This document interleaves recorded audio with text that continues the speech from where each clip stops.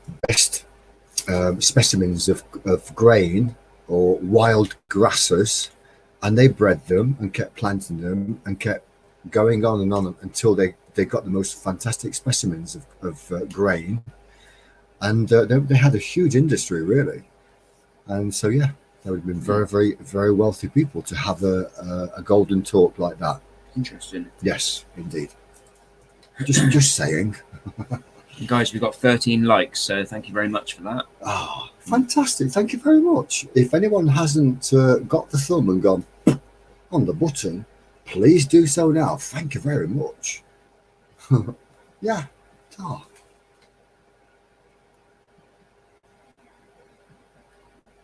That'd be a nice one to put up, wouldn't it? Which one? That one there. This one. While we're on the thing of thumbs, I think that'd be cool to put. There we go. Bottom of the screen, thumbs up. Everybody help each other's channels out. That's what it's all about, guys, isn't it?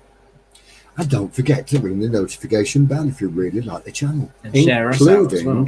Yeah, including ours. Yeah. And please share us out with your pals. To all your friends. Absolutely. Even people that you don't like. Yeah. Yeah. Send it to people you don't like. We don't mind because they might like us. High five, yeah. And to everyone, on a very sincere note, I know that we joke around a lot, don't we? Yeah, we do, yeah. You've got to have a laugh. Especially out in the field. Absolutely. But we do appreciate everybody, sincerely, from our hearts, sincerely now. You are also very, very important to us. And that's the truth. So thank you so much. Yeah. Oh, what? You on about my eyeball? Down the toilet. Yeah. Oh, I didn't see that part. Well, I picked it up. It's all right. Got a bit of tissue and cleaned it off. Popped it back in. Oh, that's why you got a brown eye now. You got one blue eye, one brown. Well, that's very nice. No, I'm just going to check. No, they're still blue.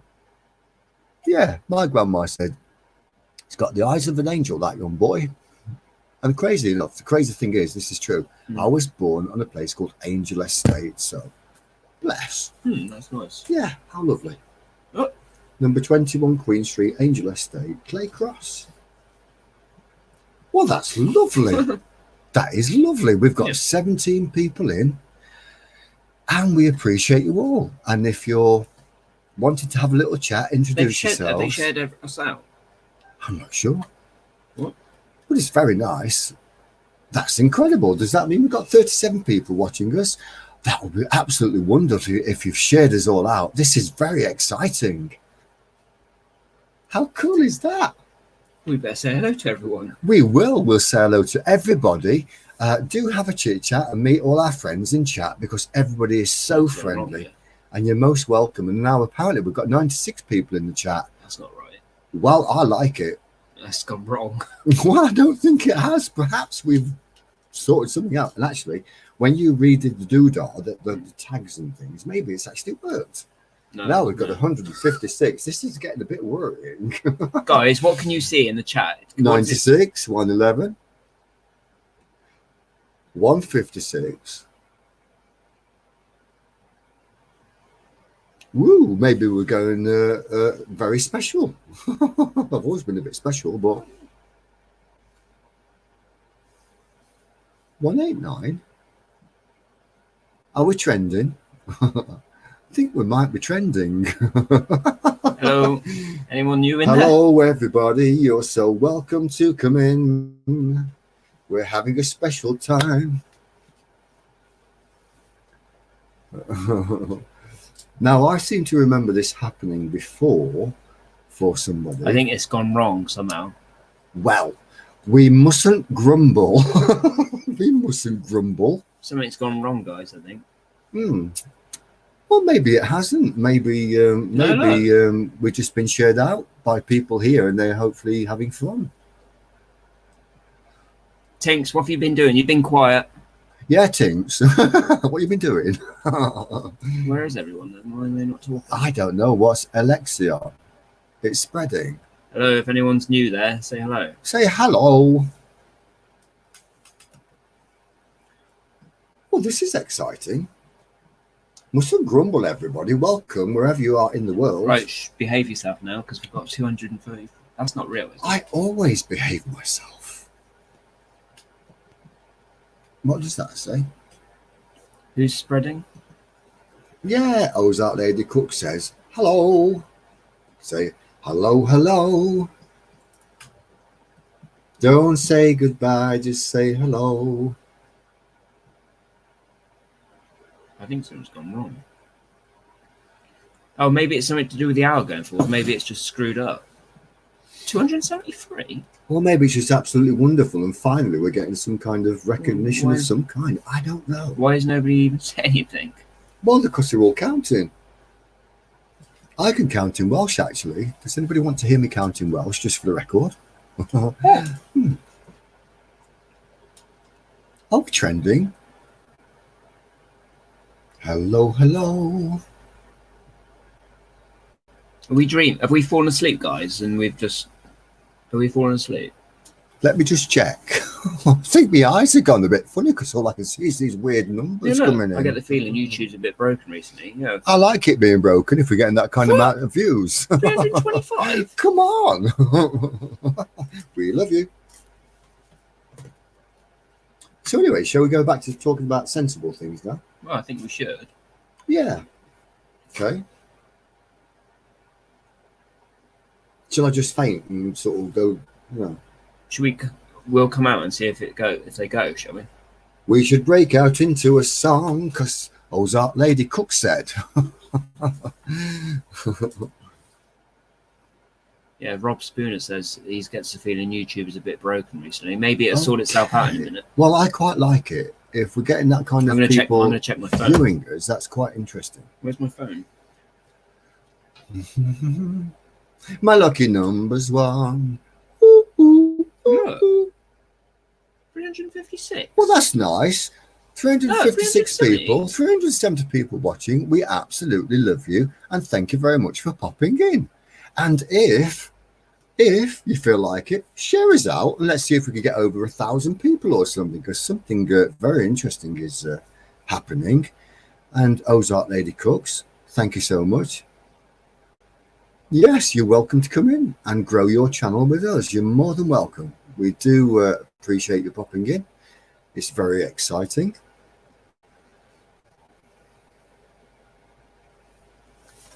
Very exciting. It must have been the chickens that squawked so loud that people woke up somewhere. I don't know what's going on. Look, it's still going up. Yes, are we selling something? Shall we sell a grandfather clock? Maybe I'll sell my grandfather clock. I don't mind. I've got 7. I think it must have gone wrong. Well, whatever's happening, I quite like it. Oh, it's gone down. It's gone down now. Oh, it's No, gone up. Rob says it's 411. Let's go for 500. I am available for the night for 500. Why is no one talking? I don't know, but I'm very good at washing pots, and I'm quite good with hoovering. Oh yeah, is there any nice women in the? Any Yeah. any young ones? That's about Well, a young one for him, Right. and the nice sort of, 39. yeah, mature lady for me, isn't it? Oh, it's gone down now. It's coming down. Oh, well, Sorting itself out now. We scared them off then, you see. Yeah, they've all run away. They've all run off. Well, how blooming marvellous. That was fun. What's it last? Hello, Oh, there we go. It's coming hello. down. It's coming down now. Well, I think YouTube just had an eclectic moment. Dang it. Don't go. Yeah, don't go. Stop here with us and just make a funny comment in the chat room. It's Yeah, I think pretty cool. I think YouTube messed up. Well, As long I as we got quite views like for it. that. As long as we got views for that. I quite like it. Very good. Very good indeed. It was very exciting, wasn't it? Dang it. The clock We went do forward. actually That's what it was, know, look. It's yeah. 'cause the clocks went forward. Clocks went forward, yeah. It looks like it's sorting itself out now. Anyway. I think a few TARDIS travellers or Star Trek moment happened or something or other. I think. Well, maybe we just went into the future there, and this is what it's going to be like in the future, guys. Ooh. Do you reckon we'll ever have that many people in? I don't. Oh, it's going back up again now. Love, love, love. Wait, look, it's on 290 again, no? Well, that's nice.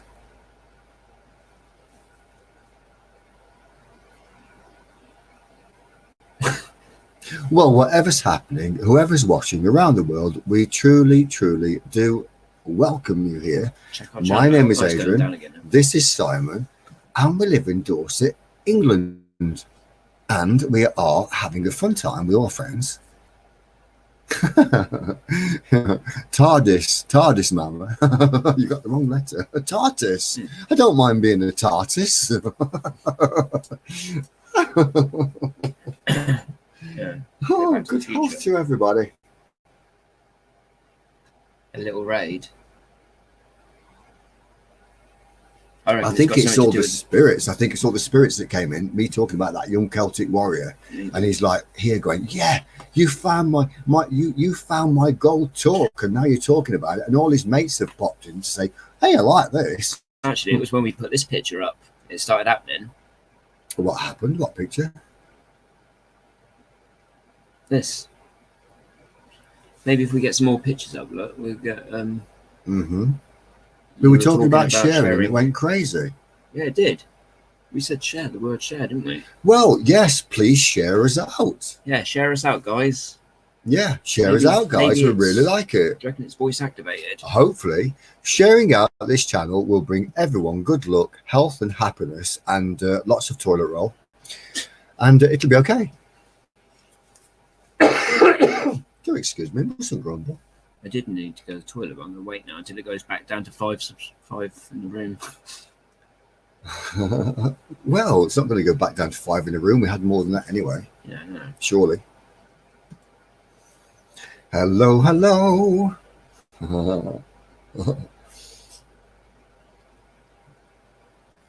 I think we should start talking because we've got quite a few in the room. Well, Well, according it's to this, we have. very interesting actually to find people popping in from all over the world. We were talking about many things, well, obviously metal detecting and all the coin finds and things, and showing other people's finds. And it's a case of sharing and helping other channels What grow. about- And I'm not just saying this for the camera, that's what we do, isn't it, Simon? What about from that channel where we sent our video, to be looked at for the other people? What's her name's channel? Oh, well, yes. Maybe it's all those people. It's possible. It's possible. We do have the most wonderful friend we've known for a while on YouTube. And I must tell you very quickly, when I was not very well, a while back, nearly 2 years plus, I actually spent hours and hours and hours watching this wonderful lady's channel. And it kept me going. And also I met other wonderful channels along a similar ilk, a similar vein. And we've always kept in touch. I've always had this person in my heart, lovely lady, incredible lady. Mm. And actually, truthfully, she's incredible because she did a huge shout out for us simply with a small video clip. Now, I know that Juliet has seen it, but whether she realised it was us is another story. Mary, I do believe that you will see it because I know that you like this lady. Possibly we should mention or shouldn't mention, I don't know. But either way, it's a wonderful channel and she gave us a massive shout out. We will talk about this in the future. Mm. And if it's anything to do with this wonderful lady who is the Queen of Hearts, then we thank you very much. And if that lady's watching, then How do we hopefully. share it? How do you share it? How do you share this broadcast? I think if you go into your, Could you show them? if you close your chat, and then it says share underneath. Or better still, if you're watching us on the computer, you get your mobile phone, you get the screen up with us talking and with our video, and there's actually an option Underneath. to actually share. It's got 2 arrows and you push it and you can send it out to anybody on WhatsApp, anybody on Facebook that you like, or anything. And then, this is what can happen. This is what can happen, people. It's wonderful. And we appreciate anybody that's watching us. If you're not familiar with us, we do our best to keep people happy, share, and we do really help little channels grow, and probably some big ones sometimes, I don't know. And we're only a baby channel, yeah? Ohio River is back again. Yes, hello, Ohio. We just had a bit of a magical moment, and Something weird's gone on. Well, I don't think it's weird. I think it's magical. That's, you know, it's magical. Magical. Absolutely magical. Must have been shared to Facebook. Tinks, it may well have been, mate. It may well have been. And whoever's done that, thank you so much, because it is obviously helping. And possibly people watching on Facebook that actually haven't got the option to type in the actual chat box. So anyone on Facebook or anywhere around the world, we really appreciate you. If you want to pop the like button, that would be super duper duper. Why are they not chatting in the thing then? Maybe I should go on Facebook and see if they're chatting on Facebook. Have a look on Facebook, Simon. Yeah, But we're not sharing to Facebook though. maybe somebody else has. Somebody else could have popped our live chat onto Facebook. Mine only shows email and Gmail as options, no Facebook as option. Diggers Den I'll Tyson have my Fury version. has access to a different few Facebook groups because he's told me. Yeah. Perhaps he's popped it on. And if anybody in the chat Well, room Digging Mart said earlier that he has did it. shared something, well, we really appreciate it. So, yeah. Apparently, we've got 379 people watching us. That is marvellous. You're all very, very welcome to view our other videos, and we really appreciate you. Let's put this We on a really, picture up. truly do. And this is a picture of a gold chain which was dug up Mhm. today, and there's 3 bits. I don't know what this bit is. That's part of the chain as well, It's, isn't it? it's a gold neck chain, isn't it? It's very long. It's like this one. Oh, TV's Very not long. on. What a beautiful chain. Let's zoom in a bit. Look at it glistening here, look. Glistening. Shining, look. I suppose the hallmarks would be here, wouldn't they? I think there would be, yeah. Should we quickly show that really nice gold torque again? Yes, why not? Hang on, where is it?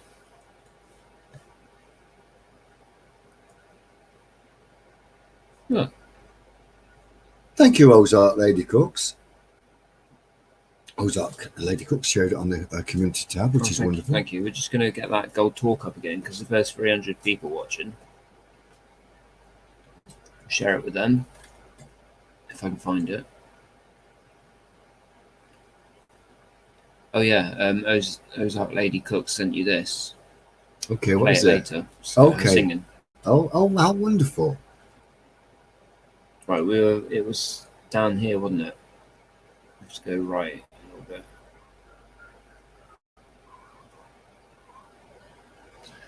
Hello, hello. So we're just gonna try and find this.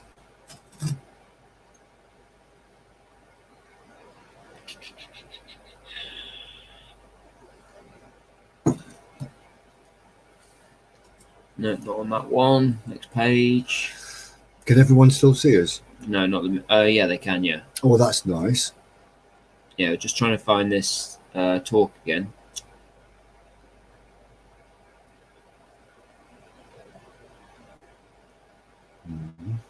There it is. Isn't it?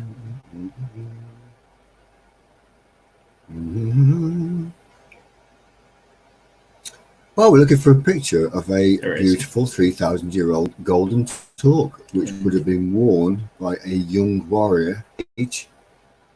I reckon it was a child's one. A young man's.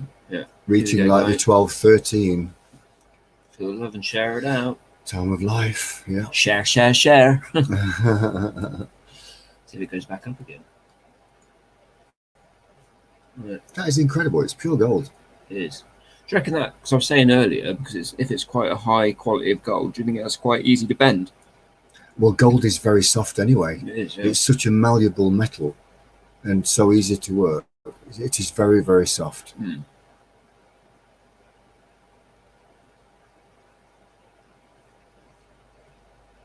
Metal detecting land and water. Thank you so much for popping in. And it's always a pleasure. Thank you so much. And thank you for sending those wonderful finds that you found. Thank you for sharing them with everybody, including us. Thank you. I don't understand why there's nobody talking in here. 'Cause the chat should be going crazy, shouldn't it, with all that many people? Unless they can't have the chat option. Well, who knows? Tinks. Who knows? Get a link on the screen to your channel. Okay, that's a good plan. What of the our link, as in that our link direct to our All channel. right, yeah. up on I'll do there. that. Yeah, I'll Yeah. do that right now. Great idea, Tinks. Thank you for that. Sorry, we're a bit shocked. Absolutely.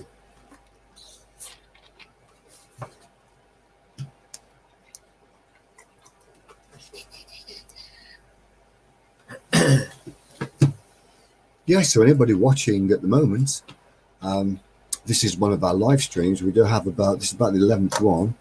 And if you, when you leave this little live stream that we're doing, if you would kindly click on our channel and have a look at our other videos, because we do have some real good times and fun times, and we do find some amazing stuff.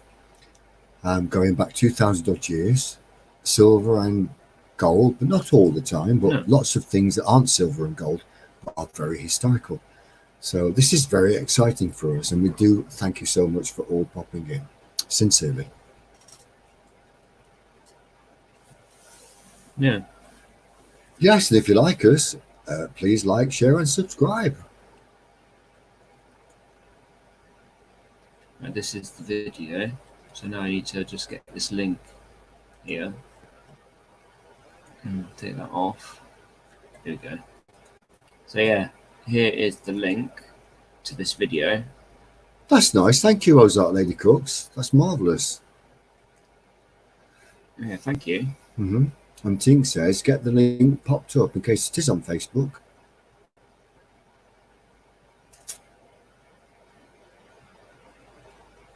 That's the link to this live stream. Guys, everybody in chat at the moment, if you can click on that link and share it out for us, that would be absolutely amazing. Yeah, you have to have 1,000 subscribers to have one. What we do. Yeah.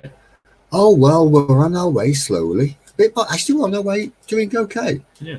We've just got over 930. Thank you all so much. It's all due to you guys that pop in and show us love and support. It's really appreciated. And it truly is.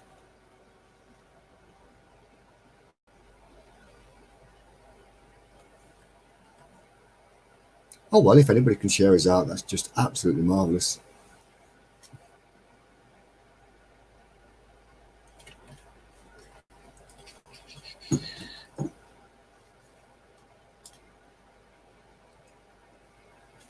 And there's a picture of Matty, the finder of the talk. Is that him there? That's him.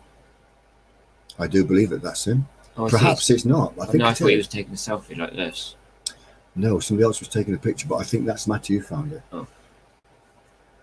Yeah, what a beautiful thing. You can see where it's been hit by the plough twice, you know. Mm. Can't you? Yeah, here. Imagine some young farm labour in the depressed 1920s and 30s when they were ploughing that land. Mm. If they would have, you know, if it would have happened that the plough hit that and just pulled it up out of the soil, No, they would have thought, wow. They might have just thought it was a bit of brass. probably. Some of them might have never seen a bit of gold back in the day.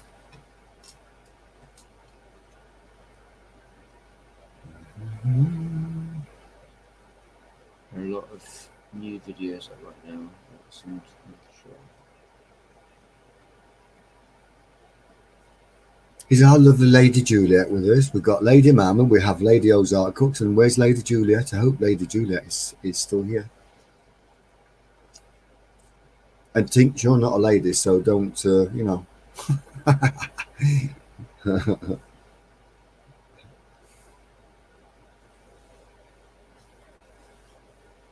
Tink's got an eye for the ladies.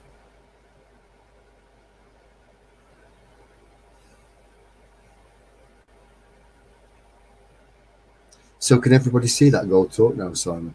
Yeah, everybody can see that now. Yeah. Can they? What a wonderful thing.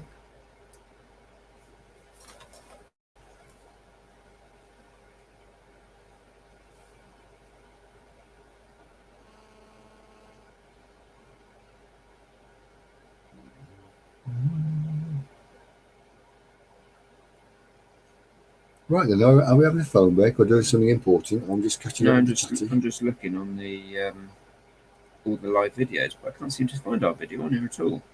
Interesting. It's strange. River history. Well done. Well done. Actually, have you ever metal detected your backyard? I bet you have, but not completely. Or your neighbours, actually. Hello, hello.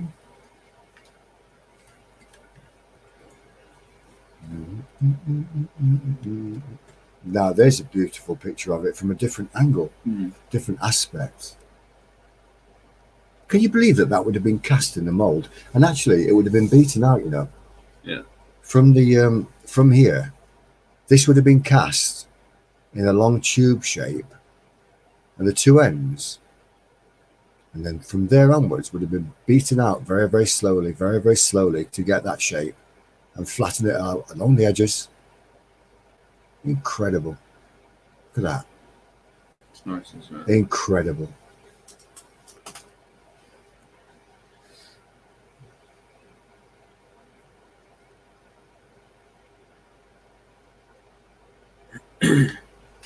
Thank you, Rob. It's been an absolute pleasure, mate. And if you would like to, I know I can see that you've subbed, and hopefully you'll join a few of the channels. I'm sure that they'll return the love for you as well.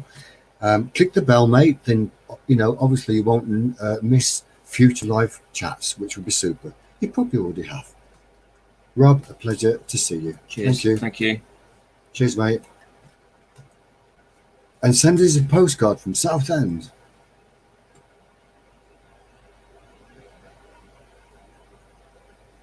I went to Southend as a young fella, actually.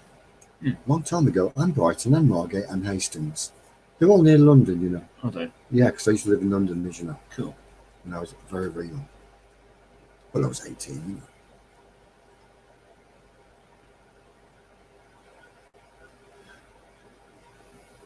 know. I still can't find our chat. That one, Yeah, it's there, but where is it on, like, when you search for it? I don't know.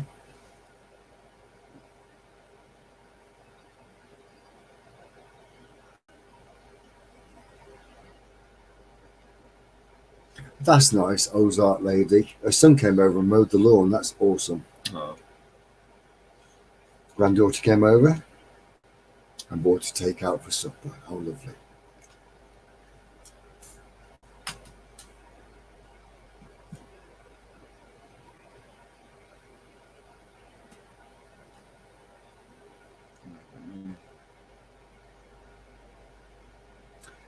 Rob, absolutely. I mean, seriously, can you not actually walk along the beach for some fresh air? Rob, can you not walk along the beach actually at Southend at the moment to get some fresh air? You know, if you walk on your own or anything. we're going to try and go out to the field, aren't we, tomorrow? Well, we're going to go for a walk, and certainly we are. And I've got an idea that basically I just want to go and walk in a river again and do a little river walk. If you know, we're allowed to go and get some exercise. We won't be around people at all. There'll be nobody there apart from probably me on my own, possibly, or me, Simon, and Rosabelle. So, yeah, I fancy a river walk. And if anybody fancies a river walk, just say yay in the chat. Give us a bit of an encouragement, you know, because, yeah, we all need that. You know, we need that sometimes, don't we? Yeah, definitely. And certainly I'm going to do a talk about medieval hedgerows and how they developed and all the different species of trees and how you can date a hedgerow. I think you'll find that interesting, everyone. Especially the hedgerows in Dorset, because they're not like others. They've been built and constructed in a very special way. Did you know that? I didn't know. I do. I know they used to plough them out. Yes, absolutely. When they, yes, when the small tiny fields that got actually, you know, when they had combine harvesters, not harvesters, basically they would have grubbed out all the small hedgerows, which is tragic, really, because they lost all the species of insects and animals and birds, and it just became a shallow shadow on the landscape of its former glory that was. In fact, we'll give them some examples by picture of how the hedgerows you can see from Google Earth and trace them in the fields. Well, yeah. Isn't We that cool? sometimes see lines, don't we? Yes, we do. I'd like to know as well. What's that mean? Promotion of your channel. I was just having a look on there and I can't see nothing. The funny thing is, I can't even see this stream. I can't search for it. I don't know where it is. I've got it on my phone here because I was chatting with you guys earlier. If I do a search for it, though. Copperheads are snakes. And copperheads may be similar to our adders, but maybe even more poisonous. Do they rattle? Are they rattlesnakes? We don't have rattlesnakes in England. We have adders, and we have grass snakes, and we have slow worms. Slow worms are completely harmless, and they don't have teeth. They don't bite anyone. But adders in England will bite people, and they make people very ill and sick. Grass snakes don't. If they do give you a nip, in fact, they run away. They slither away very quickly. An adder, if it's threatened, will strike out. It will curl up in a ball, and it will strike at you and can kill young children or elderly adults. And but I've only ever seen two in my life, Simon. Adder. Adders. Yeah. Have you ever seen one? I've not, no. Two I've seen. Oh, so they sort of wave their tail ends around, but they don't actually have the noise or whatever they do. Something like that. It does actually say that there's 376 watching. Well, that's absolutely marvellous. 376 people. Yeah, why don't they say hello? Well, I don't know. Maybe they don't have access to the chat room. I don't know. Unless it's like what we said earlier when it was from that channel, where we were shouted out. All them subscribers. You need to go to a minute. Yeah. I don't know, but our subscribers haven't rapidly climbed all of a sudden, but the viewers have increased immensely, which is super duper. So,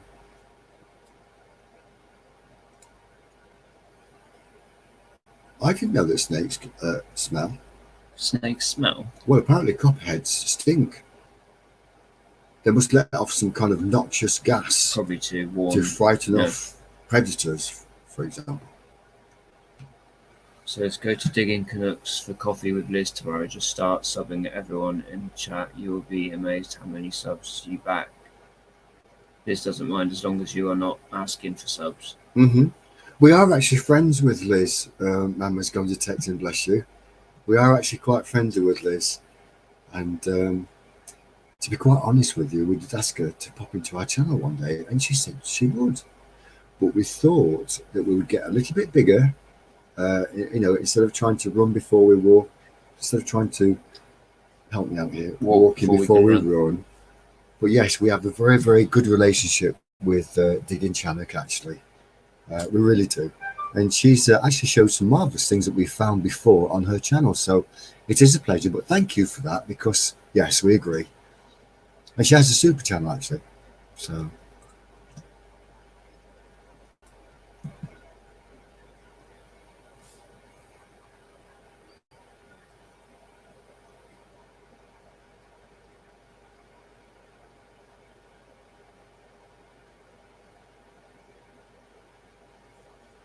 I wonder if we've got any more emails. I don't know. I have to go to the toilet. Oh. Okay, well, do you want to go now then? Because Yeah, I I'm do. going to nip out for a naughty cigarette. Well, when we've got all that many people in. Well, no, I can sit here and talk to people. I don't mind, but you're going look. to the loo. Breakfast I cooked for my dad this morning. That's Tings. Yeah. Far away. Tings, if you don't know it, is apparently a very amazing cook because he sent us. That's the one that he sent us before, actually. Yeah, it is. So you must have cooked the same kind of breakfast. Unless it's the same picture. It may well be the same picture, but Tings sent us that before, It's nice. and it's very nice. We can have that twice. I mean, that is, they cooked that like 2 weeks ago. Oh, so, unless I didn't go back. Hang on a minute. well, maybe you didn't. I don't know. No, 18th of March. That was back along. But we can show it. Okay, well, we did show it once before. Yeah, we show it again. Because I do remember it. Well, anyway, Tinks, we're giving you a second showing of the wonderful, wonderful breakfast that you cooked for your dad. And I tell you what, if I go to Ireland, I'm coming round. We'll all go out metal detecting together. I mean, look at that. I know. I'll share it like that first. I so haven't people can see it. ever had something that looks so nice. And who has ever eaten lobster? Yeah, look. Because I haven't. You ever eaten lobster? I haven't. I've had crab. I've had crab when I was a kid, but not since. And I would love to have some lobster, a proper big lobster, proper, you know. That looks so nice, Tinks. I'm hungry.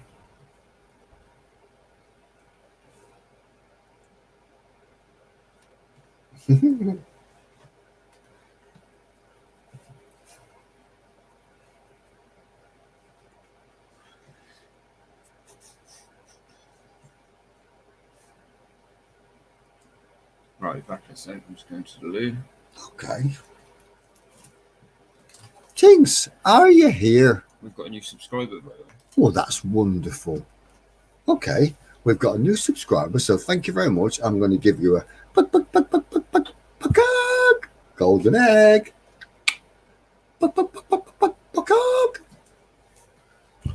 Blooming marvelous. Thank you very much.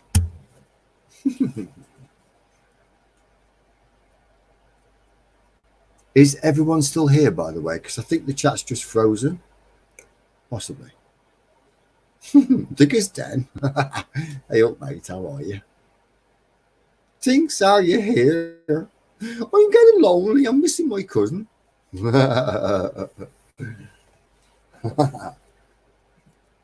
Digger's Den. It's Terry, isn't it, mate? It's just Terry, isn't it? You, Terry. Go Tyson, go Tyson. Okay, everybody's here. Thank you.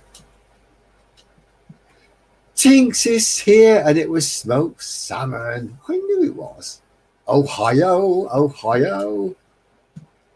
Yes, everybody type in the chat room, guys, and strike up a conversation to sort of help us out. You know, it's great fun, you know. It really is good fun. And did you know, you won't know this, but I had a gold fill in here. There. Or is it that side? Anyway, it's there.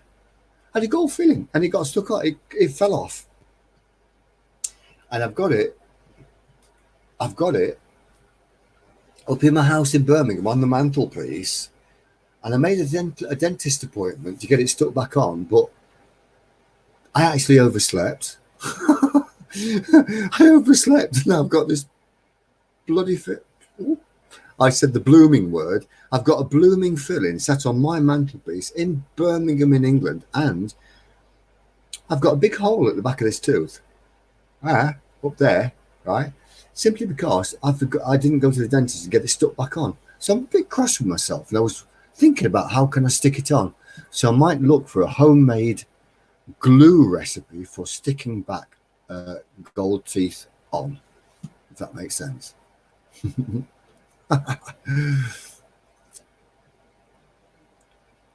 How cool. Well, apparently we've still got 200 people, and whoever you are, we absolutely adore you already. Please check out our other videos, because we've got some awesomely mad videos where we go metal detecting and we dig holes for bottles. And I'm the eccentric one who's, forgive me for blowing my own trumpet, a bit knowledgeable on old-fashioned things, but I'm absolutely rubbish on technology. And Simon is amazing on technology, and I'm not. But that's why we make a great team. So yes, I'm the, as I call, the northern gobby one, which means I'm from up north in England, old coal mining towns and mill towns. And I was brought up in a little Victorian town with a huge tunnel that was constructed in 1853. And there were actually, it was constructed by Robert Louis Stevenson in about 1850 something, possibly 1843. I can't remember. I'll find out about that. Basically, they made this huge tunnel underground, and as they was tunneling under, they actually found a huge coal seam. So they decided to set up mines nearby. The railway people doing the tunnel, to finance the cost of the tunnel, set up coal mines nearby and did the coal mines. And basically, they became very, very rich people and financed the building of the tunnel.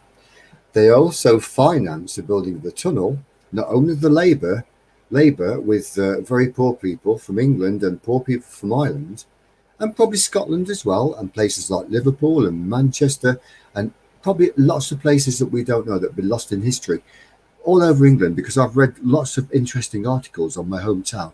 People came from not just the local area, they came from all over the place. They left their families behind. The man would come first and he would get lodging somewhere, probably lodge with a lady. She might have had 4 or 5 lodges crammed into little small rooms because they had nowhere else to live. It's incredible how British history has developed, you know, seriously. And I'm very proud of my coal mining heritage. In Claycross in Derbyshire, if any of you guys want to actually Google Claycross in Derbyshire, you will see many articles about the town where I come from. I've got amazing pictures of my great granddad during the 1926 strike, when the horrible mine owners wanted to decrease the wages of the miners, and everybody said no. We can't pay our bills as it is. You don't pay enough as it is. And the whole town went on strike. And the mines closed the mines. The mine owners closed the mines. And the miners actually had allotments that the mining owners provided. And they even said you cannot go on those allotments anymore to grow your own food. That's how terrible and tyrannic the system was back in that day. It was horrendous. And there was a lovely lady, and I must show you this one day, guys, truly. I have a picture of her. Her name was Lady Holdsworth. She was a rich she was a rich lady at the top of the town, and I remember delivering papers to her house. She had this huge lion brass door knocker. It was a very posh house, and she owned all the fields at the bottom of the valley, and she was very much into modern things. She wasn't a stuck-up Victorian woman. So she was brought up with modern ideas. And the suffragettes. Hello, Cyril Insight. How you doing, friend? I know your name. We have spoken before. You are most welcome. And everybody in here will say hello to you. And hello, Clark's Cove. I'm just telling the story of a little bit of my family history about when they built the coal mines and the tunnel, and how they financed it all. But I am waffling slightly about the lovely lady at the top of the hill. She allowed my great-grandfather to go on her land, and all the working boys from the mines to go on her land at the bottom of the fields, because the mines had shut and all my family were starving. My great-grandma's mums and dads, they were all starving. And even my great-granny went through this terrible time. Yeah. And it was incredible. This wonderful woman, and she's still remembered fondly in Claycross as a very special lady who helped out all the poor people by letting them go onto her fields and make very small makeshift mines. And they had a bike wheel with a winding thing, and they brought up buckets of coal, and they brought up buckets of slack, which is the rubbish part as well. Right. And basically it was fantastic, because it was a dreadful time for those local people. And she's always fondly remembered as lovely Lady Holdsworth, a very far-seeing woman. Yeah, so God bless Lady Holdsworth of Claycross. Just for the record, you may want to Google it. You may not find her written down in history, but it's an oral history that's come down through my family. So any of you guys want to Google Claycross, near Chesterfield, Derbyshire, and look at the history of my hometown, you'll be hopefully very, very interested. So yes, so there, little waffle. Thank you so much for listening to me. But Simon has gone to the lav, the loo, the bathroom, the bathroom. Didn't spend that long though. Oh, he's probably just what was doing. Going downstairs, got a drink of water. Oh, fantastic. So yes, I had my little waffle here. So yeah, thank you for listening to that. So yeah, Clark's Cove Detecting, very nice. Cyril Insights, friends of ours. Hello. How wonderful. Yes. Do check each other's channels out, everybody. We're all family here. We must all help each other. If you go into someone's channel and you like what you see and what they do, join them. And the love may come back. How wonderful. It's all about growing each other's channels. But more important than that is making new friends and family, because we sincerely feel that we've got many friends in here that are like family. Definitely, yeah. True? Yeah. Absolutely. 100%. Absolutely. Thank you for listening to me, folks. I'm now going to go for a wee and a cigarette, and I'll leave you with Simon to have a little chit chat about something, because Check he's. the emails. I'm sorry I haven't, because I don't know which bit to press, because if I press anything, it'll all blow up and then we'll lose everything. So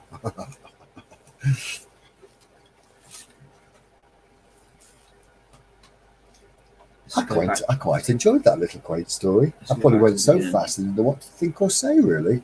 But it's all true. Let's go back to the beginning and see if we've got any new emails. And lovely Lady Holdsworth, she bought my grandma cricket whites. She did, because they played cricket together. Cool. They told me grandma had a massive cricket ball injury on the kneecap. Just saying. Well, she didn't grumble. No more new emails then. I don't know. Thank you, Cyril. You too.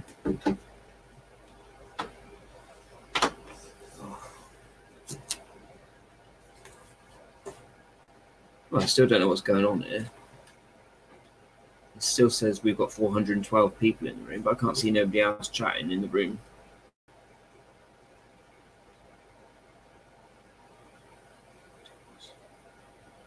I reckon Facebook's gone mad tonight. Not Facebook, YouTube.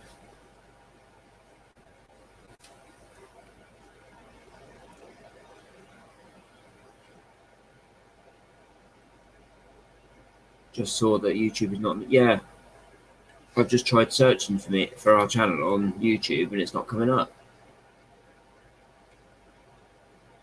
I don't understand what's going on.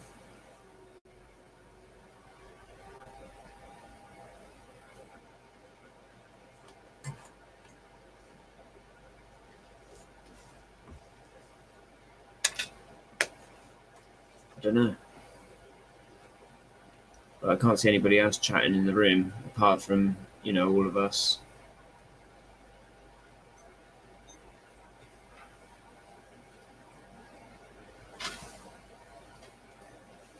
So what time is it? Where everyone else is?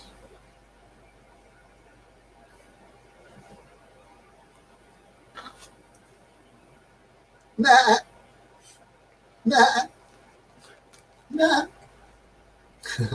Tinks was just saying, just seeing that YouTube is not notifying when someone goes live. So maybe that's why I can't find the live. Well, I wonder why. I think it's very rude. And Mr. Right. Sheep agrees. Nah. Fight time. 1,021 now, apparently. Ohio River said. What? Doing what? It says 1,021, but we've only got 351. Oh, 10:21 the time. Oh, well, that's kind I of a think bit of a relief, Yeah, I actually. think you meant the time. Oh, good. Okay. Well, either way, it would have been exciting. It's 3:22 in the morning here. And the night is yet young. I'm going to bed in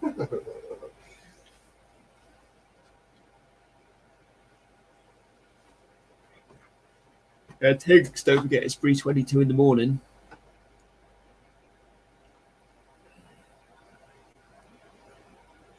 I wonder if anyone else has had it like this before, where get huge amounts of people come in, then they just leave and then come back again. Is that what happens on all like these channels that are really popular? Do they get huge hordes of people coming in? I hope they're not getting all too close to us in this room.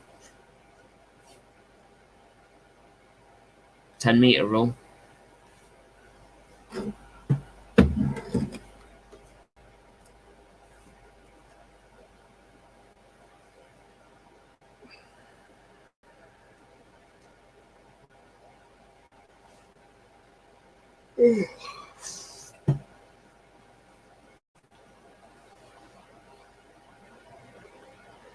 I know, it's crazy. I just don't understand why there's no one else talking in the chat.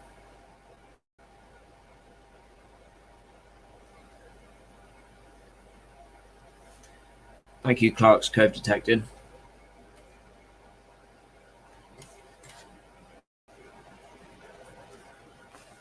I think YouTube's a bit drunk tonight. Maybe it's got something to do with the hour going forward. Because apparently there's not that many human you know, people working at YouTube at the minute. It's just machines. So maybe the machines have messed up when the times went forward. Yeah, that'd be cool.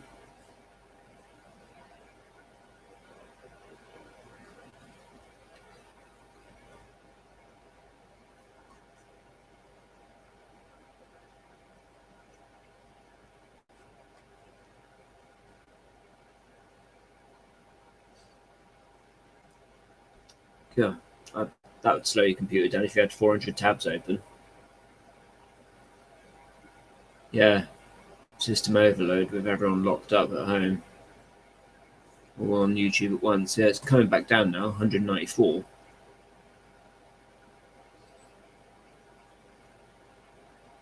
Maybe everyone keeps coming in and then going and then coming in. I have looked on YouTube, typed it in.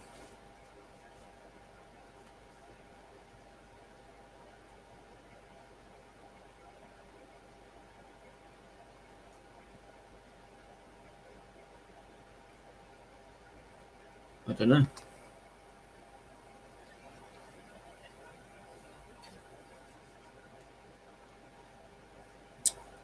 My analytics isn't saying that we've got that many people in.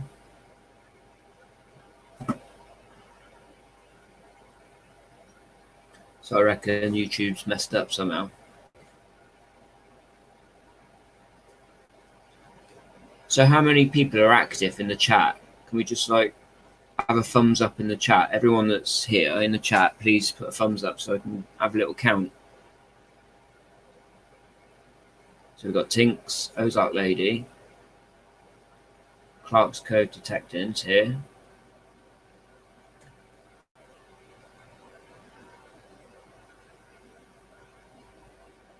Ohio River History. 1, 2, 3, 4.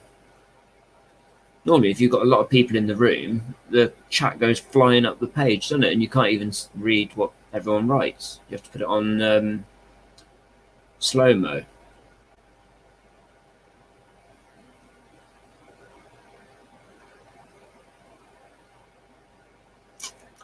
It'd be nice if those 190 people subscribed to us. 200 now.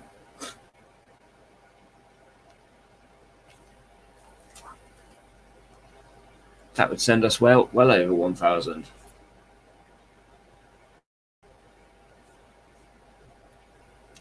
Share, share, share. Let's try the share word again. Sharing's caring. Oh, it's cold in here. I'm just going to close the window.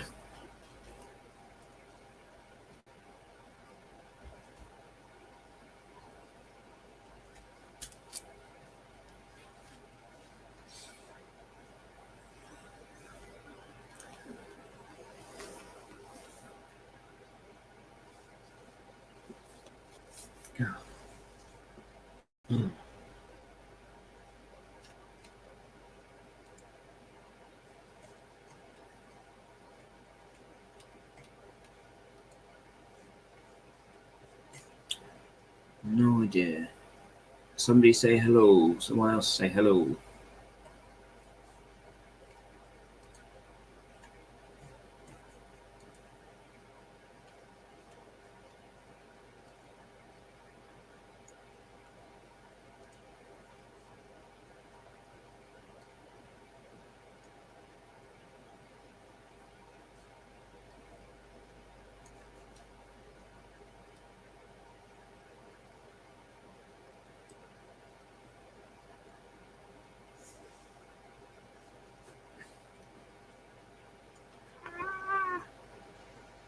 Ah, my head. I've lost my head.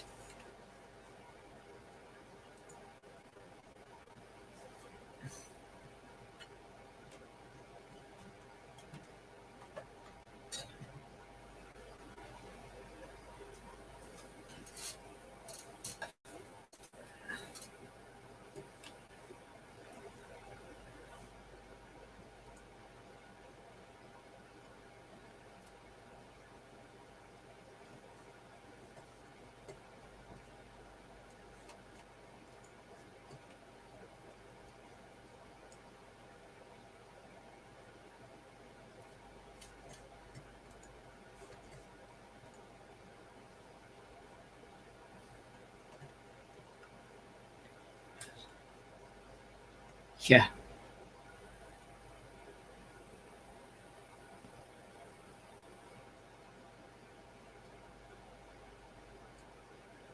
Okay, Ozark lady.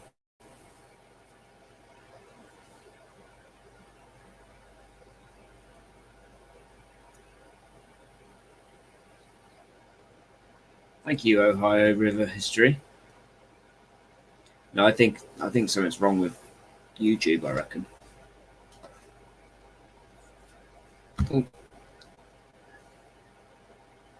Because according to this, we've only had 70 views.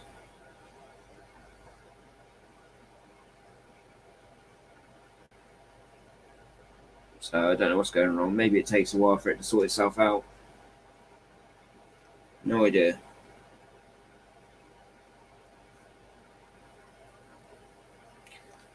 Mustn't grumble, as Adrian says. But yeah, if this is new people, hello. Welcome to our channel. And yeah, please like and subscribe. That'd be awesome.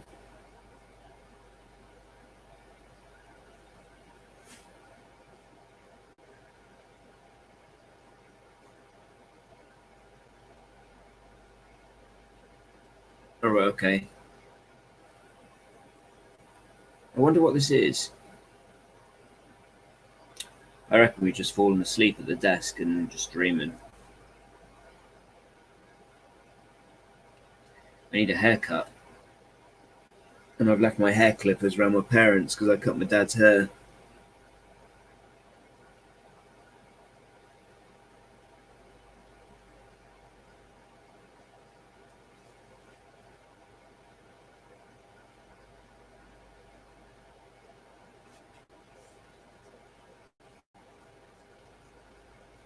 Didn't think about that actually. I'll probably have a full-grown beard and like long hair down to here when we come out. And share. Tinks has said and share.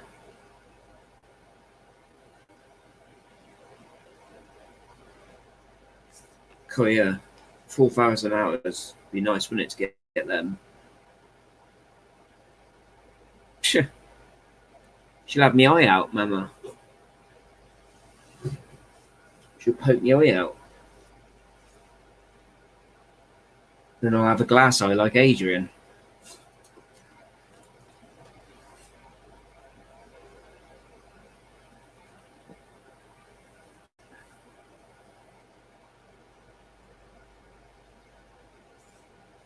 One moment in time. I hope it's real. So 4,000 hours. We're nearly halfway through our 4,000 hours now. So I don't know.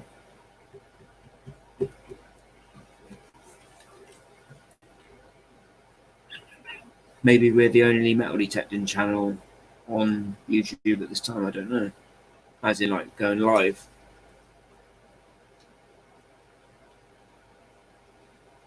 I've no idea.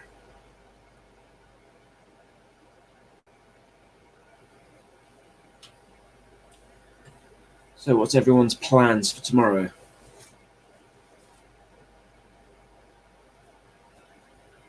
I got food shopping, right? I ordered my food shopping online about 3 weeks ago, and it's not coming until the 6th of April. That's like a month.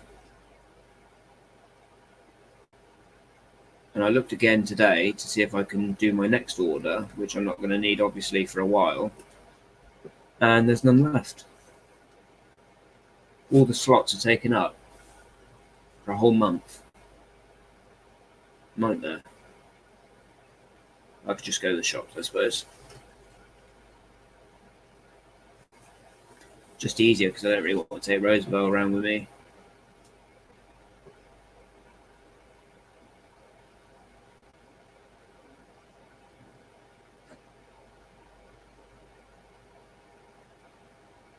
Oh, that's cool, Mama. What are you sewing?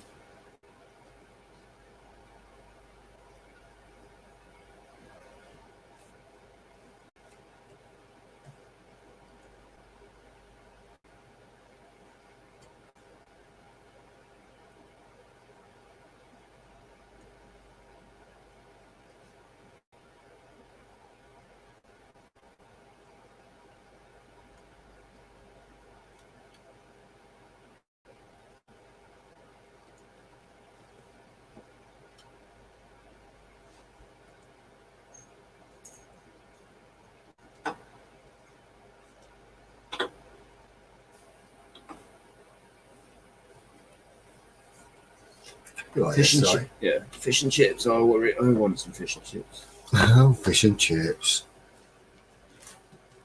Memory pillows. Oh, that's nice. Memory pillows for a friend. I've got a memory pillow. I always used to wake up with a stiff neck.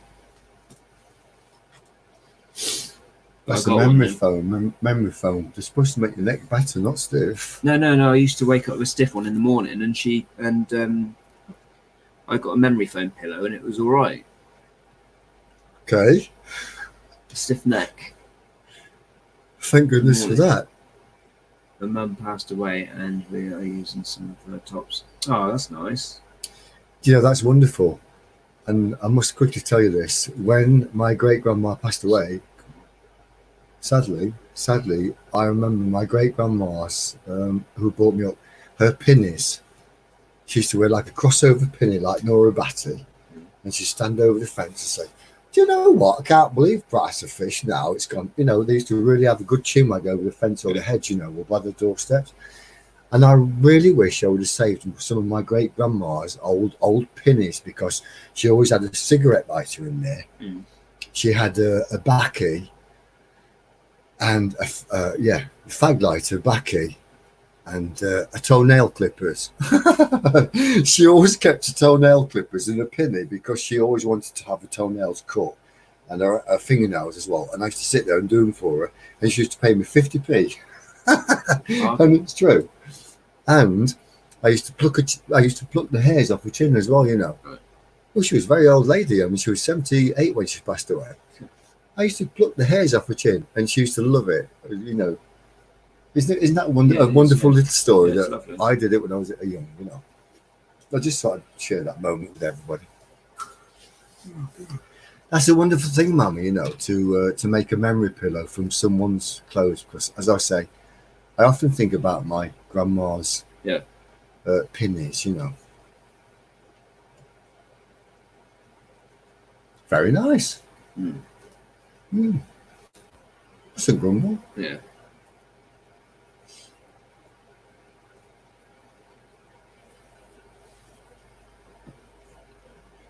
It's a column.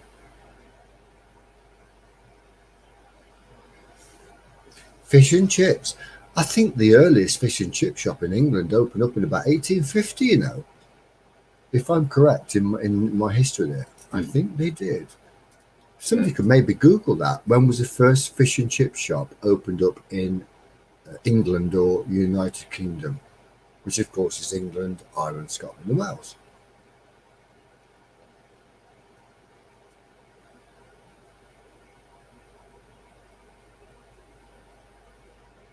I think it's YouTube SNL. So what does that mean, do you think?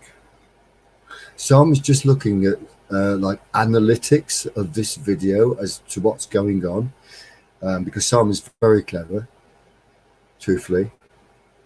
Just says processing video like that. Okay. And it says Friday the 27th of March, 3 in the morning, to Sunday the 29th of March, 3:29, 70 views. So we've had 70 views since 3 o'clock in 30 minutes. So in 38 minutes from 3 o'clock, we've had 70 people view this channel. Yeah. That's incredible. This thing. I have a question. Sometimes when I go into YouTube and I look down, sometimes you have like a whole row of different channels that appear momentarily, and if you click on them, they're saying all these random things, and then they're gone. So I wonder if we're like on that kind of trending strip somewhere in the world. That Maybe. People have gone like, oh, that's interesting, click. They just Yeah, watched come it off for a of it. short moment and then onto something else. Maybe. Well, it was very exciting earlier. Is Tink still here? Tinks is here. He said, be good, be good. You do realise I've left my little Irish leprechaun up in Birmingham, Tinks, because I was only supposed to come down to Simon's for like the weekend. Where's my hands? There we are, for the weekend.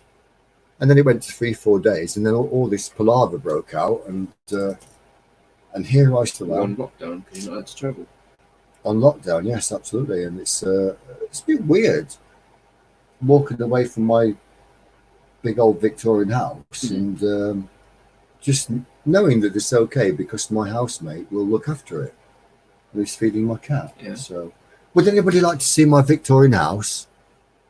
And I will only show you my Victorian house if I get at least 3 or 4 yeses. This is a house that I own in Birmingham, which is my pride and joy. I just wish I could pick it up and bring it down to here, don't I? So Yeah, you do. truly.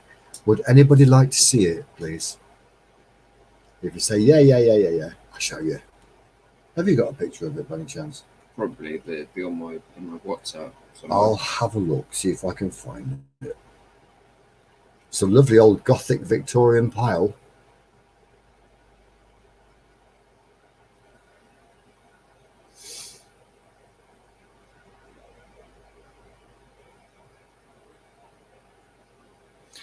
Give me one moment in time. Wow, that was a beautiful song, you know. Who sang that song? Whitney Houston. Keep it that way then. Oh, SARS. No, I'm only joking. It was a SARS. joke. It was a joke. Ozark Lady Cook is opening her heart to us, actually. For all those that don't know, Tom is my son, who was born with brain damage and seizures. So she's still, yeah, Lady Ozark Cooks. That is a true mother's love. And I've seen Tom on your video sat on the porch with the other son, and the family comes round, you know. So yes, Ozark Lady Cooks, my heart. I send you lots of love and kisses all the way over to you. But for you both, actually. That is a mother's love. And God bless you for that. God bless you for that. Oh.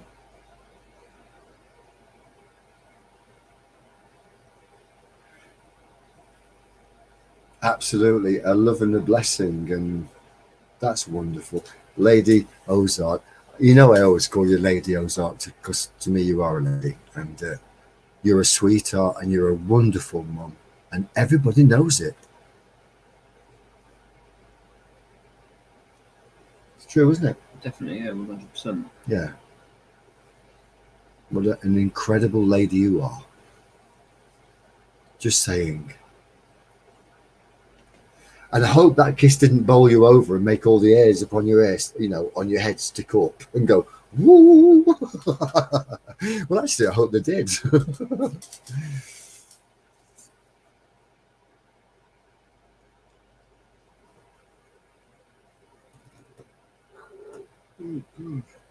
Because Dan Tyson Fury says you're lovely. She is. She's lovely. Lovely.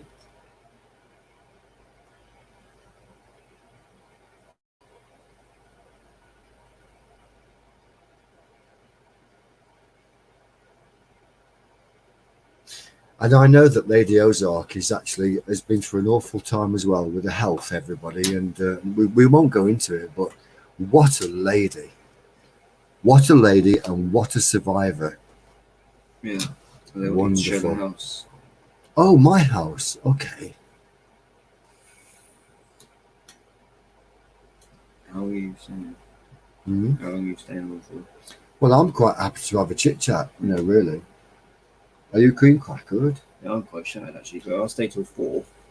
Okay, well, sorry. Roswell might be up at 7. Look. Absolutely, yes, understandable. I mean, it's all right for me. I mean, I had a little dose today because sometimes I have to have a sleep, don't I? Mm. You know, and yeah, okay. So, Tinks, I'll show you my lovely old house, which was built in 1906, and I'm very proud of it. Although presently the net curtains are ripped to shreds by my cat, and they're hanging off in different parts of the house. So fortunately, this picture was took before before all the curtains got ripped. I need some new ones, but you know, you just don't get around to these things when they're not overly important, you know. Let me have a look for this picture.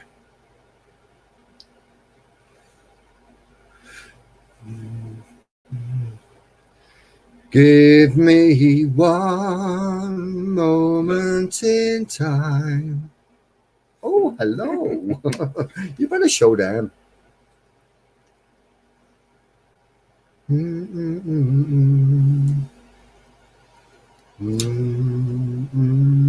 No. Give me just one moment in time.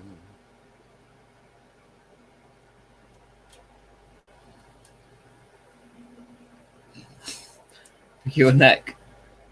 I actually quite like my neck looking like that. And hello.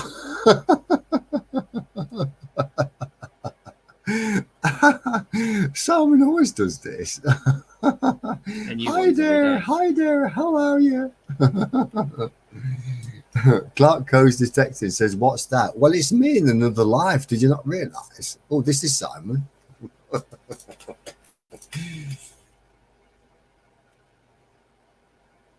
I've got a picture of my house, but it's probably not the best one. I can show you because the sun, unfortunately, isn't shining on the right side. Are we ready? Oh, you look well cool.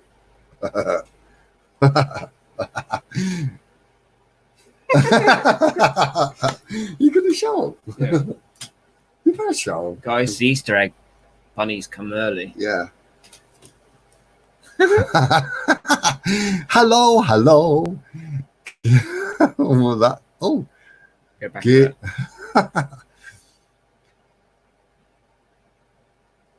Well, I'm moving around too fast. The money sat here.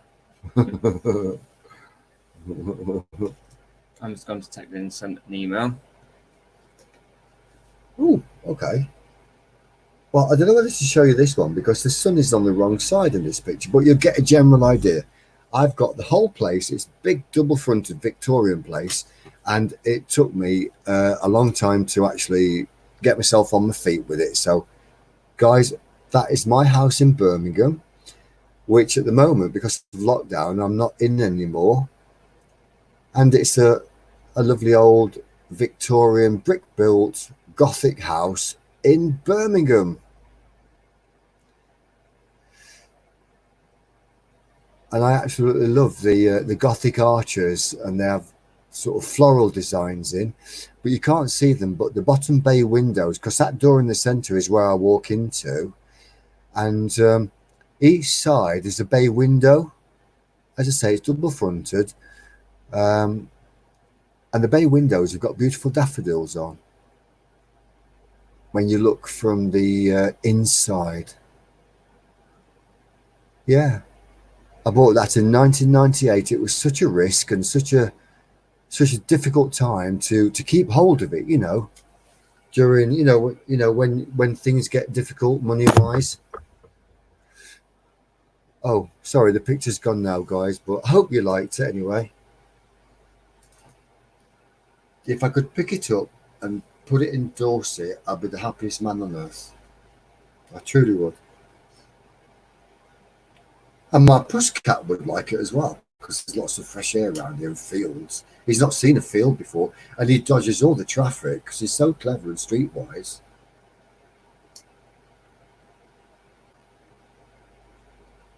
Oh, shall I show him my son and my granddaughter? Yeah. Shall I? Do you want to see my son and my granddaughter, everybody?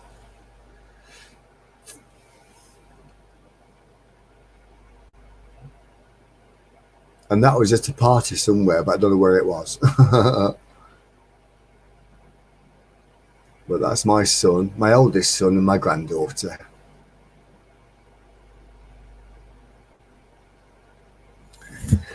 Clark's Cove detected. Have I detected around the property? Well, I only have a very small front garden, which most of it is slabbed.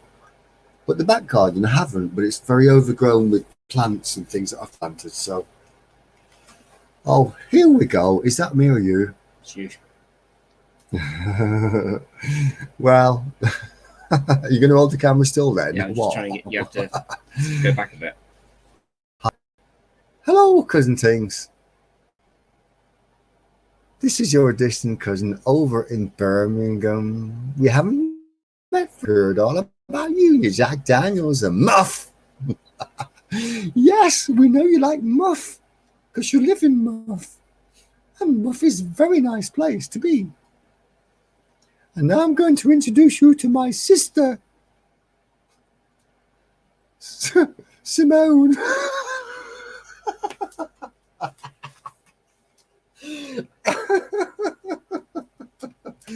And there you go.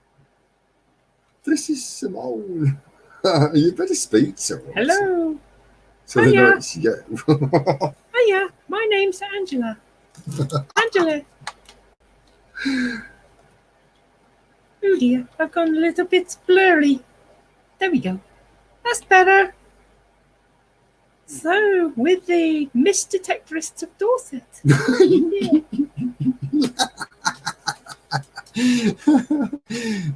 Yeah.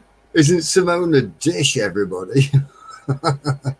Adriana and Simone, the Miss Detectorists of Dorset, the misbehaved detectorists of Dorset. Wouldn't that be funny? Yeah.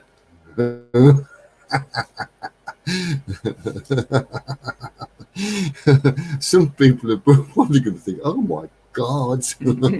You actually look like that we did the video here. Actually, I feel really quite sexy looking like this. I mean, it's quite mystical and quite weird, but hello. You haven't got a beard.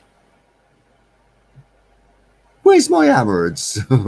Where's my hammered coins and my gold pot? Take us down. How would you fancy meeting Adriana and Simone? Look at you next to each other. Look. Where? Yeah, look. In the chat, look. In the camera, in the screen, there's you and there's the woman.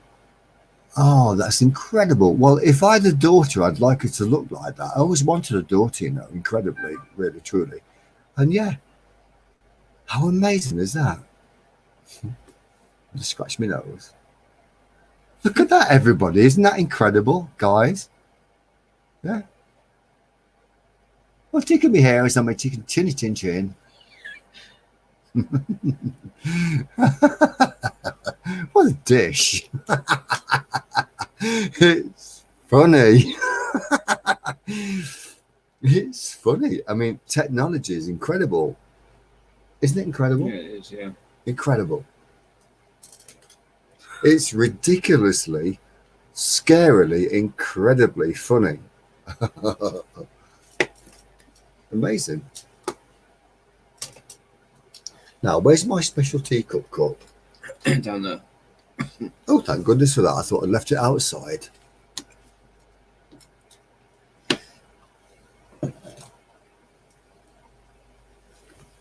Anyway, if anybody ever comes to England from over there, over the pond, you'll have to come out and stop at in Birmingham in that big old house. I can fit you on the, well, on the floor somewhere. Oh, do excuse me. I can fit you. I can fit you on the floor somewhere. I'll just sleep on the floor. You can have my bed. But you've got to wind all the clocks up because I've got a lot of clocks and I'll just have a week off. Yeah, imagine all those clocks you've got to move forward. I've got 7 grandfather clocks and they're going to be so lonely because nobody's winding them up. I've got 23 clocks in my house. Isn't that crazy? Mm. 23 Victorian or Georgian clocks. 1790s onwards. Simon's weekend face. You better show them.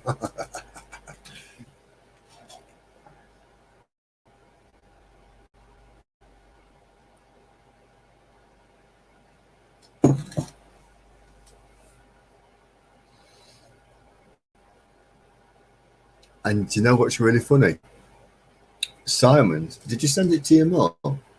Oh yeah, with Roosevelt. Simon Got the actually, picture. yeah, I was showing the picture. Simon did something like funny like that with the computer, and then he sent it to his mum. And didn't your mum ask who it was? Yeah, she goes, "Who's that?" His mum said, "Who's that? Who's that girl there with Roosevelt?" So look at this. It is crazy. I reckon, I reckon we should, next time we go out metal detecting, we should film ourselves like this. Metal detecting. Let's do it, it'd be funny. What do you reckon, guys? Do you reckon we should film ourselves? It'd be funny, wouldn't it? So I'll film Adrian being, like the lady, Yeah, and me. Yeah, see? be interesting. It'd be funny. Nobody else has ever done it. Oh, we found the hammered. Ooh. Yeah. You got to visit Muffin Island because we're all from there. Yeah, this is the picture I sent to my mum. Oh, guys, look at this. Look at this. How funny is that? How funny is that? That's Simon doing that funny thing with the app on the phone, and then sent that to his mum and dad, and then his mum said, "Who's that lady next to you, Roosevelt?" How funny. Oh no, she just put, "Who's that?"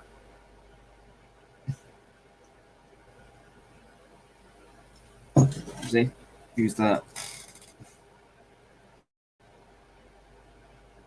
Show him. That's funny.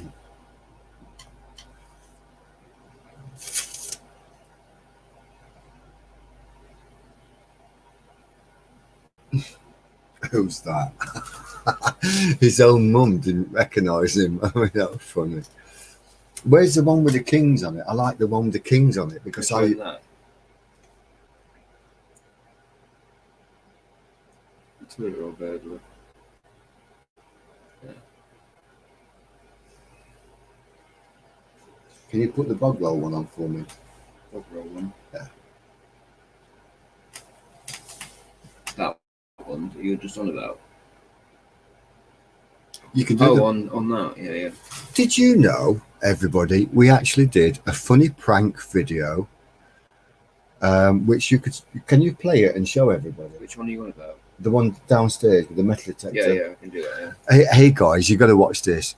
Simon said to me, "Let's make a prank video," and I said, "Yeah, okay, I'll film. It's cool." So he had this idea, and we did an original version with like money.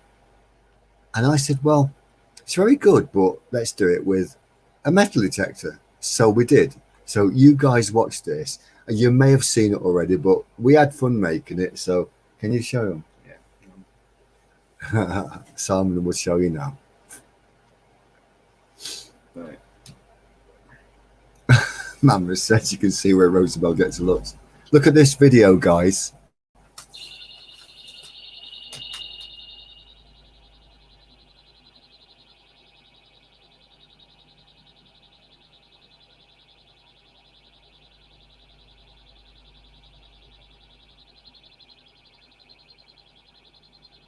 I can't really see very well.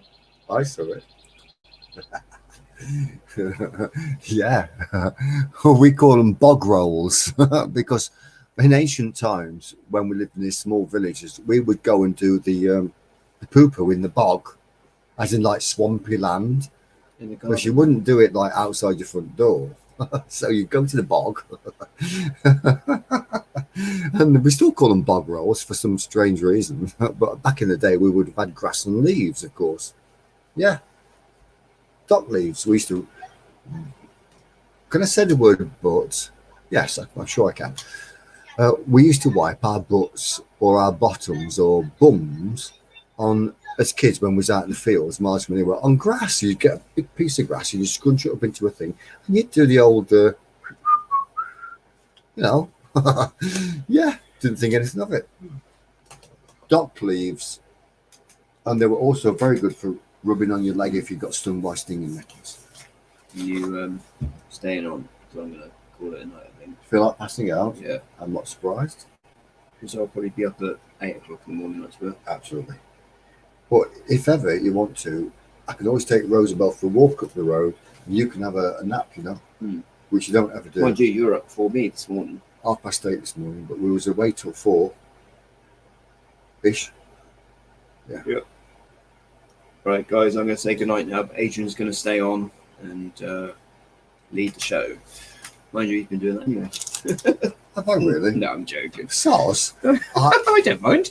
I'm do. quite happy. I'm quite happy to say it, really. I do go on a bit, guys, because I'm an old fart and I do like to speak about a lot of my memories, because if I don't speak about my memories, then they're going to be forgotten. So, what is it? That's all those cases. Oh, right, okay.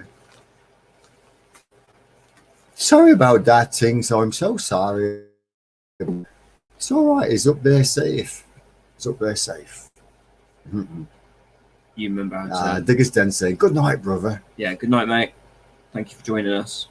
Tinks has sent an email, but I can't open the email. Do you want me to just... I'll just do it? the emails quickly. I'll show you how you do it, though, whilst I'm here. You can show me 15 times and I still won't be able to do it. You know what I'm like. Oh. Play it later, it There says. you go. No, it's not there. Hang on, let me just refresh it. Give me one moment in time. I better unplug that. We better unplug that microphone, haven't we? Oh, yes, that's a good plan. Here we go. Here it is. Oh, Mama's Hello. sent us this as well. Hello. Hello. What do you do to push this dude on? Hold it in. What, this one? Yeah. Hello. Power on. Oh, power on. Bluetooth mode. Bluetooth mode. Connected. That's connected to my phone. Hello. Very quiet now. Hmm? It's very I quiet. think you can turn it up. Hello. Hello. No, I can't.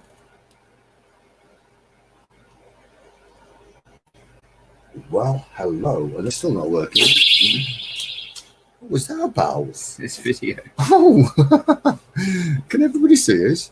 Yeah, I think they can still see us. Yeah. What, I'm just trying it to. just made me jump, that did. Ooh. Here's Hello. Mama's It's not pillow. working.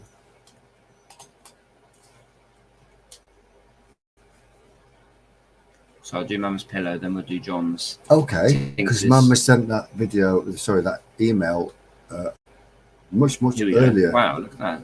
Well, how cool is Sure. that? How cool is that?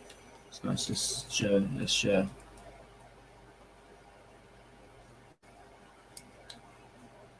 Guys, if you do have any more Hello. pictures and stuff, we can just show it next time when we do it. Right. Let's share this.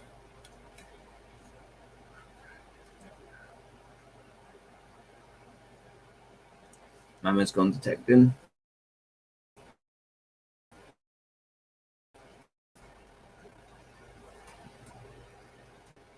Yeah, I love it.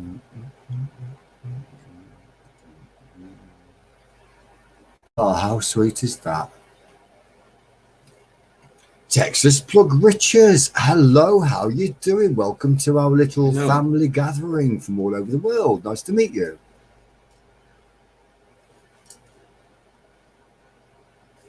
Texas Plug Riches. I'm sure you know half of these guys in here. Hopefully you do. Are we with them? No, but we're going to be. Hey, Texas Plug Riches, you're more than welcome. And if you want to bosh the thumbs up and press the subscribe button, but wonderful to have you with us. This is lovely, isn't it? It is truly wonderful, a wonderful thing, So actually. this is a shirt that Mama's Gone Detecting's created from it was a man that had cancer, wasn't he? And he passed away sadly. Yes, Um, it's a family thing. It's a memory. yeah, it's thing, awesome. isn't it? And it comes back to my grandma's Yeah, it does. pinafores and stuff like that. They was all thrown Yeah. away. It's a great shame, but that's lovely.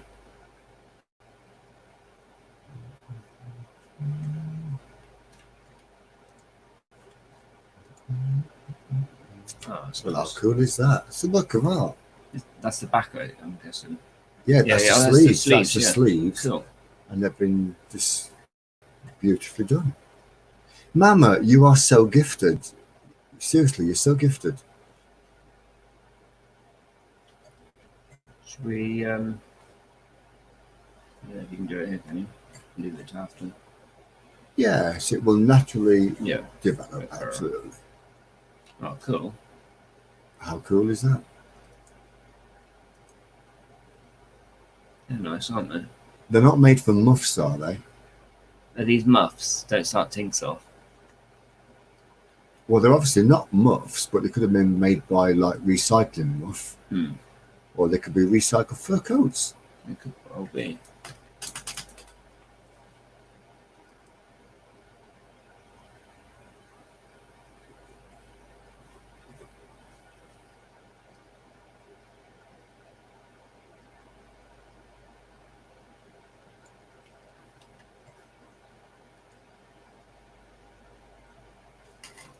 I'll hide this now and take this off. And then we've got another picture after that.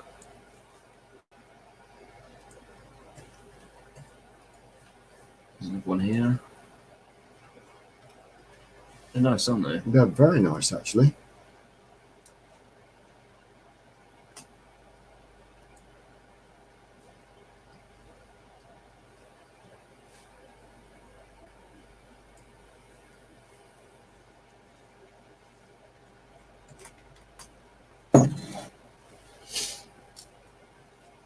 Thank you for sharing them with us.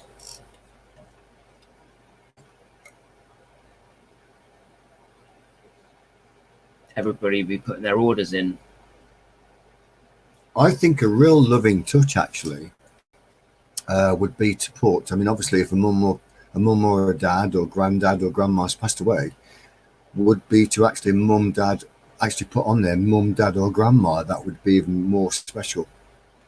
They are beautiful things. I mean, Mama is very, very talented. So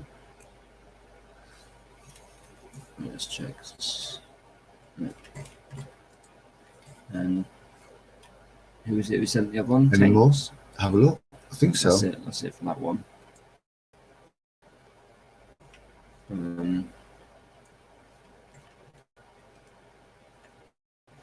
Yeah, Tinks. Have a quick look. It's got he's only to do it. Oh, it's the same one just out. Oh, That's Tickerden Tyson's Fury Gold Chain. yeah, I've clicked on the wrong one, haven't I? Not to worry. Mustn't grumble. No, there's definitely one there from him. Yeah.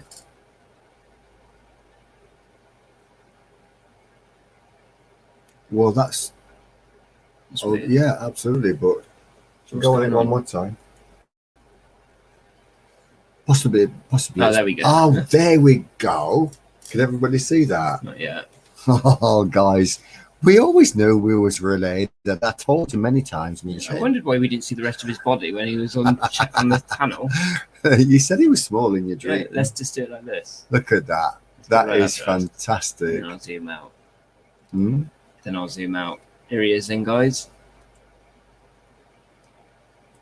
Face reveal. This is Tinks, Tinks. everybody. Tinks, you need to get that picture on your profile page, mate.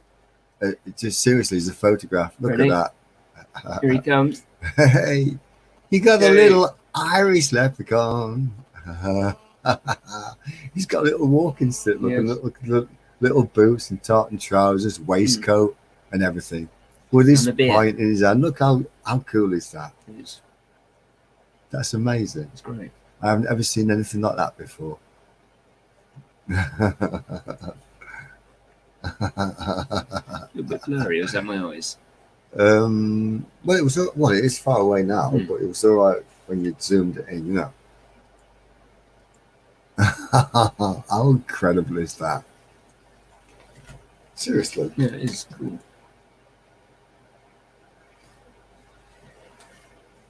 Right. Right then, I'm quite happy to hold the fort for a short while. Okay. If you Yeah, my eyes. okay, but if you could just pop me so I can see myself up there, so I'm Right. not lonely, Okay, I'll close this. and then I know that everybody can see me in there, in that in that one. little hole. Yeah. Yes, in that camera. Yes. How cool was that picture of Tinks, everybody? close the there as well. It might make it run smoother as well. Yes, because I can't show any emails or anything. All I can do is talk and look at the chat, which I'm quite happy to do. How was that? Right. Anyway, guys, I'm going to shoot on now because I'll probably be up in about 3 hours' time. Because it's 4 o'clock here in the morning.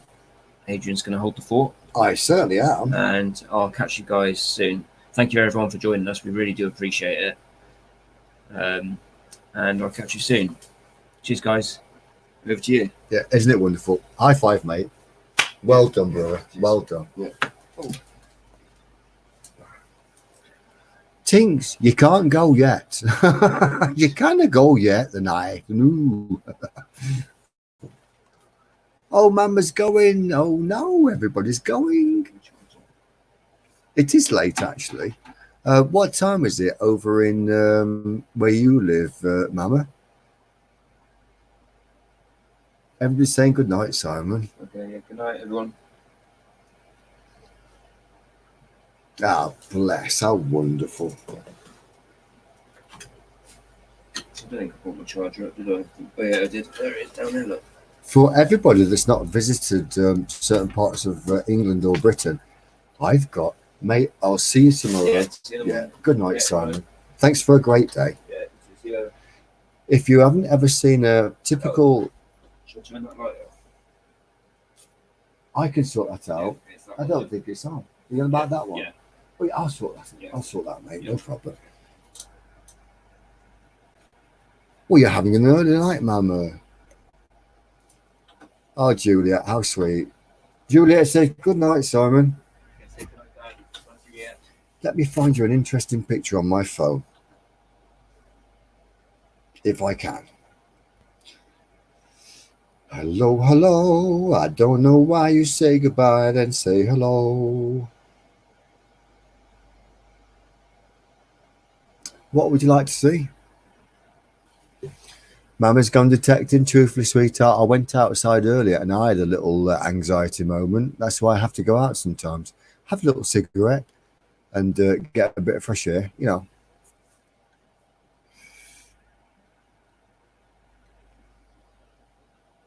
Would anybody like to see a few little pictures of my house on the inside? But actually, more than the house itself, just a few little old-fashioned parts of my house.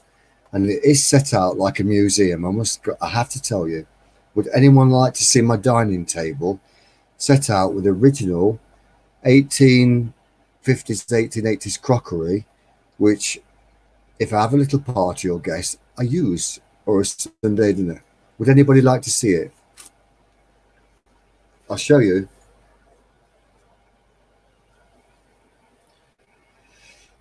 And sadly, the price of furniture, what we call brown furniture, which is mahogany or oak, has come right down. So there's a picture of that's in my kitchen, and it has a few little modern touches, but the chairs are dated about between, I don't know, 1860 to 1880. This set of 4, which I got off eBay for just £85 because the prices have come right down on furniture, which is very sad in some respects, but it's affordable now. There's the old willow pattern plates and bowls, but the bowls are much later than the big platter in the middle. That's the earliest one. In fact, the plates and the bowls are much later than the big platter. So that's actually in my kitchen. And if you look at the tapestry on the actual chairs, you'll see it's actually all different kinds of material, because it would have been a set of 6 probably, or even a set of 8. Then you would have had possibly a death in the family, Granny and Grandad passed away, and 2 sisters may have shared the chairs between them. So the set of 8 chairs or more would have been shared, for example, between 2 sisters.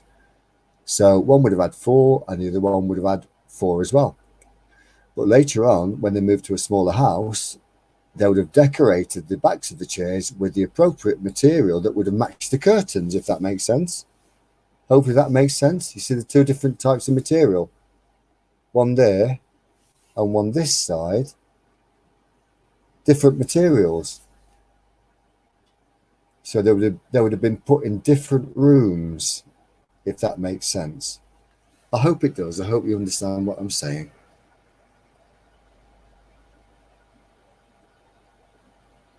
Here's the beautiful little Georgian dresser, which I had a bargain price. I did intend to make a small video of the furniture that I've got in my home, which I think people will enjoy. Here's a beautiful little Georgian dresser, dated about 1785, solid oak, and it would have been in a very, very tiny cottage way back in time, in one of the tiny, tiny little cottages in England or Wales or Scotland or Ireland. Solid oak with brass fittings. And you see how tiny it is. Because actually you wouldn't get that much crockery on the back of it or inside of it. Therefore, it was a very poor man's dresser, but it was still solid oak. And it probably would have cost a couple of gold coins to buy that. So I would imagine that's what it would cost, a man's labour. It could have taken one man a month to make that in some small workshop somewhere. And as you see, you'll see a pair of period candlesticks. Well, we call it a dresser, Ozark Lady Cooks. That's what we call it. And the general term truly is a Welsh dresser, because they were very famous in Wales. And there's pieces of, well, little bits and bobs on that china cabinet that are very old, not particularly valuable, but they're valuable to me.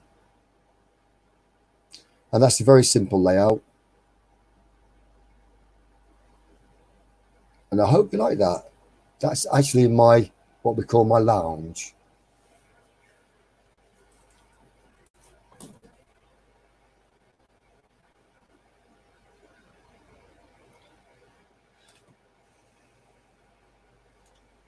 Here's my pride and joy. This is my most favourite grandfather clock. It does have the light reflecting, unfortunately, because the curtain was drawn, but you can see slightly the window reflecting. Now, this is a clock that I managed to buy off eBay for the incredible low price, because this is dated 1790, I think it's 1795. Solid brass face, and it's a wonderful clock, and it ticks. I simply wind it up and it goes and goes and goes. And actually, I think it was dated 1767, if I remember correctly. Most wonderful clock that I own, and I absolutely adore it. But I've got a better picture of that if you guys would like to see.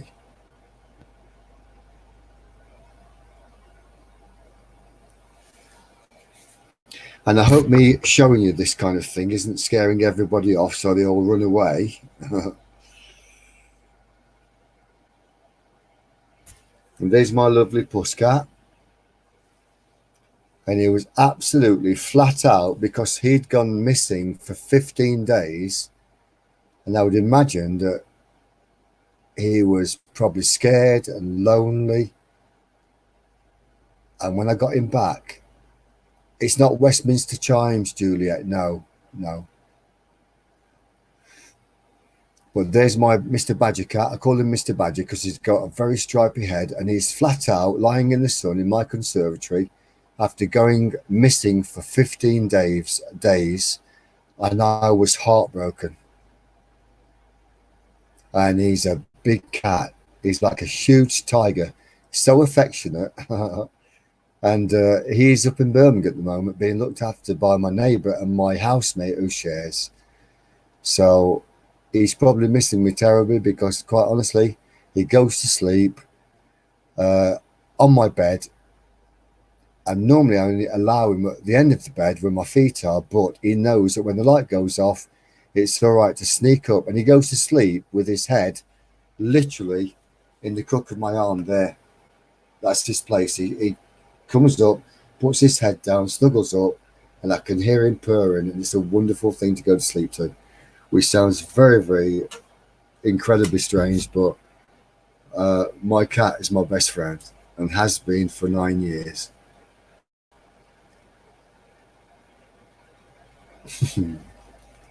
I was going to show me with a bit long hair now, but, you know, when my hair was a bit longer.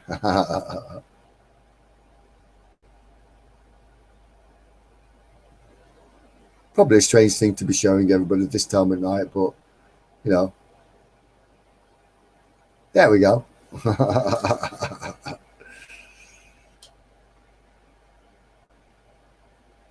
There's a wonderful old advertising sign that I have in my house, and that's nailed to my kitchen door. Disconnected. That's very weird. This torch has just started repeating what I was saying. How weird is that?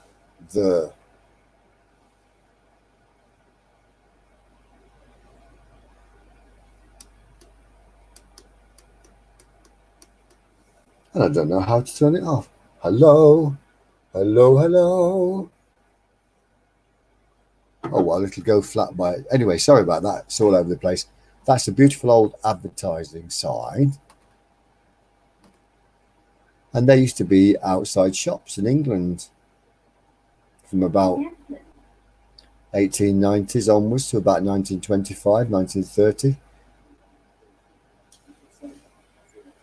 This thing is talking to itself. This is quite scary. It's repeating what I'm saying. That's really weird.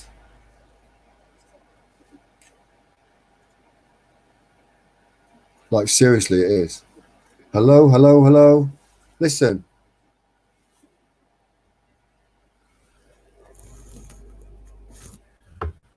It might come on in a minute. You wait and see. Disconnected. Did you hear that?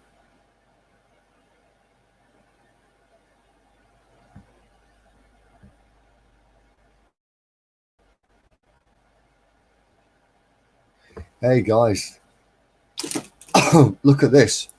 This is when I used to run the most amazing kind of spiritual stall, and I used to sell crystals and Buddhas and dragons and Egyptology things.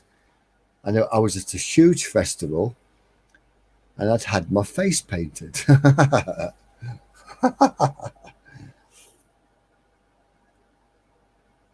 Wasn't I a dish?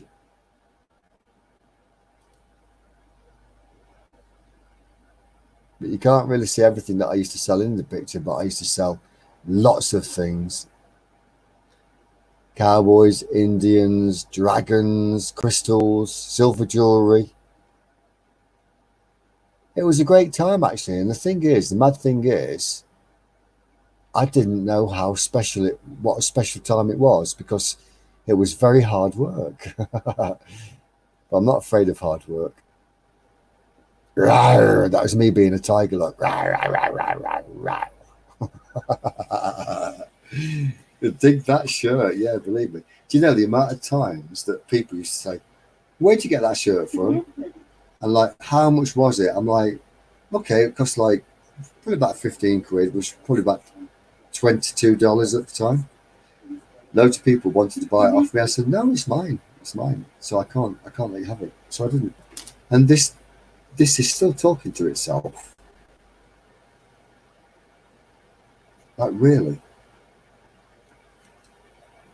Goodness knows how to turn it off. You see, technology, isn't it horrible, really? See if I can turn it off. Well, it's still on. It's still on, isn't it? I can't hear it. I can't hear that it's on. I can see it. Do I like butter? Who remembers picking buttercups out the fields and say, "Do you like butter or not?" And we all went like that with buttercups, didn't we? And everybody liked butter because the sunlight used to shine the yellow off.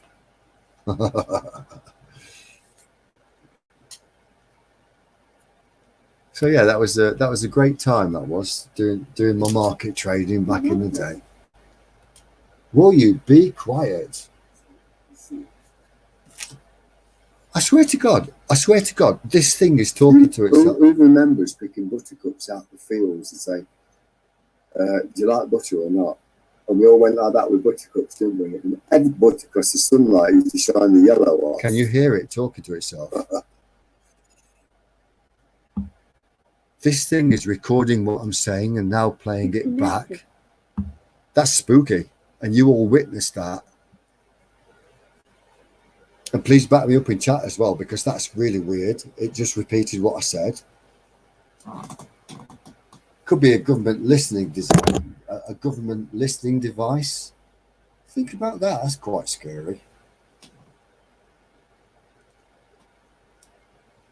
Power off. Oh, thankfully, I managed to turn it off.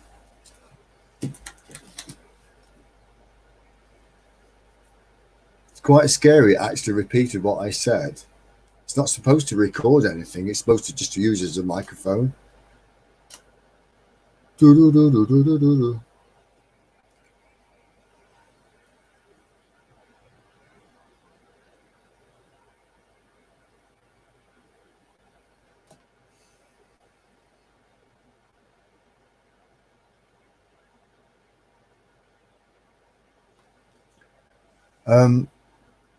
I don't want to depress anyone here now, but do you want to see when I was really poorly?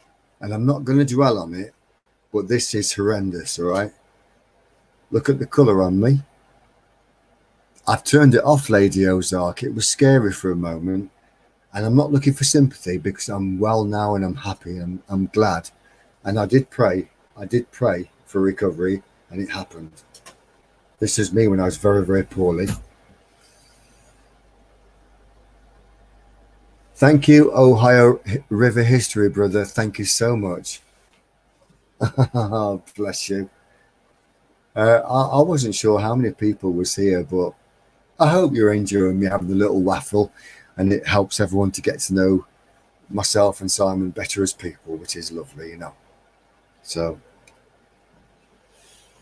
this was a very bad time for me, ladies and gentlemen, and it's not something that I want to talk about in great detail, but I was poorly, and if you look and see, well, actually you probably can't see, but look at the colour of me.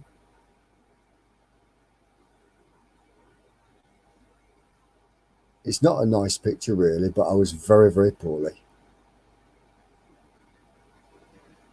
You probably can't actually see, you know, really. But I looked about 90 years old.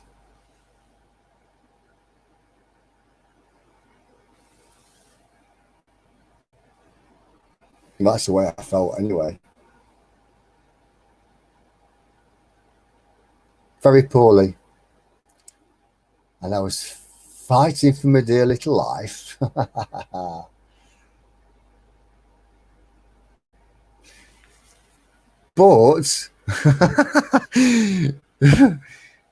I'm all right now. This is the thing, you see.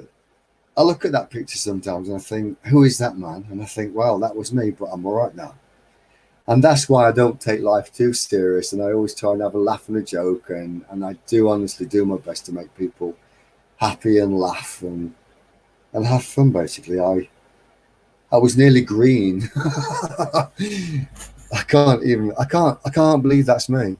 I can't honestly believe that is me when I was so ill. Oh, it's gone back. You know what? I'm not going to show you anymore. Just a very, very depressing time. Still, mustn't grumble. And that's why I laugh sometimes at myself about how silly I can be, because I tell you something. If you're interested, if anyone here believes in auric fields, you know what auric fields are. Good night, Ohio. This was a picture took when I was 22, and I was renovating an old house. I just got married, and it was took in an old slate shed building, very, very small. You had to bend down to get in. It's where you keep your coal years ago. Now, if anyone believes in the power of auras, as in like energies that come out of your head, or the energies within us, it's called an aura. Actually, Juliet, yes, it was, but it wasn't due to alcohol. It was due to something terrible that I actually caught when I was working. Yes, absolutely. Absolutely. You've hit the nail on the head, but please don't think it was alcohol related, because simply and honestly, cross my heart, I hope to die, it was not. That's what they thought. But the truth is, I was working as a gardener, And this is what happened to me. I cleaned out the drain. The drain got blocked. We'd had people working as security guards at the big property where I was working, and the drains got blocked. So to save my boss £200, and he was a millionaire, remember, to save him £200 call out from a company, I said, I can do that. I'll get the drain rods and I'll clean the, thank you, Juliet. And that wasn't the worst time I went through. You have no idea about my lung problems either, but you wouldn't even know that. And you know what? Again, that's another story. Anyway, I was very poorly in the hospital simply because I contracted something called hepatitis A, which is a dreadful bug. And I contracted it from cleaning out the drains at work. And basically, even though I tried to wash my hands and clean my face and everything, thank you, Juliet, sweetheart. I'm sure you didn't, my darling, but honestly, a lot of people would. In fact, that's what they thought in the hospital. I went, no, I do like a drink, but I've got my drinking right down, actually, and I'm so ill. And it came upon me very, very quickly.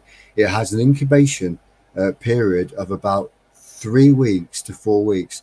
Hepatitis A. Very, very, very serious thing to have. So yeah, I became so ill. No appetite. I lost weight. My colour went. And so many of my friends that popped in said, you're ill. I went, I know I'm ill. My eyes went yellow. That's the first thing that I personally noticed, was that my eyes changed. Apart from feeling ill, I couldn't eat properly. And I thought, fancy an egg sandwich, and I don't fancy anything else. And I had to rest and go to sleep. Lots and lots of sleep.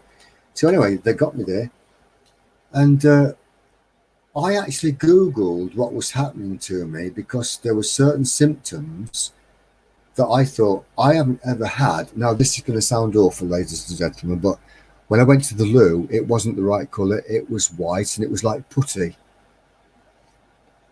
I thought, this isn't right. So I Googled the colour of your, number 2 changing colour. And there were so many options. There was cancer of the liver. There was cancer of, I don't know, I can't even remember. Oh, forgive me. What poor Patrick Swayze had. Somebody will know here that will tell me. A very important part, So I Googled it and I worried about it. Anyway, I had to go to hospital. I went for a blood test at my doctor's, and they actually sent someone down to my house the very next day and was banging on my door at 6 o'clock in the morning. We need you now in hospital. Get your stuff. Come. Okay. This is true now. And it was quite frightening. So I went there, and I had this little Chinese man came and told me off. You've been very silly and you're a very naughty man. I went, well, why? Why? Because you've been drinking too much. I went, well, look, I've enjoyed the drink for years, but I've cut my drinking down. So I Googled what happens when your number 2s actually change colour, the colour of putty. And it was so many different possibilities. There was possibly cancer of the certain ducts in your liver, that where your liver empties all the waste out.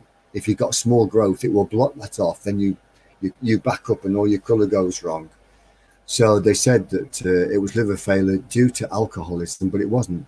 It was hepatitis A from the drains at work, which means it's a virus bug from somebody else's poo, basically, that I'd got on my skin somehow or other, touched myself, and down into my system it went, and that's what happened to me. So, yeah, it wasn't nice. Don't know why I've told you all this, but sometimes we have to have a good... Thank you, Juliet. Yes. Juliet, my wee was so dark, it was like coffee. True. And I thought it was pancreatic cancer. And I was terrified, because I thought to myself, my goodness, my mum said to me, son, please cut your drinking down. And I did. And I lay in the hospital bed thinking, I've got to tell my mum, actually, I'm dying of liver cancer now, or pancreatic cancer, probably due to smoking or alcohol. And she warned me so many times. And my most terrifying thought would have been telling my boys, my sons, That was the most scary thing. And then my auntie and my mum. And apart from that, most of my other family would have been upset, but I'm closest to all of those people. Even though I've fallen out with, this is very sad, I've fallen out with my mum and my auntie, my two closest people in my life, and it wasn't their fault, it was mine. Because I wasn't very well at the time, and I just picked on the people that I loved the most because I could. And I shouldn't have done that. This is a real heart-to-heart, guys. I shouldn't have said what I said. I said terrible things to my mother that no son should ever say. And I'm deeply ashamed of that. So, anyway.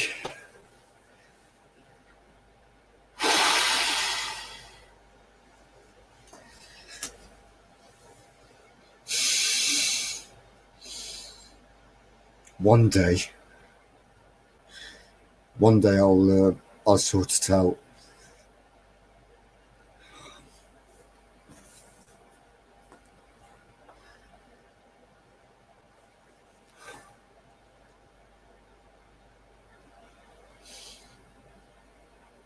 Yeah, one day I'll sort it out with my mum. I'll be a brave man and say I'm really sorry. But at the moment, my mum's not ready for me to go and say sorry because I really hurt her.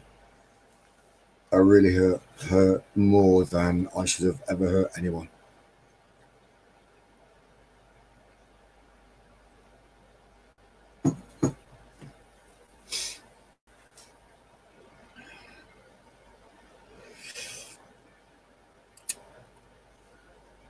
Anyway, I was going to tell you about Auric Fields. I was at Lady Cook's. I said terrible things, sweetheart. Terrible things no son should ever say to a mum, ever. But I did. And I have tried to phone up my auntie and my mum, but they both put the phone down on me. And I think about her on her birthday and Mother's Day just gone.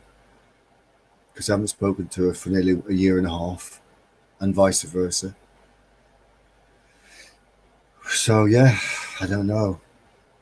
I've got friends who treat their mums so badly, and I look at them and I think, what are you doing? What are you doing? But they've had their mum right the way up from childhood, right the way up, and they've always just took her for granted, you know. Anyway, this is supposed to be like a metal detecting channel, and I feel like I'm sort of veering away, but this is just a little human side of who we are, you know. Anyway, I'm sure I'll sort it out one day. I have to. Here's a photograph that was taken in this little Welsh slate shed, because I used to live in Wales. It was taken right off chance. This is not messed about with at all, honestly. Nothing's messed about with. But look at the auric field, if you believe in auras, the colour that's around my head, which is a beautiful blue healing colour. I've always felt drawn to blue. My eyes are blue. All my family's eyes are blue that I know of, apart from my great-granddad's and his other daughter, which was a different line to ours. I take after my great-grand's colour. So, but look at this picture. It was a little Welsh shed, a little slate shed, and this is a genuine picture. It hasn't been messed about with. There's no photoshopping.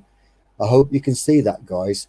There's me with a piece of slate. I've found that up the mountainside, and genuinely, truthfully, I dragged it down the hillside, but me and my mum dragged that down the hillside. And then that particular day, I was in my overalls and I was going to get it out and was going to make part of a path at the back of the house. And the crazy thing is, I had this photograph for years and I never noticed the blue colour. And if you look, if you can see, guys, look at the blue aura above my head.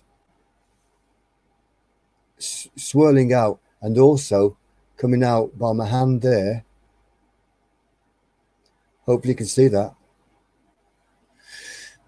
And also by my hand there, opposite there, you've got a green, you probably can't see it, but there's a green glow coming out of the rock there. And also there's a whole green swirl as well there. So the green and the blue, I believe, is something to do with my aura and the chakra thing that was going on. The energy that you can see there, truly, I believe, is a power of a healing person. I've always felt it, and I've always tried to help many, many people, and I've been shat on so many times. I'm sorry to say that word, but I know that I probably am waffling slightly. Hopefully you can see it. It wasn't just a stone, it was me. Loads of people were drawn to me, and I've drawn many, many people to me in thousands, different times over the years, not all at once, obviously. But there's just something that I found the other day. Well, I found it about a year ago, actually. I thought, wow, look at those colours. And that is not photoshopped. I swear on my heart and everyone that I love and adore's life, that was not photoshopped. That was a real picture. So I don't know what it was all about, really.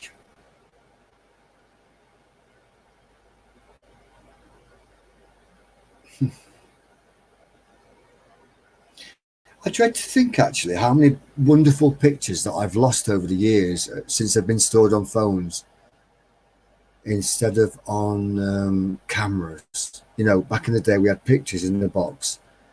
And I'm very lucky I've got pictures going back to my great-grandmother's mum's time, and even a picture of her mum, which is unbelievable. But I have. And one night I'll show you all my family photographs. And because my great-granny brought me up, basically at her knee, she told me who they all were. And then one day I said, Grandma, let's write them all down on the back, who they are, because I'm going to forget. And we did. Me and her did that together with me saying to her, let's write them down, because one day I might forget after you've gone. She's like, okay, me duck, we'll do that. And we did. And the writing is still on the back of all the pictures from my great-granny. I'm quite proud of that I was brought up by my great-granny. Not many people that I know were. I was very blessed as a child. Not blessed in other ways, but very blessed in many ways. So I'm thankful for that. Here's a little picture of me at work when I was a gardener with my chainsaw. How's that? With my hard hat on, great big logs behind me, and with big chainsaw. I had 3 different chainsaws, actually. So just thought I'd show you that. And that's where I got ill, working with the drains. That was the place. And that dog used to work with me, and his name was Barney, and he's wearing my hard hat. Look at that.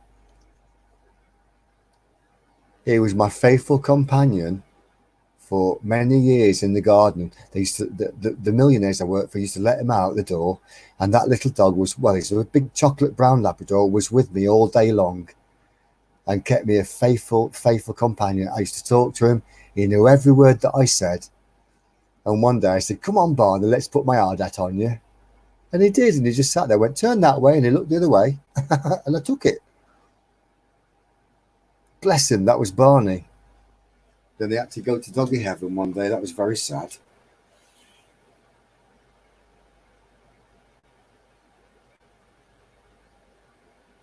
It's amazing the pictures we have on our phones. And I look back and think, well, all the ones I lost because I lost my phone or it got damaged. So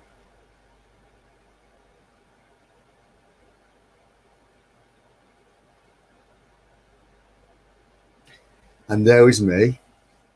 There was me being a gardener. That was at the big manor house, and that was shoveling out all the compost, which was all leaves. Was all leaves back in the day that I used to collect on big sheets and then chuck them into a big cage that I made. I made about 4 of them actually in different parts of the land. And every year I used to shovel it all out into the wheelbarrow. It used to take a while. And then I'd spread all that lovely compost onto all the flower beds or onto the veg plot, because we used to grow vegetables as well. So yeah, I was a bit younger then. That's about, I think, about 7 years ago. But I'm still a dish. Hello, Hoovers. Hey, Hoovers, Corgi and Coins. Welcome. How are you doing, Melissa? It's lovely to see you, darling, in our channel. How wonderful. How lovely.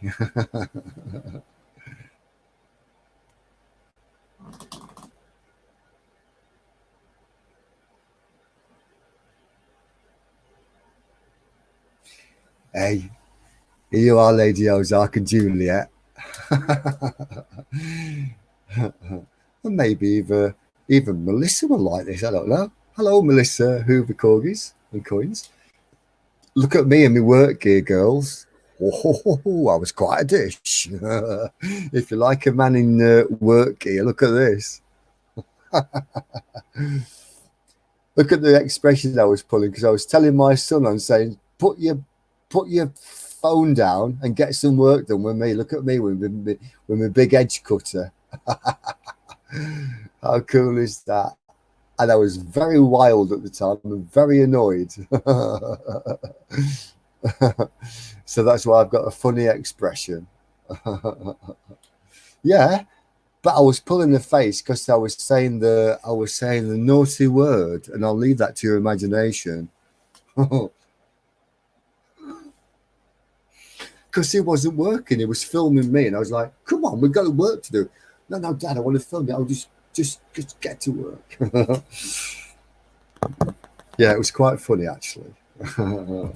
It was very physically hard work, Juliet. It truly was, and I'm grateful of it actually, because it kept me fit, and I'm getting a bit, portly now because I'm not working because of my lung illness, but I still enjoy the odd fag, and I'm doing good,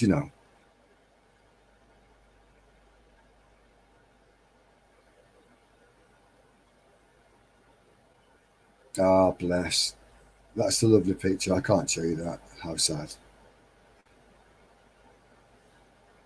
And there was my best mate Barney, the doggy I showed you earlier with the hat on. And there was nothing that little old dog would do. In fact, he used to help me at work. You're going to not believe this, but I actually had to put down weed suppressants. So if I made a new flower bed, I'd put weed suppressant down, and then we would plant the shrubs and stuff in between it, you see. So basically, if there was nobody about to help me, like the sons or the daughter at the manor house, I'd say to Barney, "Come on, Barney." And I'd put the weed suppressant down, and Barney would actually, if I said to him, "Right, Barney, sit, stay," and I'd unroll the weed suppressant, and he'd be at that end, and I'd be doing my work at that end and putting down with rocks. And it was just awesome. It was an amazing dog. It really, truly was. It was my faithful companion at work, because they were very, very well-off people that travelled all over the world. And if the children weren't playing in the garden, or the young teenagers weren't playing in the garden, football, etc., that it was a totally lonely job. So yeah, I used to have him for company, and he was my best pal. Yeah, and then he got poorly, and he had to go to doggy heaven, which was heartbreaking. Everybody had to say goodbye to him before he went to the vet, so it was very sad. But I feel him around me sometimes. You find it hard to believe. I felt him. And I know he's with me sometimes. And there's one last look at Barney, because he was an incredible dog. And he's wearing my hard hat. Isn't he fantastic? Mr. Barney.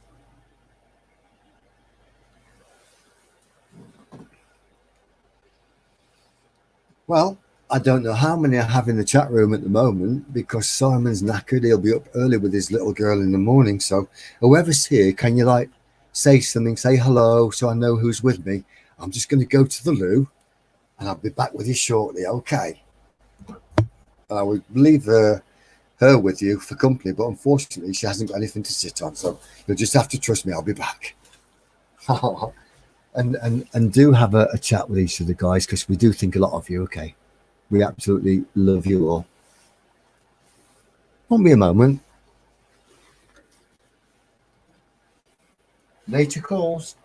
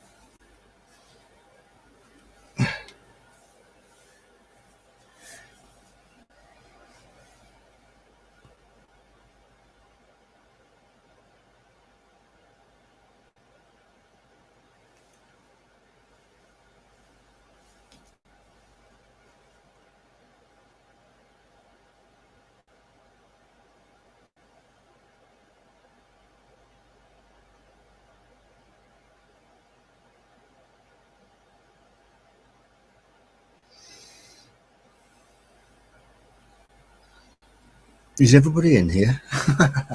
I always find, oh, that's better. I always find that the camera is always like, I feel like I have to look up there for some reason. I don't know why, because the camera's there. And I can see a chit chat in the screen, but it's gone up the thing. And unfortunately, I don't know how to make it come back down. So I'm not going to mess with it. Hopefully, if you bear with me, guys and girls and ladies, I will try and look at the chat to see who's in. Let me have a look.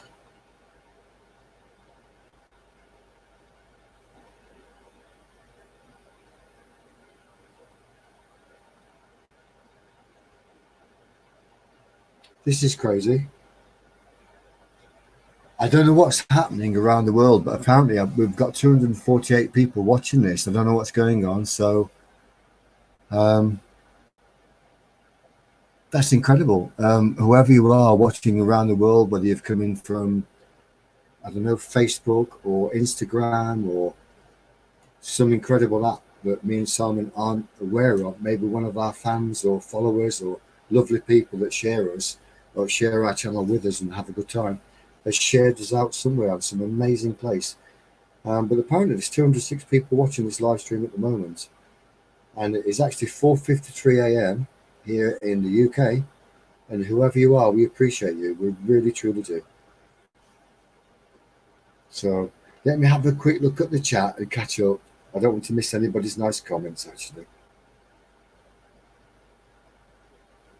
There we go. Where are we? So yes, you've seen me before. You've seen me with the healing stone thing and the aura. A lot of people are drawn to me. I find it very draining sometimes, but it's a good thing to be able to give something to somebody.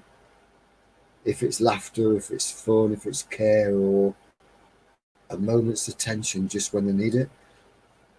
It's something I've always been able to do, but sometimes when I get very tired, I have to withdraw and save my energies from me, and I close down for a while and I go to sleep and rest. Then I'm all right again, you know. So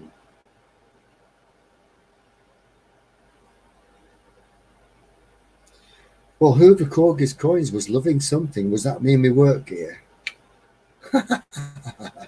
Easy, Tiger. Quite the ghetto.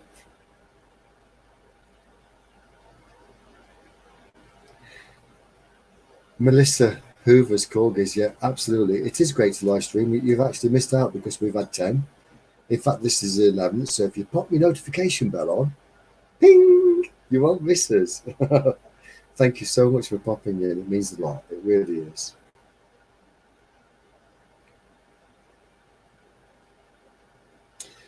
$351 people watching. That is wonderful. And I love you too, Lady Ozark Cooks. I truly do. And Juliet so much. The pair of you, honestly, are like wonderful, wonderful, I don't know, guardian angels that, and I mean this seriously, people meet for a reason. And I found you.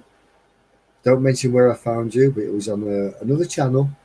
And you made two beautiful, both of you made wonderful comments. And I said, that's so nice. I went, that is such a lovely thing to say. And then I went down and I found both of you in the same thing and went, oh, hello, that's lovely. That's a nice thing to say. And look where it left, and look where it has led to. Yeah, you're two of the most important ladies around. There is you, honestly, there's Lady Ozark Cooks, there is Juliet, and there is Mama's God Detective. 3 of what I call my most favourite ladies. You know, and there's a few more nice ladies coming in that are, you know, I like that as well. It's wonderful. It truly is.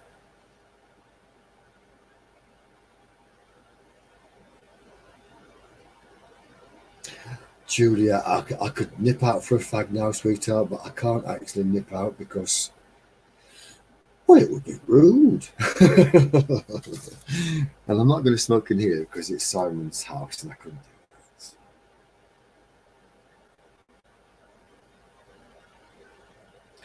And Mick, are you still here as well? Listen to me open up my heart to my ladies. I thought you'd actually gone. Because if there was loads of blokes in here, I couldn't honestly talk the same, if that makes sense. I hope it makes sense.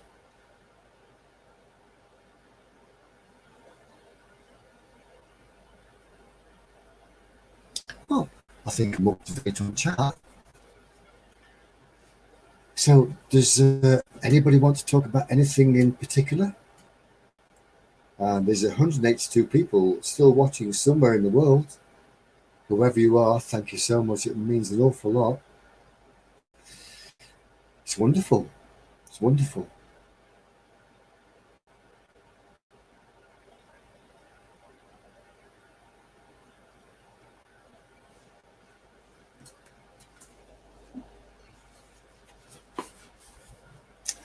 What shall we talk about now? Do you know, I'm going to get Simon to adjust this because, you know, it's. That's okay if I sit back.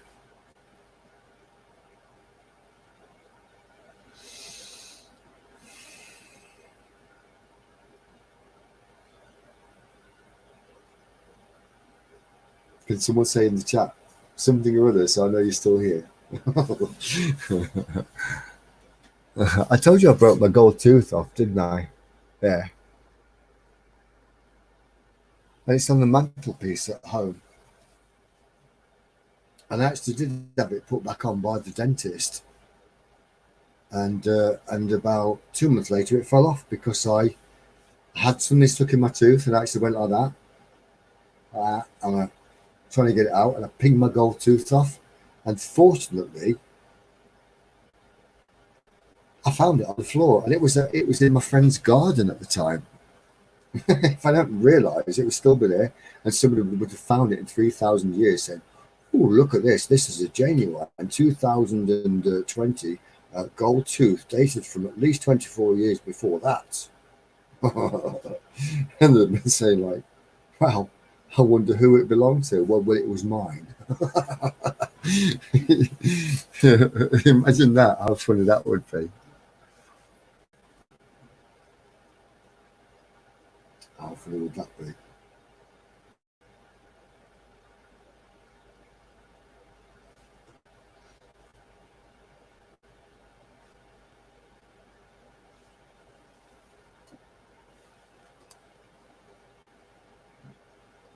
I once said to my eldest son, we were sat in the garden and I was very proud of my garden, which is unfortunately over the last 5-8 years gone really sort of to bits, you know.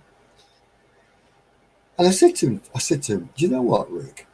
Because my son's name is Rick. I said, in 100 years, do you think we, as like spirits or ghosts or whatever you want to call us, I'll be sat up there on that roof looking down thinking, what on earth have these people who's moved into my house that I bought all those years ago, what have they done to my garden? Look at that. All my lovely old plants and my gooseberry bushes and my raspberries, not my raspberry, my blackcurrants, and my apple tree it sadly got poorly and I had to chop them down, which was a shame. But my pear trees, I'll be sat there up on the roof saying, look what these people have done to my garden. They made it all into slabs. And you know what he said to me? He said, yeah, all right then, Dad, you'll be sat up on the roof moaning about what they've done to the garden, and I'll be sat next to you saying, can we go now, Dad?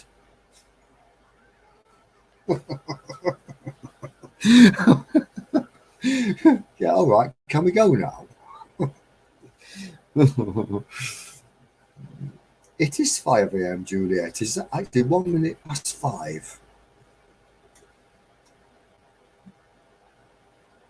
Well, I don't know how I'm going either.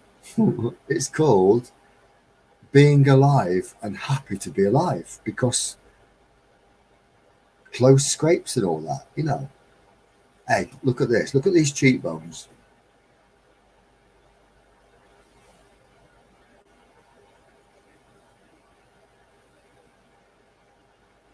Mind you, I'm sucking my cheeks in a bit just to, you know, give you the proper effect.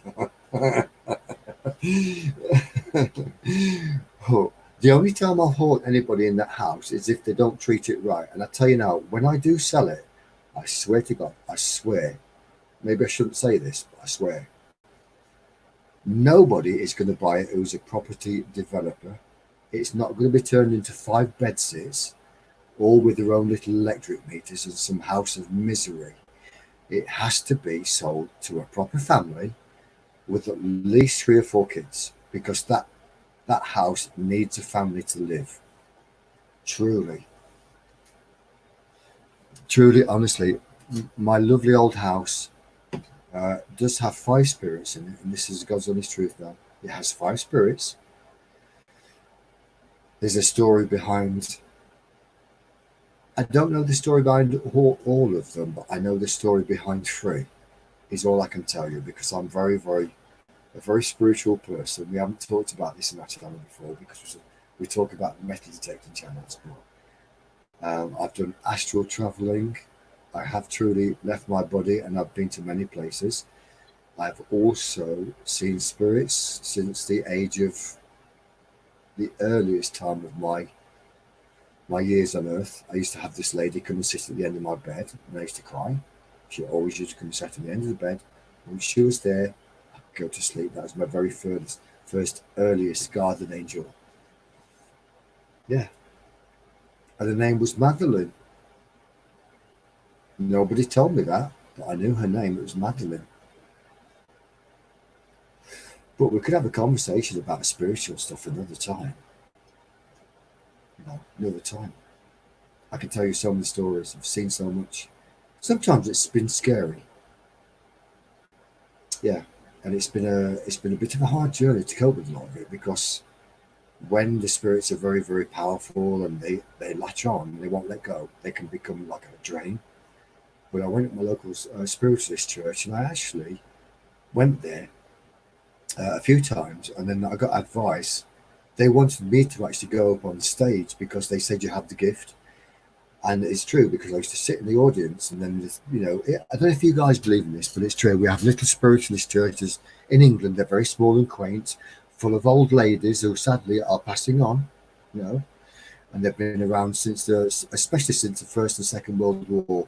There was a massive boom in spiritualist movements and mediums back then, because so many families had lost their dads and their brothers and sons during the war, and everyone was clinging to a hope, if you went to see a medium, that some loved one would come through and say, "Mum, I'm still here, I love you, but I'm all right and I'm happy now." And there was a massive boom in that time in not just the United Kingdom or Great Britain, but all over the world, I'm sure. And I feel so sad that all those young men went to war in the First World War and the Second World War. No matter what countries they were from, they were all innocent young men that were forced.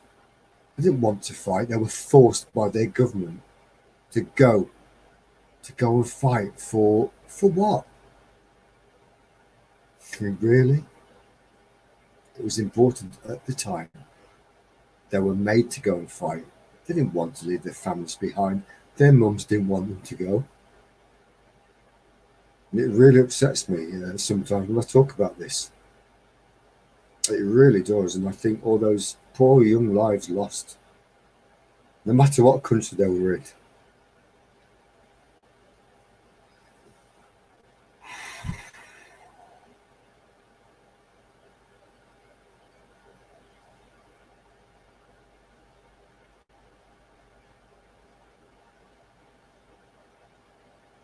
Oh, I was art lady cunts. It's always with you, my love. I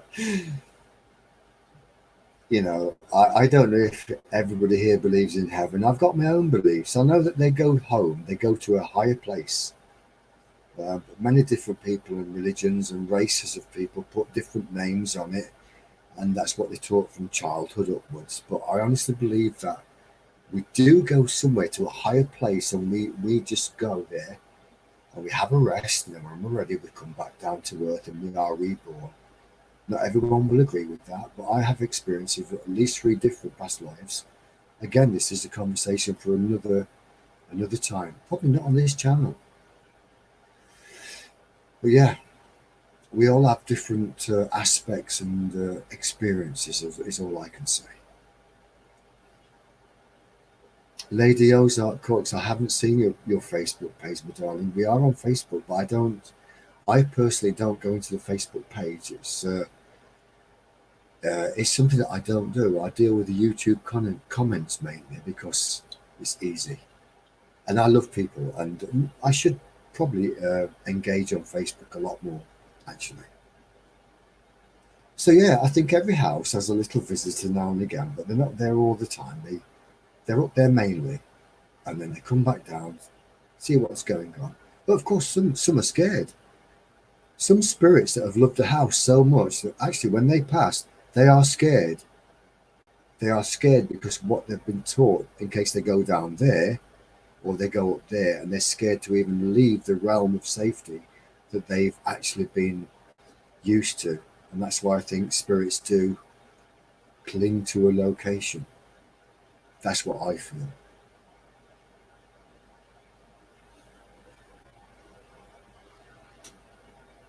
That's wonderful, Ozark Lady Mary, because they come to us.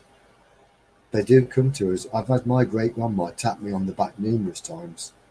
Sometimes to give me a push when I'm going wrong, and I'm like, all right, grandma. And there's a story about her as well. we could have a whole night talking about spiritual stuff, actually. That would be a very interesting conversation, wouldn't it? Yeah, they do. They come and see us sometimes. They can't be with us all the time because they have got things to do. And of course, they are healing themselves. Possibly looking back on the mistakes I made when they were here last time. I've made a few mistakes, and I honestly, truly know that one day when I go up, if I go up, hopefully I won't go down. I don't know. Nobody knows. If you believe in there, I don't know. I'm undecided, but I'd like to think that lots of things we've been taught are propaganda to scare us, and that's what I feel. Especially in England in the old days, if you didn't go to church, you were obviously a witch, and they would burn you at the stake. Very sad to say, but it happened.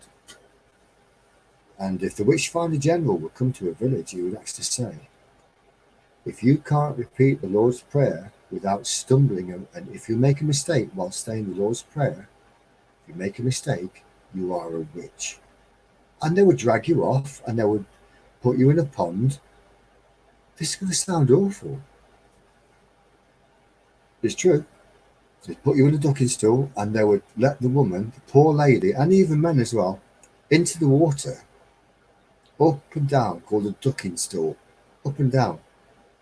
And if you survived the ducking, you were obviously a witch. Then they'd burn you at the stake. But if you died, you were innocent. And seriously, where's the justice in that? That's the insanity. Forgive me for saying this. This is the insanity of the religion that's been in our country over here. Forgive me, I'm not quite focused. It is a crazy situation, and when it's took too seriously, it's just wrong. That's when it becomes wrong. That's what I feel. So yeah, lots of innocent people have been burned or drowned or had stones put on them with a board, then stones put on one after another, a form of torture to get them to confess to being a witch. That's ridiculous and cruel. Awful beyond belief. So, well, that was an interesting little chat, ladies and gentlemen. I don't know what you think about that, or who's watching or listening, but apparently there's 179 people, and really appreciate you guys. We are obviously a metal detecting channel. We love coins and history, and I love history, and I feel it. I feel the pain of people that have gone before me. I feel I can hold things, and I feel that person who lost it. I've done it many times. It's quite a gift in some respects, but it's not something that I've really talked about with Simon. Simon doesn't really know about this side of me. We've been friends for many, many years, and he's my best pal.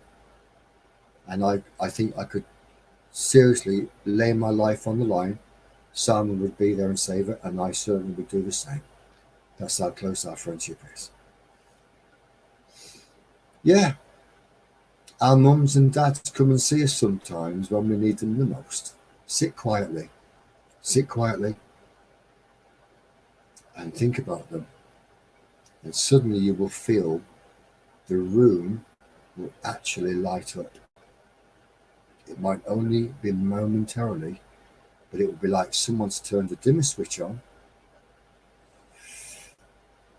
Take a deep breath and welcome them. Don't be afraid. And when that room lights up, other people may not see it, but you will, when you know that your loved one who's passed over before has come to visit you to see if you're okay.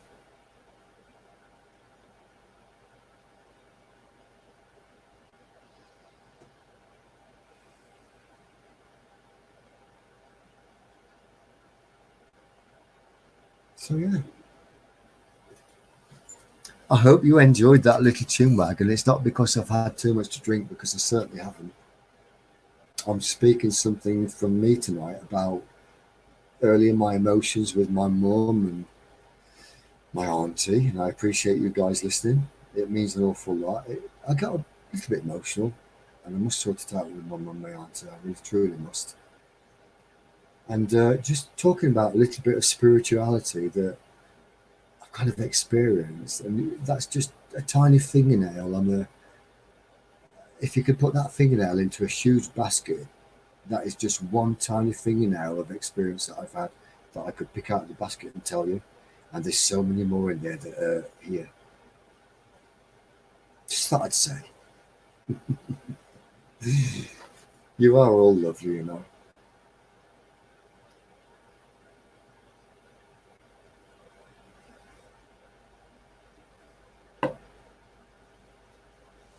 My great grandmother had a gift, you know. My great grandmother had a gift. I never met her mother, obviously, but I was born in 1963, and my great grandmother at the time was 63. And she brought me up. My mum was around, my auntie was around. Obviously, I was too young to remember most of that. So it was my great grandma that took me to school, my great grandma that brought me home. I used to see my mum, obviously, but my mum had got married and had my sister by that point. My mum had a very, very difficult life. Lady Ozark Cooks, am I drinking coffee? No, my darling, I'm not.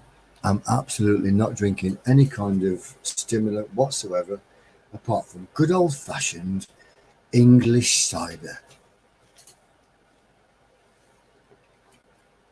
And there we are, my dear. English dry cider. So no, I don't drink coffee.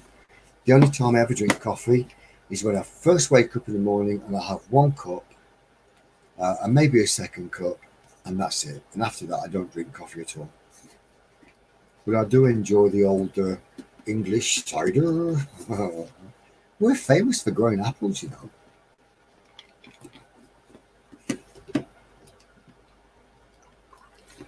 Famous for growing apples in England. We've got something like, I don't know, 350 or maybe 500 varieties that have, well, they've happened because of that, because of cross-pollination with all the old different species across the whole of, the whole of Great Britain, really, but mainly down in places like Worcester and Kent and no doubt Gloucestershire and a whole load of other places. We've got so many rare breeds that really the pips should be taken and put into a special place where they've got those seeds, because one day they'll all be gone. And as a gardener, I actually worked at a place like that, and there was this massive apple tree, and it had the rarest of apples that I haven't ever seen anywhere in the world. And they were so sweet, and they were beautiful coloured. They were like, it was like tasting heaven. If that's this is going to sound crazy. Those apples were like tasting pineapple and honey, and I don't know, think of an exquisite taste, which is amazing. But pineapple and honey, so they were sour but sweet at the same time. They were red and they were green and slightly yellow. And I went there one day, and some idiot, basically, that was building the garage or demolishing the old garage that had to be taken down, pulled the tree out as well. And I was horrified. I was so angry about that apple tree. And unfortunately, it was the wrong time of year because the apples were gone. So there was no seeds kept. Now that could have been that apple tree could have been one of the rarest apple trees in England. There might only be, I don't know, a few hundred left. Maybe that was the last one. I don't know. Truly, I don't know.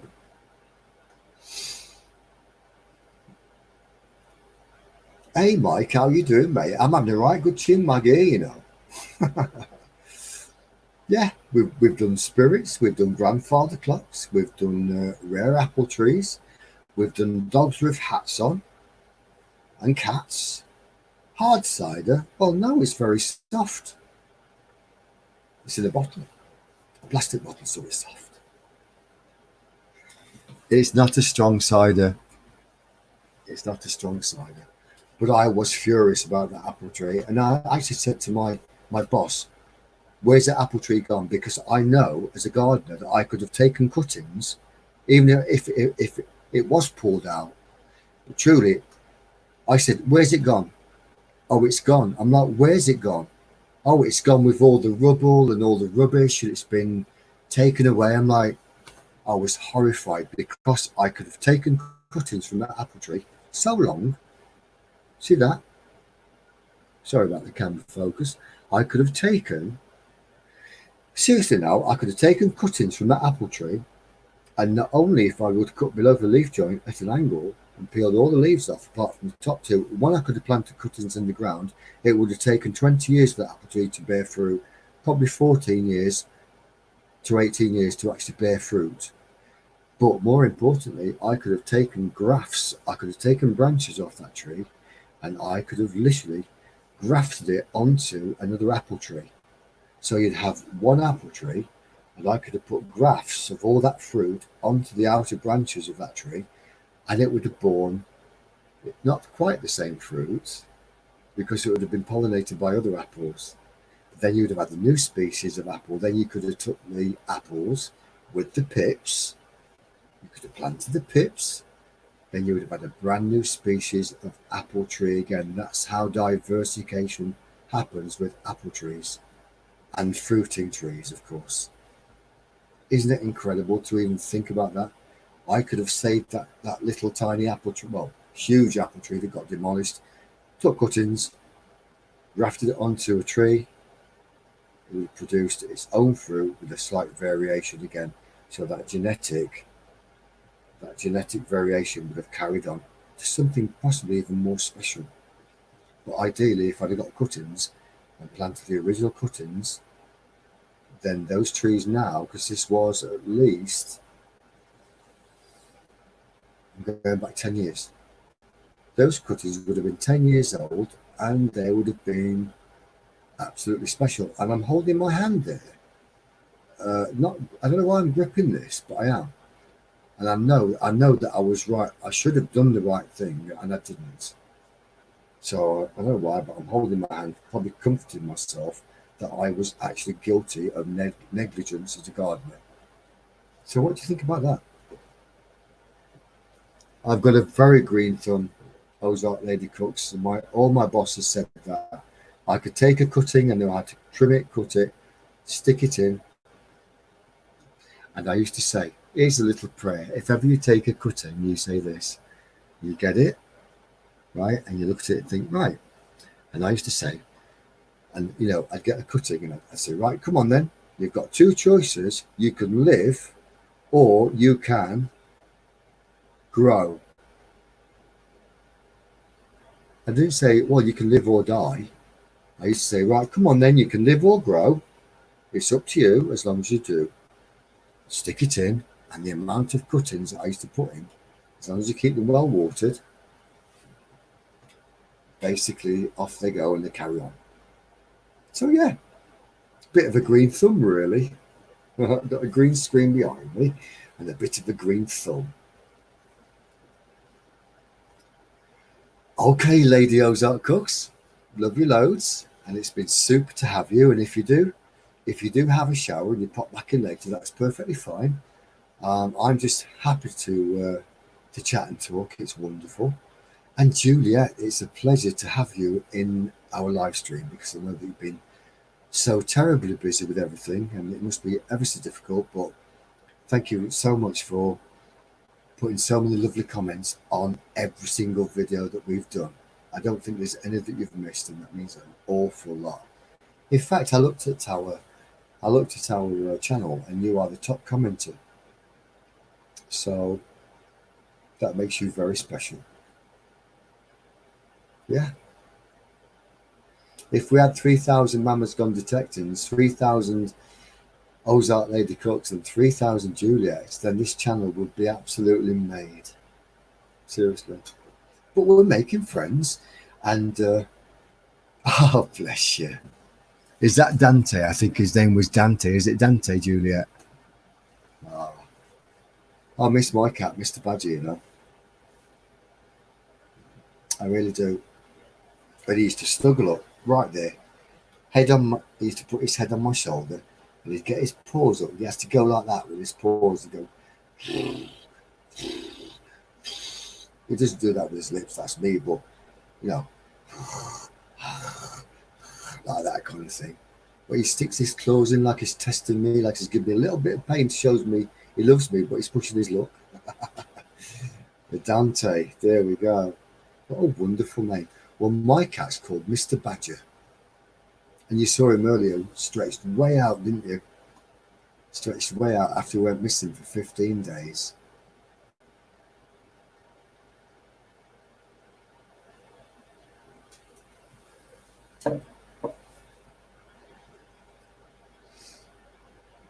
And I put leaflets out. I truly did. In fact, I've got one on here, but I can't show it because I've got my phone number. But I had a load of leaflets printed. We put posters up, posters on the lamppost. I had one on the back of my van and then on the side of my van outside my house. And we put loads of leaflets all around the houses, and even the houses that was way over there, where I know that used to go for the alleyway, under the gate, and into all these people's back gardens. And I even put them there. He's an handsome cat, actually. Yeah. Well, your little Dante's handsome. And I miss my Mr. Badger cat at the moment. He's way up in Birmingham, but I know he's been looked after. But I know he's missing me.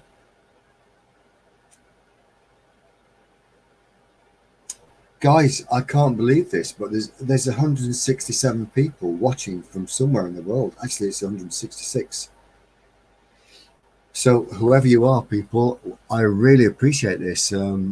We've had a very long live stream. We started tonight about 10 o'clock, me and my friend Simon, and we've covered many subjects. We've had lots of people in. We've showed gold things that people have found in the fields of England. We've talked about spiritualism. We've talked about all kinds of things, and mainly it's me doing the talking, simply because I am sat in front of the screen. And my best mate Simon's gone to bed because he's up in the morning to look after his little daughter, who will be awake probably at 7:30, which is, what, 2 hours away? But the wonderful thing is that I'm actually okay. It's just wonderful to be able to speak to people. And I've always had the gift to be able to talk to people. And I've been a market trader, a sales rep, numerous times. I've my own businesses. Street trader as a young man. I've met people from every. I can tell you now, guys, I worked in London when I was 18, 19. I lived down there for 5 years. I was a street trader in Oxford Street, near Piccadilly and Regent Street. And I spoke to every nation on earth, every nation, every race of people from every country or every continent past my stall where I used to sell watches and little travel alarm clocks for $2.99. The watches were $1.99 each.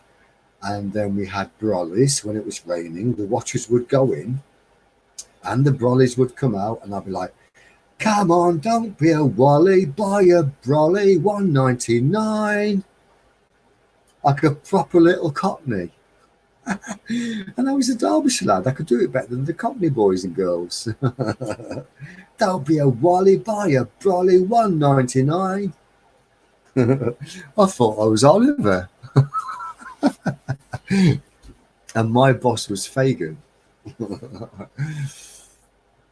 My boss was Fagin, bless him. He was actually a very good bloke. He was Italian and he did look after me, but I earned very little money at the time. But to me, it was a lot of money at the time.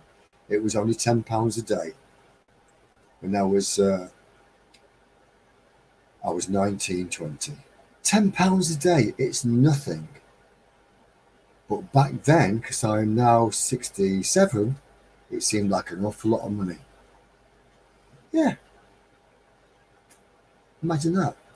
But I met people from all over the world. Every country, every nation, every region in every nation I sold a watch to. Well, that's the way it seemed to me.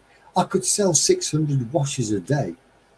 Little digital wristwatches, all different colours, if you remember them coming out. And then there was the chrome ones and the gold-plated ones, which weren't very good. But they were only like $2.99. Incredible, isn't it? Absolutely incredible. You know,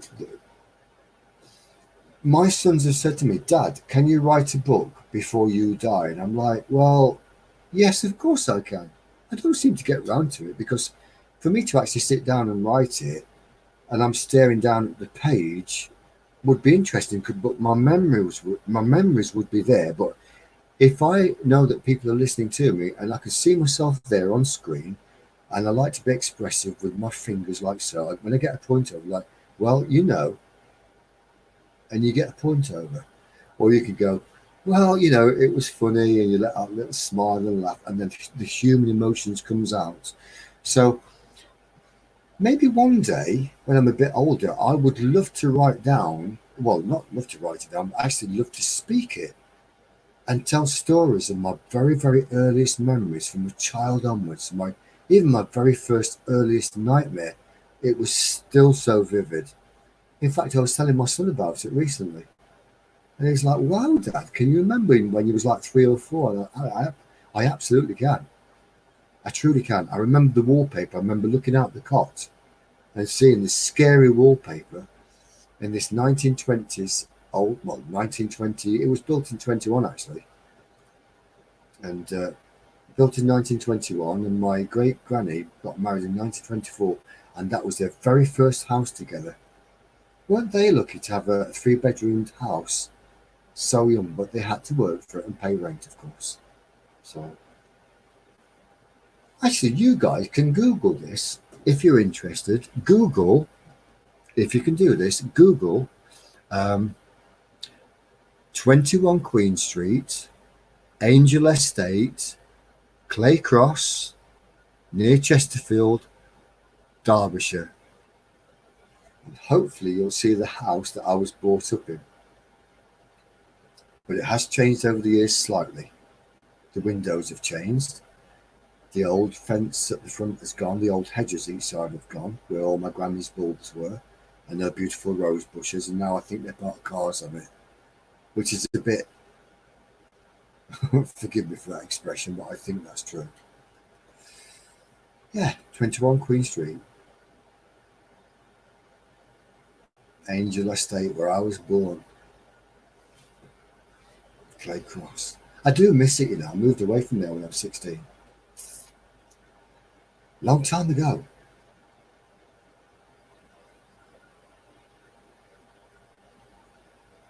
Is what an umbrella, Julia? What, this behind me? This? Tape recording it is okay, but no, I need to speak. I need to actually speak, and I would like it to be recorded on a tape like this, or a channel like this even, but slightly a brother or sister channel to what me and Simon do. Something for my grandchildren. I don't know. I don't know yet how to do it. But this behind me is a green screen. It's actually just a piece of green material. And unfortunately, the upload speed on Simon's internet system here isn't quite strong enough to actually support it, which is a great shame. So if we have clouds and cloud fields and stuff, then we start to lag and go. If you see what I mean.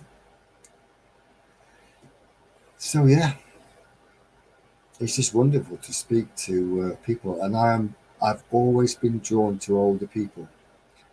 Don't get me wrong, I love young people being around me, but when they get a bit too in your face or a bit rude, then I've got to be like, excuse me, hang on one moment, please don't talk to me like that, because, you know, and I've had it said to me, well, who are you, old man?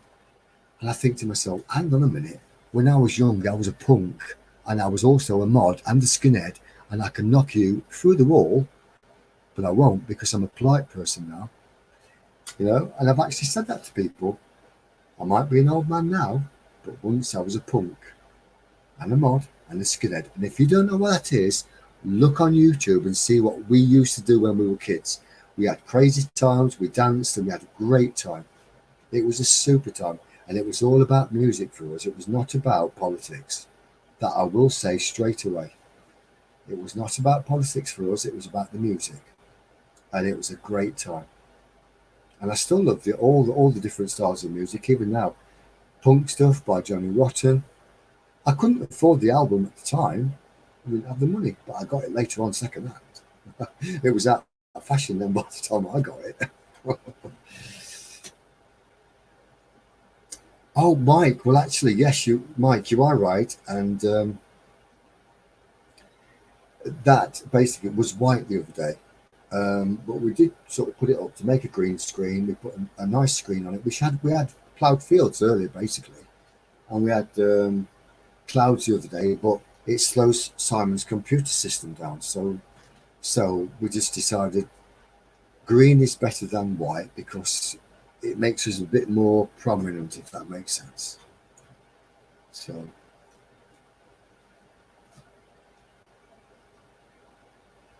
yeah, it was white the other day, but when we actually get our everything going, we can have clouds and all sorts, but it slows the comp down, Mike. So yeah. Well, I'm wondering who else is in chat, because apparently somewhere in the world there are 365 people watching me sat here talking, but they don't seem to have access to chat. So maybe it's some kind of Facebook link that they can't actually type in the chat, but they are listening and watching. So whoever you are, thank you so much.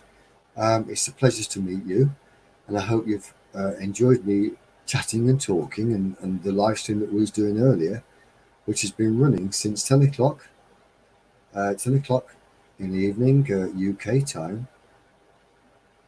And it was very exciting. And at one point it went up and up and up, then it went down, and now it's just seemingly settled. Now it's 388, 374 to 388. What's going on? I don't understand. It seems to be going up and up. And it's something to do with somebody sharing something somewhere in the world. So whoever you are, please carry on sharing our humble, small channel that me and Simon started a while back. And basically, I won't be here forever. And one day it will be gifted. I swear to you now, it will be gifted to Simon and Rosabelle. And that's my promise to Simon. I've said it. I truly have said it. And he works so hard, and I do my little best as well. So and there we are, guys. It's gone to 395. Somebody shared this out again. Whoever's doing this, I promise you, I put my hand on my heart, and I mean this. I thank you so much. You have got no idea. I'm not going to get emotional. I'll try not to. But thank you. Whoever's sharing us out somewhere, somebody is. There's a guardian angel sharing us out.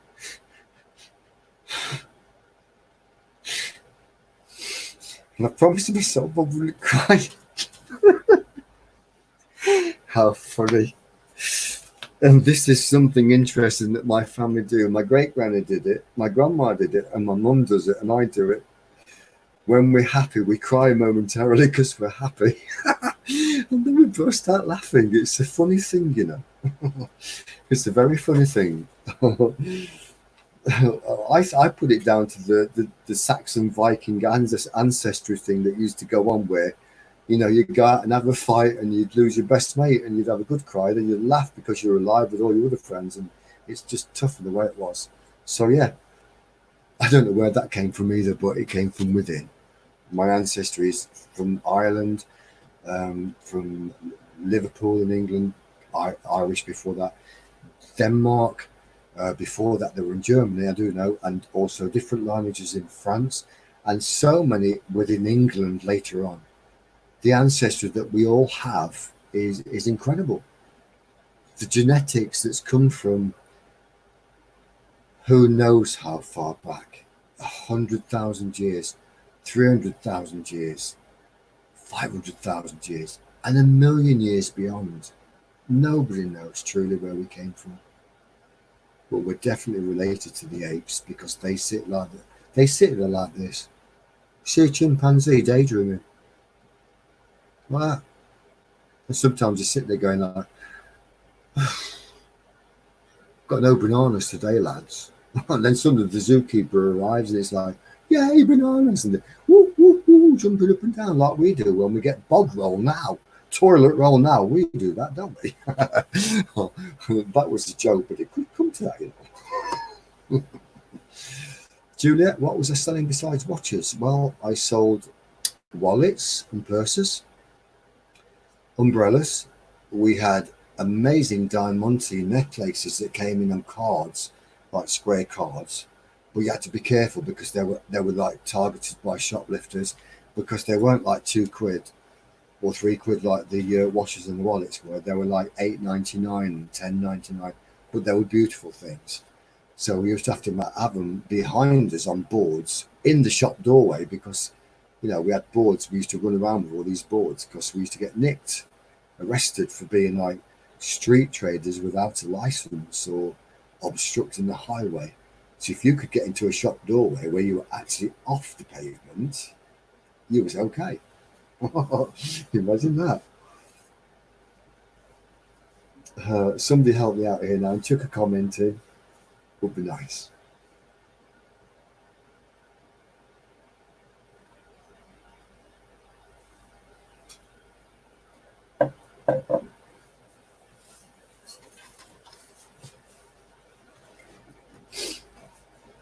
I think everybody might have gone to sleep. Well, in the chat room where people can actually talk, it's slowed down, but that's okay because you might just be listening. But apparently somewhere in the world is 219 people. Now it's gone to 202, but it is getting late. But actually morning's coming soon. So whoever you are, whoever the guardian angel is that shared us out somewhere, we appreciate it and we thank you so much. And this might appear like to be a rather random chat and conversation, which is perfectly acceptable because it is late in the morning. It's like 20 minutes from 6 o'clock in the UK. But, and when you get to my age, you can talk about anything, believe you me. And I've always been a bit of a talker. So, well, Mike's been watching, during this whole time I watched a TV show on King Edward the okay, that's pretty cool. And had dinner and caught in that. Well, I'm getting quite peckish, but because somewhere in the world there's lots of people watching, I'm going to carry on. And it's not just that, it's the fact that I can actually freely talk. And isn't that wonderful? And Juliet, you're a superstar. Thank you so much. Yeah. And when the weather was terrible, we sold brollies. We sold brollies. This was the middle of Oxford Street, so anyone that's ever visited Oxford Street, and you see young people selling brollies from a shop doorway, that's what I was doing when I was a kid. And I got paid £10 a day, which was a bit rubbish, really.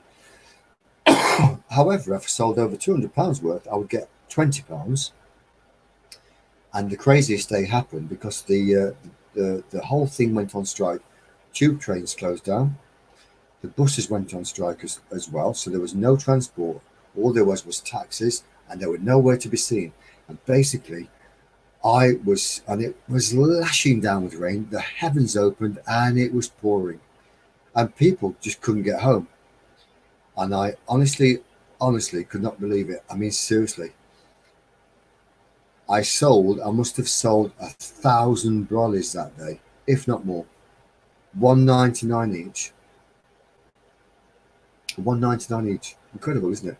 That they could be manufactured, imported into our country, and then sold at $1.99 each. Actually, forgive me, they were $2.99. Forgive me, they were $2.99. So it probably cost my boss.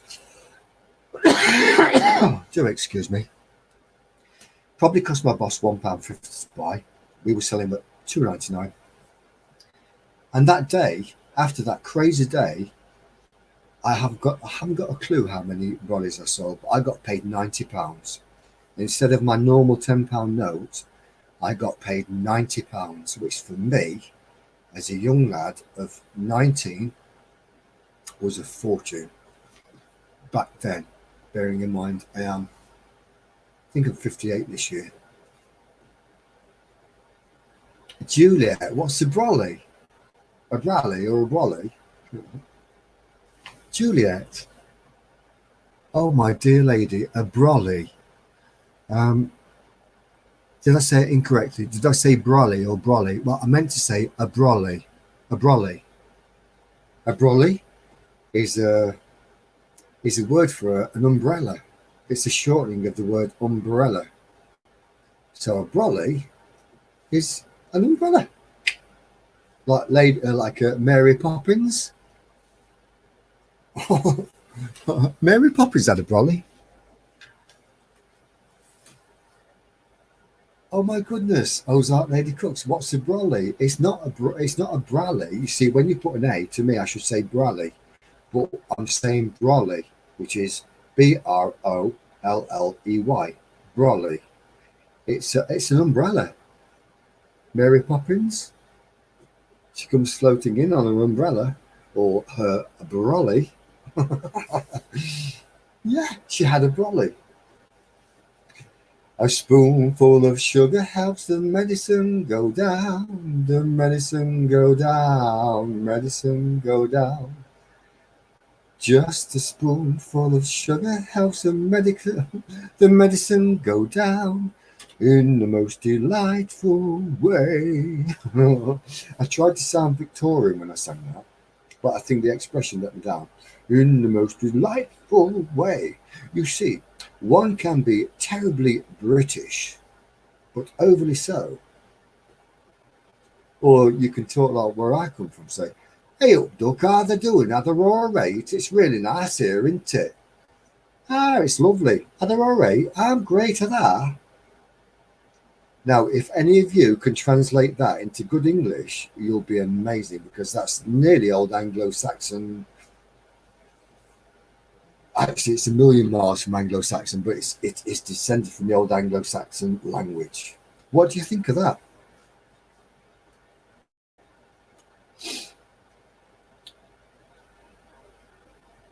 Hey up, my duck, how they doing? All right. I'm all right. That.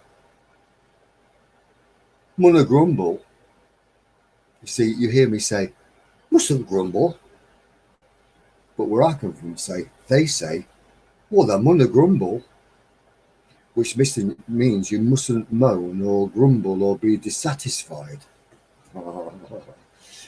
Supercalifragilisticexpialidocious. When you say it loud enough, it sounds quite atrocious. I tell you something, that was fantastic, Ozark Lady Cooks. I'll tell you now. Supercalifragilisticexpialidocious. If you say it loud enough, it sounds quite atrocious. I can't remember quite how the rest of it goes, to be honest with you. I hope the lovely people watching around the world that can't access the chat for some reason, because I think they're on Facebook somewhere, I hope you're having fun, guys, because this is rather an eccentric old stream tonight, but that's me. That is me. I live in two areas, or three different areas actually, because I was brought up by my great-grandparents. So I was brought up with a very old-fashioned head, lots of knowledge from them, was put into my head as a very young child, and I wouldn't change it for the world. I would not change my upbringing for the world. I knew how to skin rabbits when I was very, very small. I knew what plants you could eat and not eat in the hedgerow, because my grandma told me, as we used to walk, on country lanes, you mustn't ever touch that. If you eat that, you will die. Okay, then, Grandma, what's that called? Deadly nightshade. Okay. And she would say to me, now you promise me you won't ever even touch it. It's not blackberries. Okay, Grandma. And I used to tell all my friends, don't touch that because you will die, because my grandma says so. What my grandma said was law. And I'll tell you something funny. My grandma was one hell of a woman. Not my grandmother, natural grandmother, my great grandmother I called Grandma, and my true grandmother I called Vilma, and my mum was Mum. But my great grandmother Elizabeth was the most amazingly powerful woman. Without even knowing it, she ruled without an iron fist. She just ruled because she knew the right thing. And she brought me up. Bless her. Obviously, my mum was there and my auntie as well, but my great granny was the one. Amazing woman. And one day, guys, I'll show you a picture of her. Supercalifragilisticexpialidocious. Even though the sound of it is something quite atrocious. If you say it long enough, it always seems precocious. Supercalifragilisticexpialidocious. There we are. There we are.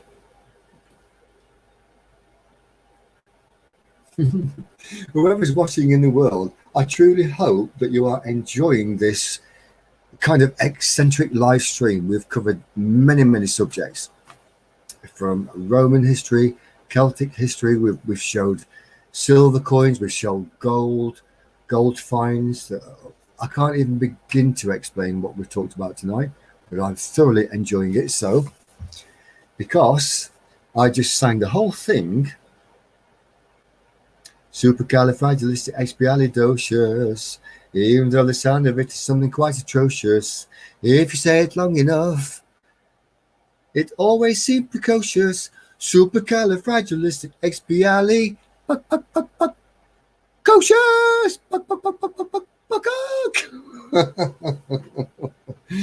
Yes, look, the little chickens are still here. Supercalifragilisticexpialidocious. If you say it loud enough, it sounds quite atrocious. Supercalifragilisticexpialidocious.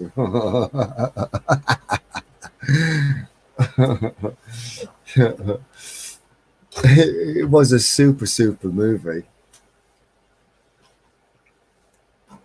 Who else loves the Mary Poppins movie? Because I never actually saw that movie all the way through till much later on. My very first movie that I ever went to see was actually Jungle Book. So what do you think about that? Who remembers the animated Jungle Book? Because I remember walking into the cinema with my mum and her boyfriend at the time, and my sister, who was younger than me, going up these great big massive stairs that seemed to go on forever. And then you got to the top, and it seemed like you could go that way for one cinema that faced the other way, or you could go straight down, which is the one that we did. And it was like going down this huge cliff with all these steps. So we'd gone up this mountain and then was going down the other side just to find a seat to watch the Jungle Book.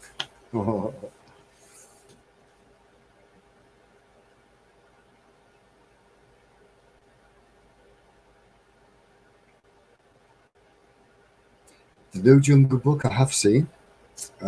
It's incredible. The animation's incredible, and then of course, I've seen numerous Jungle Books, and all of a sudden I'm trying to fit them all in my mind, like in order, and I can't possibly, because there's too many at the moment, really. Rudyard Kipling wrote that, didn't he? I'm sure that Rudyard Kipling wrote that book. And who was it that wrote the poem, Tiger, tiger, tiger, tiger, burning bright in the middle of the night? I don't know what comes after. I wonder who wrote that. Was that Rudyard Kipling? I'm not sure. Feed the birds, tuppence a bag. Tuppence, tuppence, tuppence a bag. Feed the birds. Oh, bless. It's quite a sad song. That was very sweet, and they was all over her, weren't they?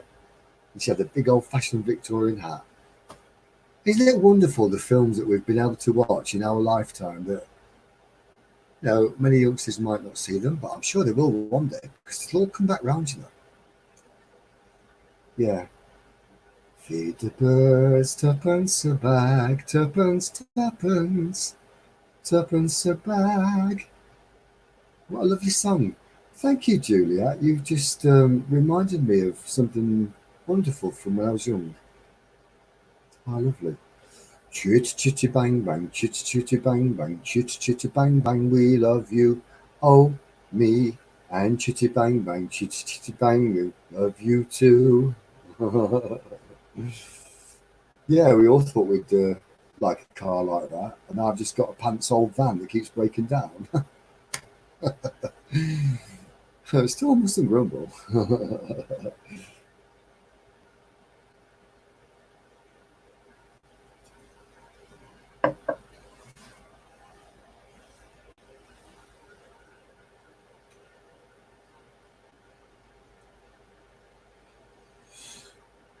Feed the birds, tuppence a bag.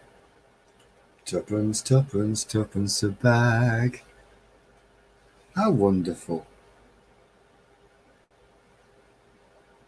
How wonderful. So what is everybody's all-time favourite film? And Mike, or whoever is listening, chip in your favourite film, because it's wonderful to know what people have experienced over the lifetimes where they say, actually, that was my all-time favourite film. Like, I remember,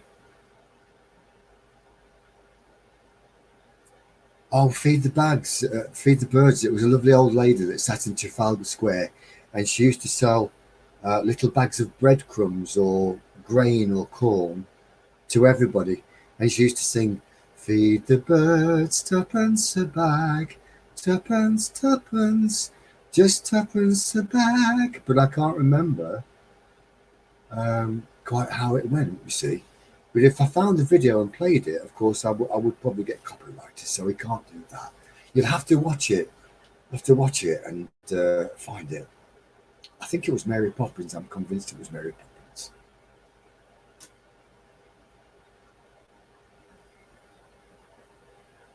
How wonderful.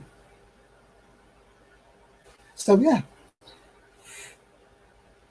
Who else had a favourite film? And this applies to the guys as well. And don't worry about being soppy either. Oh. Come on, Juliet and Ozark Lady Cooks, tell the men to own up what was their favourite films. Oh, Mike likes Minions. You know what the crazy thing? I've not seen that, but I know it's massive.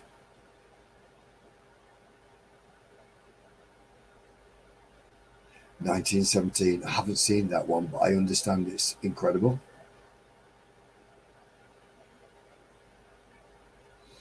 Has anybody seen Warhorse?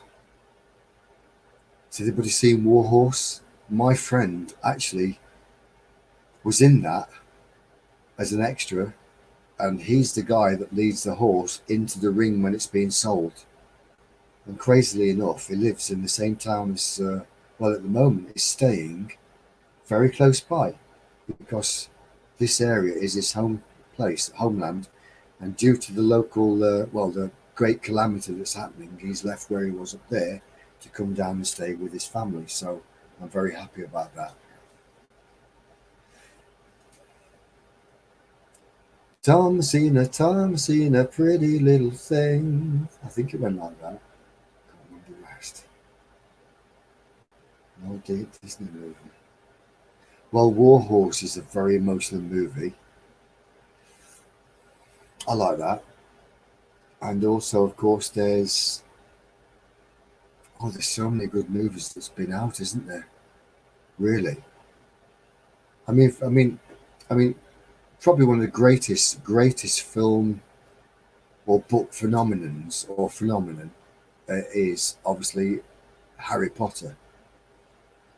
And when it was all happening, I wasn't overly into Harry Potter at all. Many people were. But since it's all past and gone, I've kind of caught up and thought, well, what was all the fuss going on back then? Because I was so busy at the time doing other things, I didn't have time to realise what was going on. But I actually like the Harry Potter books, and I actually like the Harry Potter movies, because I'm a mad kind of, I don't know. When there's a rage in fashion, I see it, I hear it, I take no notice, and when it's gone, that's when I look at it and I think, actually was quite interesting. But I wasn't there when it was all going on, because I've always got something else more important to do, like probably catching up the other things that I missed before. Yes, yes, indeed. Tolkien. Tolkien was an incredibly gifted man. And for those of you who watched my second river walk, which I know that Ozark Lady has, and I know that Juliet has, I actually walked through this woodland picking up rubbish off my own back. Nobody was paying me for it. I wanted to make a river walking, if you like, mudlarking video. And I picked up endless tin cans, and I mean endless tin cans. I found a pair of shoes. I told the history of the old mill and the sign, and we put pictures of all the old coins that we talked about, like tokens made by a mint in Birmingham. There was pictures of trolls and fairies and dragons and scary things from J.R. Tolkien's festival. And that video, sadly, has only had about 132 views, which is totally sad. It deserves much more. And I wish that somebody would share it for me, share it out, look it up on our playlist, share it out, because at the end of it, I take all the rubbish home, I tip it all over my front garden path, and I shout at the top of my voice, recycle, recycle. And I do this mad, crazy dance on my path outside my front door. And sadly, it doesn't get many views, and people don't watch it till the end because sadly they haven't got the patience. So either I was a bit boring, or possibly it was not exciting enough to watch right till the end. I was very proud of that little adventure, actually, because I went there to actually look into the river and pick up pottery and stuff, and that's the one where I headbutted my head on the branch and was actually bleeding, and told everybody at the beginning what had happened. And that's where I mentioned Harry Potter. Forgive me. That's where I mentioned J.R.R. Tolkien, Lord of the Rings author, and I show you his playground where he used to run through the woods with his friends by the old mill. So yeah, if somebody wants to share that little video out somewhere, it'd be awesome. Yeah. Or actually watch any of our content, because we do find some amazing stuff. Yeah, I can't even begin to tell you how many things we've found over the years, and we've put lots of them into videos at different times, and sometimes we've made mistakes, but in general we like to think that we're doing okay, you know. So yeah, it's pretty cool. Okay, Ozark Lady Cooks, yeah. Watch through it.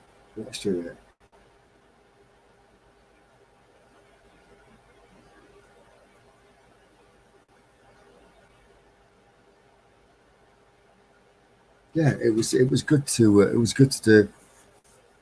I was very nearly falling asleep then. Did you see my eyes go like that? It's like, I'm not going to fall asleep yet. There's 157 people watching somewhere in the world.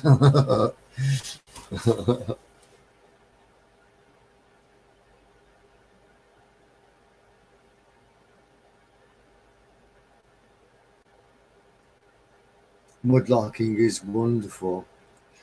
Ozark Lady Cooks and Juliet. I know that one of you has. Has either of you seen the most wonderful mudlarking lady? Or we know who we're talking about down in down in London. Have you seen her new? Have you seen her new productions that she's doing? I wonder.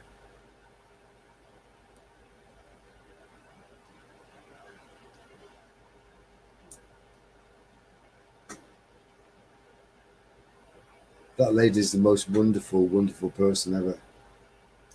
Okay, and did you see who was in it? Ozark Lady Cooks. Did you see it?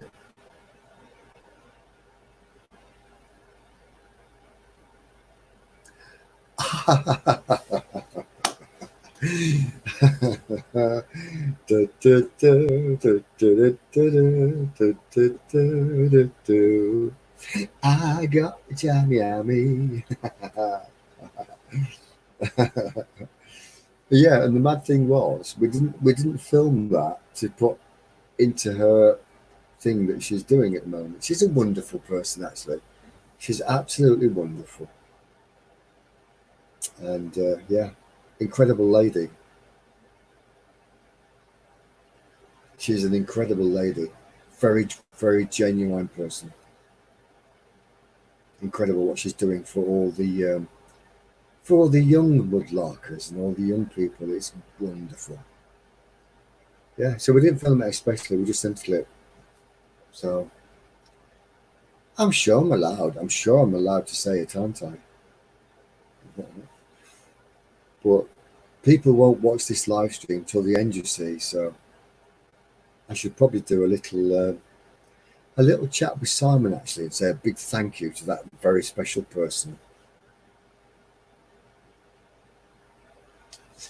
Ozark Lady Cooks. I don't think I've seen that one, to be honest with you. So you've opened my eyes there. Although it does ring a bell, actually. It does ring a bell. So I will have to watch that one time. It does ring a bell.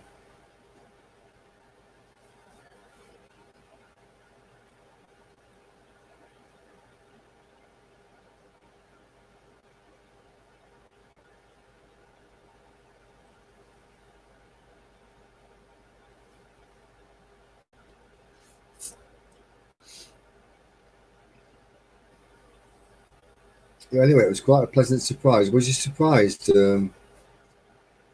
Was you surprised? Mike, absolutely. Thank you. Thank you. And yes, thank you. That lady is a most wonderful lady.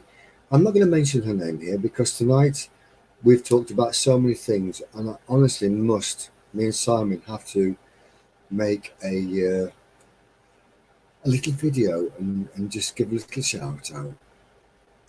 She's very successful, an amazing lady, and I think every single video that lady does is done from the heart, with care, real care and love for the finds, and everything that she does is just unique and special. So yeah.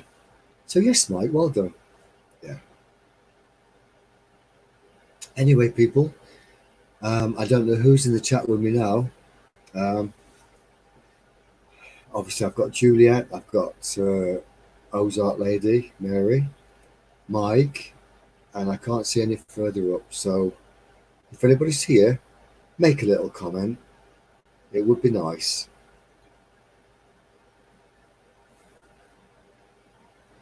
Digger Dawn's amazing.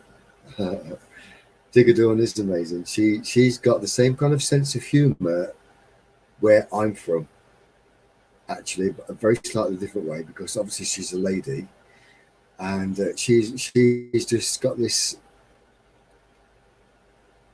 Everything you see with Digger Dawn is natural. Digger Dawn doesn't have to pretend anything. She just lets out who she is, and that's why she's very successful, and she's loved by many people as well.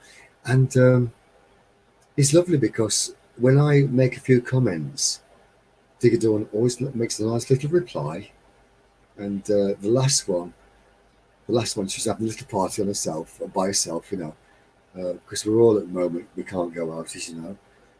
And it was lovely just to see her have fun. And me and Simon wrote a little message saying, you know, it's just lovely to see you having fun and well done. And one day, you know, we're going to go out.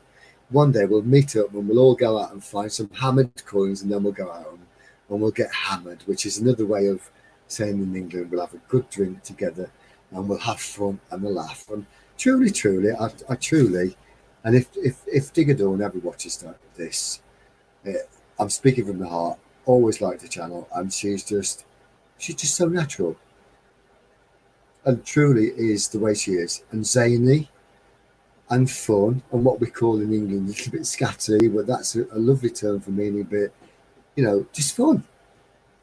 Yeah. If me and Digger Dawn met, we'd be hilarious together. I just know it. Me and her ever go out metal detector together, we'd be rolling on the floor laughing. I would be, and I'm sure she would be. I'm sure it would be wonderful. So yeah. So if Dawny and little Diggy, if ever you watch this, one day let's hope to go for a detect and find some round in the ground. It's Arthur Crown. Found Arthur Crown. I love it when she gets so excited. Wonderful.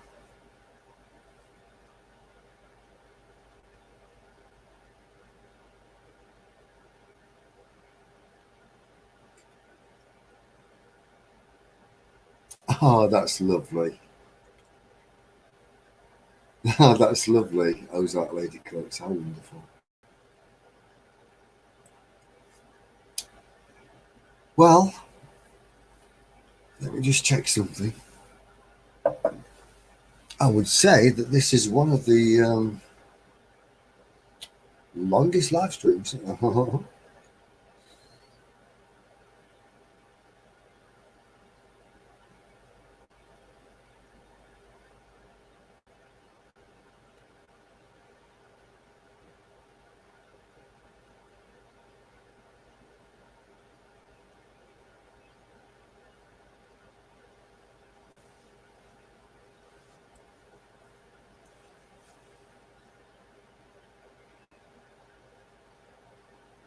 Actually, no, the sun isn't coming up yet, sweetheart, but I can hear the birds doing the dawn chorus. I'm pointing that way, but you can't see it. So yeah, right, the window's over there. This is weird. The window is over there, but when I go like that to point to the window, I'm looking the wrong way. So if I say the window's over there, I'm pointing at the bedroom wall, and in reality, the window is. Oh, do you know what? I can't even explain it because it's just so bizarre. The sun will come out tomorrow. And it is. The birds are singing. The birds are actually singing ever so loud. And I can hear them. Well, you can't hear them because the window's shut.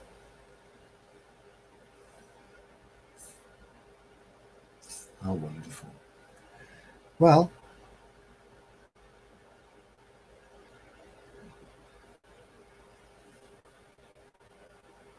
somewhere in the world there's 205 people watching here because, well, actually on my phone it says 200 now. There's 200 people watching. Whoever you are, guys, I'm sorry that you can't access the chat for some reason. You must be on an app or Facebook where you can't actually come in or something. I'll be wasted tomorrow. Probably I'll be asleep for a while, but I'll be okay.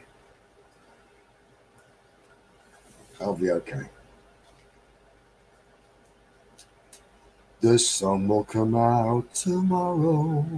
I love the song, Annie. What a musical that was. And that grumpy lady that was like, you know, what a brilliant actress she was. We love you, Miss who's it? Miss Mulligan, Miss Hannigan. We love you, Miss Hannigan. And she was, all the beads was everywhere and her hair was everywhere and she played.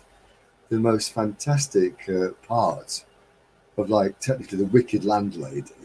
I mean, it was incredible. Quite funny, really.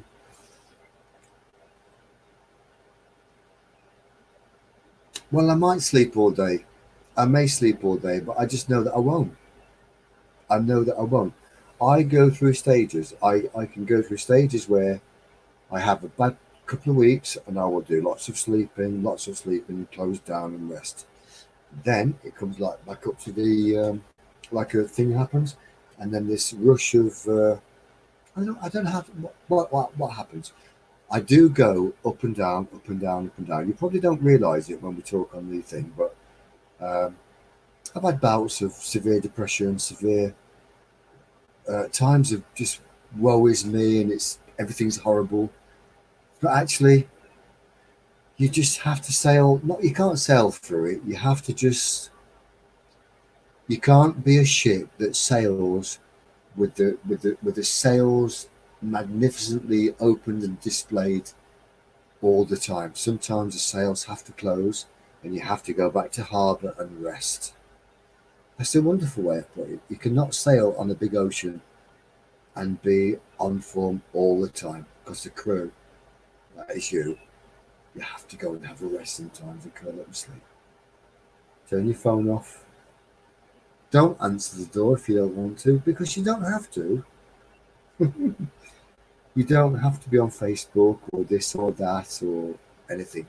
When you need to rest, you have to rest. It's as simple as that.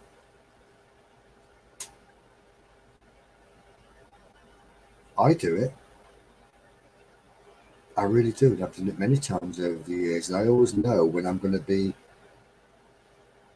come to a point where I think, right, I've got to close down now. I've got to take it easy. I've got to sleep. I've got to eat well. I've got to rest, and then that thing passes. Yeah, unless you have the rough seas, you can't appreciate the calm harbour. So that's a wonderful thing, isn't it? Many a sailing ship has come close to the rocks of destruction, but somehow or other, when you're strong, you think, hang on a minute, those rocks are there and it's scary, but no. Oh no, my last ounce of energy is to put my sails back up, and I will get away from those rocks, and I will pull myself back up onto my life's journey in the ocean that I'm sailing on. We've all done it. We've all done it. I haven't ever put it into those kind of words, apart from talking about the rough seas and the calm. Then I visualised that and I spoke it. How wonderful is that? And sometimes we can crash on the beach, and there may be flotsam and jetsam all around us. But ultimately, the rebuild starts with yourself. If there's a wonderful shipmate that survived the wreckage with you of life and all the problems we go through, if you get where I'm going to, if you've got a few shipmates when the ship's crashed, in other words, if you've gone through a terrible time and you've got friends around you and they're truly good shipmates and good people, hold their hand, grab their hand when they offer it, and then walk with them for a while. And don't let go. And one day, when you do have to let go, they're always there. They're always there because they remember. Well, actually, you should always be there for them in times of need, and they remember the times that they were there for you. And if ever they come to you and call, always be there. I've had friends that I've been there many, many times for, and unfortunately, when I put my hand out saying help, they've moved on, they're too busy, or something's happening, and they're not there, and you think, well, that's hurt me that you're not there, but maybe perhaps they're in a worse place than what you might be at the time, and they're dealing with their own stuff and helping somebody else that needs it more. Because I was a bit resentful of a few people not long ago, thinking, I was there for you, I helped you, not just financially, but emotionally and energy-wise, and I put a lot into you. Now I need help. Maybe I'm not crying loud enough at the time. I don't need to. I'm okay now. I hope this makes sense. I hope it makes sense. But angels are everywhere. Angels are everywhere, and angels are often in the form of people. I've had quite a few in my lifetime, and there is one person I can swear, without that person coming into my life at that time, two actually. I'm just suddenly going back in time. In fact, there's numerous ones coming in that I could tell you all about. Different times, different people came into my life, complete strangers, that were there and suddenly became a massive influence and a good influence. And I truly should write all these down, and I could write a complete individual story about every single individual I'm thinking about now. There's been many. There's been two major ones, apart from my own family, the early days, that is. Uncle John, bless him, Uncle John, and my best friend Barry. Amazing people that were there during terrible times. Come along and they scoop you up and they say, you'll be all right. You'll be all right. And the other one was, come on, pull your bleeding self together, will you, mate? He was a Cockney. That's why I ended up in London. And he became my London dad, and his lovely lady became my London mum. Margaret and John. Fantastic people. Amazing, fantastic people. I can't even tell you how wonderful they were. But they were my London mum and dad. When I was floundering, age 17 and a half, I was floundering, and those two angels came along. Very kind of, Margaret was very posh and convent educated. I was educated in the convent. You do realise that, don't you? Like, yes, okay, Margaret. Well, then don't speak to me like that, young man. I was like, oh, sorry, Margaret. First time that anybody had said to me, excuse me, don't you speak to me like that, young man. I was like, oh, okay. And because she spoke so well, it was wonderful. And then her partner, John, was like, or you, calm your bleeding self down. Don't talk to me like that, Sam. I go, oh, all right, and John. I was only a kid, and I arrived in London from the sticks in the countryside. I was then taken in by this wonderful London family. So, you know, you've seen the thing with Fagin and Oliver. Well, we always used to joke that Uncle John was Fagin, and Margaret was, oh, forgive me, I can't remember the young lady's name. Oh dear, oh dear. Come on, help me out. Somebody help me out here, please.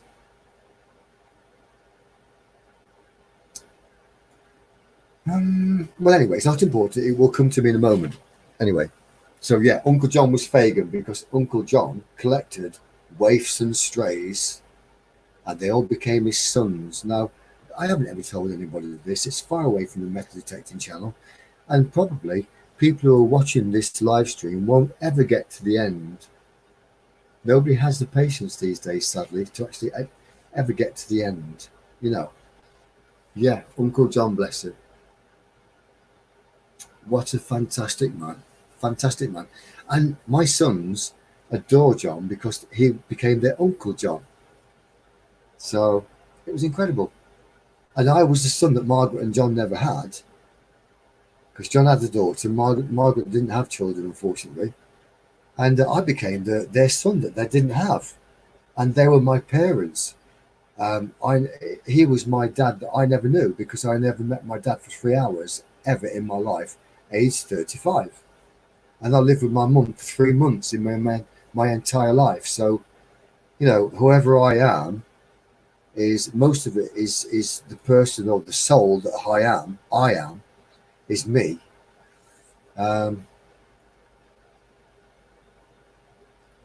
So I can't honestly say that I'm not being rude now to my mum or my dad, God bless him, because he's dead now. As I said, I met him for 3 hours. Did have a nice welcome. That's the story for another night.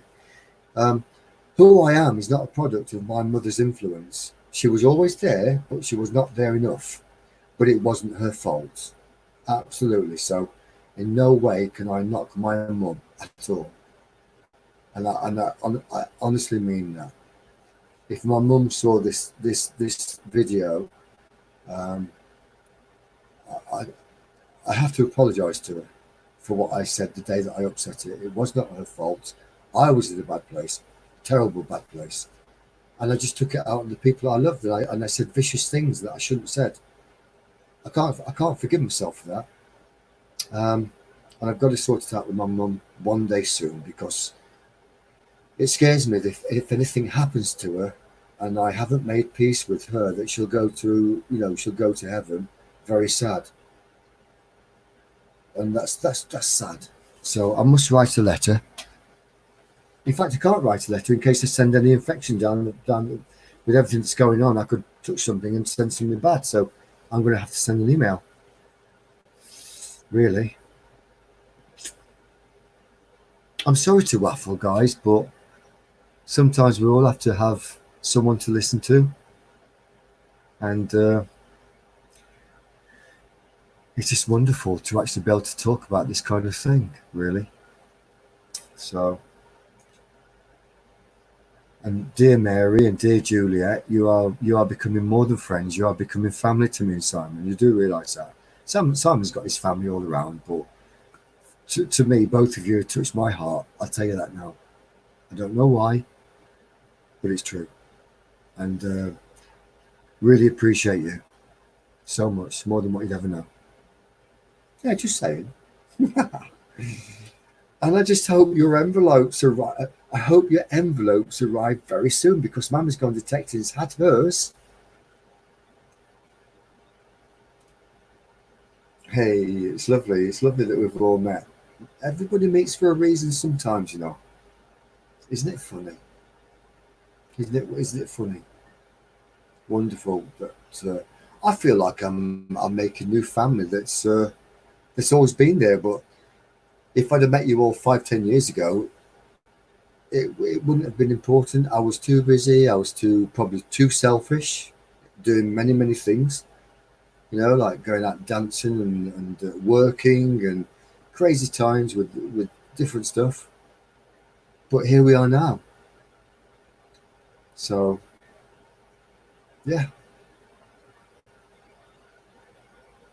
You haven't seen one yet, Ozark Lady Cooks. What have you not seen yet?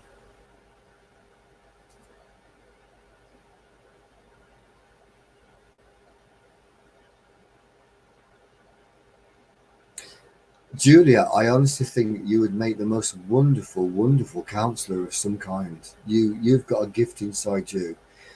You have such a beautiful way with words. Seriously, Julia, I've missed you in our live chats as well, actually. Every comment you've made, either I or Simon have replied to, which I'm quite happy to say that that's true. And also Mary as well.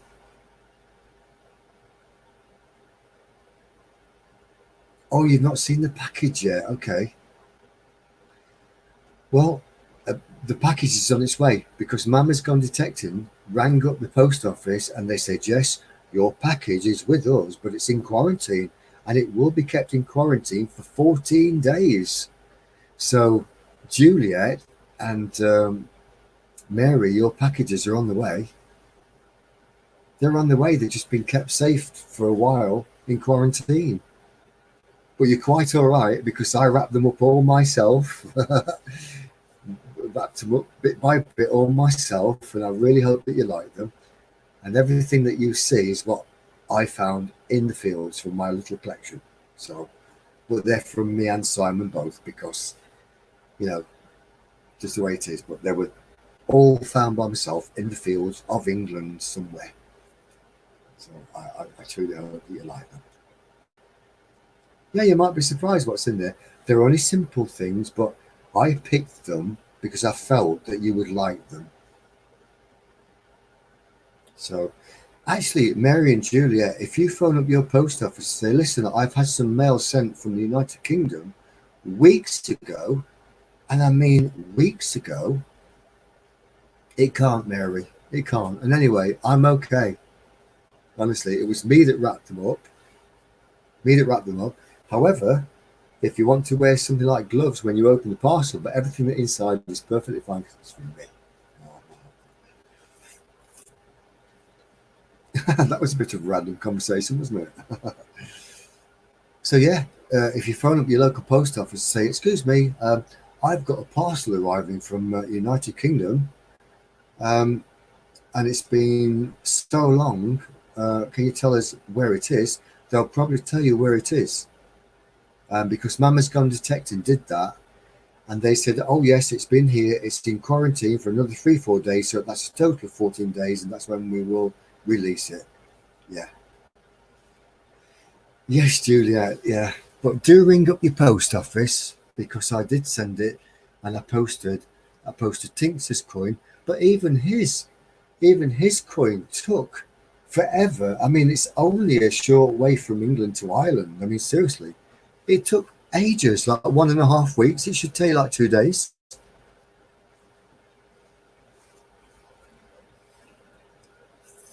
So yeah, keep your eyes open.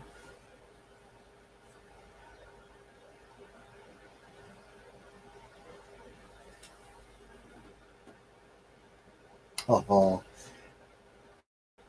I was going to say, I wish I could show you the sunrise that's coming up here. I can't see the actual sunrise yet. It's coming over, but all the clouds are lighting up. I don't think I can lift this up and take it anywhere because the cable's not long enough, actually. No, I can't. I can't lift it any more than that. What a shame.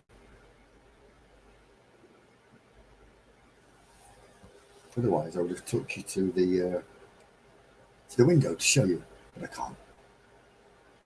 Well, that seems a bit high now. How cool is that? That's about right. It's getting lighter by the moment, I'm sure it is.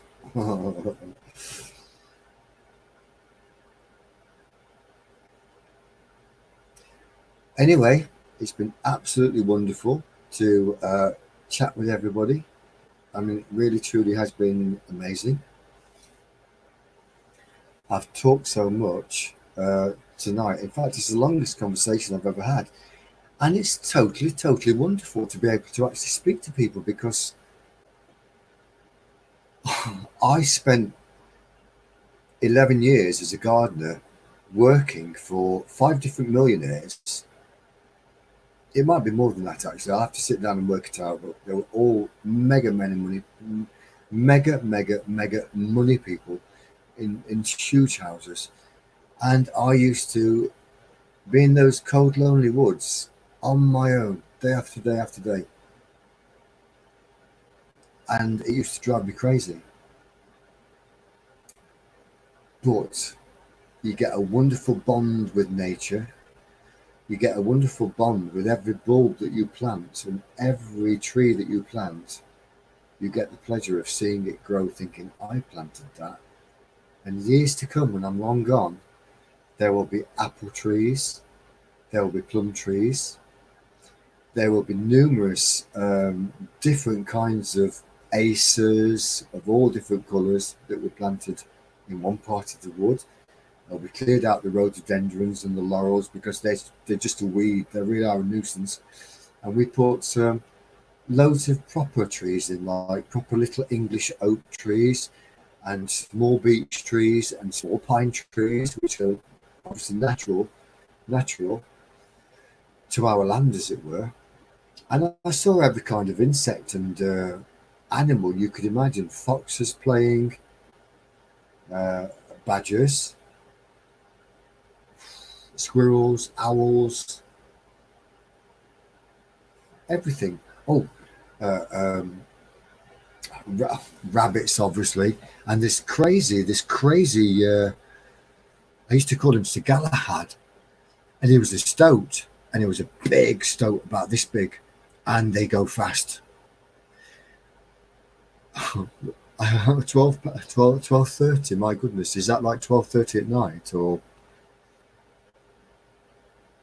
well, anyway, there's this crazy stoat called Sir Galahad, and he used to run through the field, and you'd have like 4 or 5 rabbits in this field, and I could stand on the fence and watch them because it was higher up. They got used to me. The rabbits got quite used to me. And anyway, I saw this stoat, and he was playing. And stoats, if you've never seen a stoat playing, they play and they bounce up and down and they do somersaults and they roll over and they make silly squeaking noises and they bounce this way and they bounce that way. And the rabbits are sitting there chewing the grass thinking, well, I haven't seen one of those before, but it's obviously playing and very happy and having fun. And it's not coming towards me with big teeth and things, so it must be okay and not scary. So basically, the stoat is fooling the rabbits as if to say, hey, how you doing? I'm not going to hurt you. But boy, oh boy, when that stoat gets the scent of one particular rabbit, and it does, you can have 5 or 8 or 12 rabbits all sat in a field in slightly different parts of the field. They can all see each other because it's like, they're all there.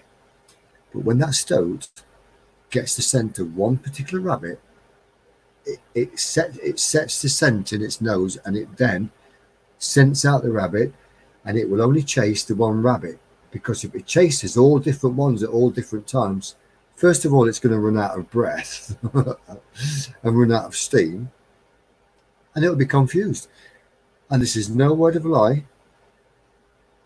I have seen a stoat when I stood upon that fence as a gardener, and I've watched it in my dinner hour, I might add, eating my sandwiches, being nosy at the rabbits and things. I've seen this stoat literally go along the field, because he had a nest with his kits and his lady stoat wife, and sometimes she would come out and hunt as well, but mainly it was him because she was nursing the young. That was her job. So Mr. Sir Galahad Stoat would come out into the field, and he would go and he would jump up and down and he would play and make funny little squeaking noises, like it's just this innocent little thing playing. And basically, he'd get closer and closer to the rabbits, and they just get used to him and think, oh, it's only him, it's okay, he's not going to hurt us. Oh, big mistake. Because suddenly when that stoat got close enough to scent the one rabbit he wanted, he would literally charge at that rabbit, and that rabbit would run. And it would go in all different directions, and it might run round in a circle, but that stoat had literally fixed its head. Fixed his eyesight and his total concentration on that one rabbit. And this is true, and I've seen this. That one rabbit might run through a crowd of maybe 4, 6 or 8 rabbits that all sit there eating the grass, crouching down. They're watching what's going on, and it's quite unnerving for them. And that rabbit that the stoat's chasing may run past another rabbit, which is 2 feet away, or even 3 feet away. But that stoat doesn't care, because the stoat knows that if he turns towards the other rabbits, they will bolt. But he's already chased the one rabbit, and he sticks for the same rabbit, and eventually that rabbit is obviously is out of breath, is a nervous wreck, because he knows that this is scary. He's not used to seeing a stoat. It doesn't happen that they all see the stoat. When that stoat sets that rabbit, we call it setting in Derbyshire. You set somebody, that means you stare at them. So if I set you, I'm staring at you now, like that, and I'm being serious. I'm staring at you, and I'm setting you. So where I come from, if you stare at somebody and say nothing, it's quite scary actually. And I think it goes back to ancient Saxon Viking times, and it's a stare down competition, and whoever says something or other either loses or they look away. And it's like anyway, I mustn't diverse. We'll come back to another time about that. So yeah, that poor rabbit is chased to death basically, and the stoat won't stop. And I've seen a rabbit and heard a rabbit scream in agony as that stoat has got him. And it's very cruel what the stoats do. They don't just, people think, oh, they go for the neck. No, they go for the eyes. And the stoat will literally hang onto a rabbit's eyeball and pull it out, then go for the other one, then the rabbit's done. I'm sorry to talk about that, but it's true. Sir Galahad was not so gallant after all, was he? But he took home a nice juicy rabbit for his children, and that's what he had to do. because that's what stoats do. They feed their little babies, their kits.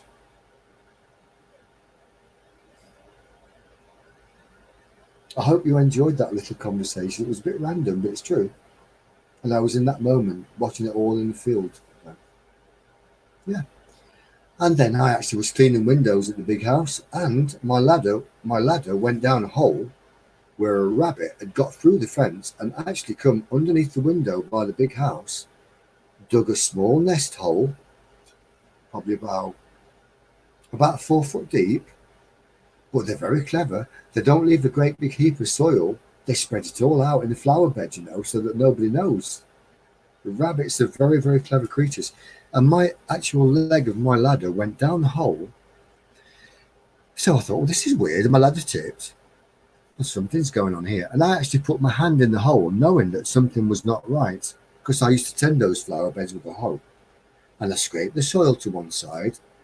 Then I saw fur of all the baby rabbits, because the mother rabbit, when she's obviously pregnant, she will leave the main colony of rabbits because the males can be vicious, and she will go away, but very close to where they all live, but she'll go and hide somewhere. She'll make her own secret little hole.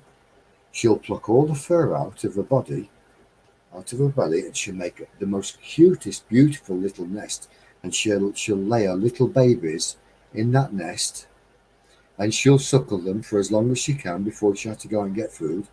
But when she goes out, she doesn't leave the hole open. She actually goes out and she seals the hole over, so there's no predator that knows that actual hole is there. So incredible, isn't it? But she will be back before long, simply because the babies would suffocate. But when she goes in, she opens up the hole, and she's in there, and she's nursing the babies. Now, when she's in there, I'm not sure if she slightly backfills the hole to fill up the entrance as well, to stop the smell of the babies going outside. They are very, very clever. Rabbits are incredibly intelligent.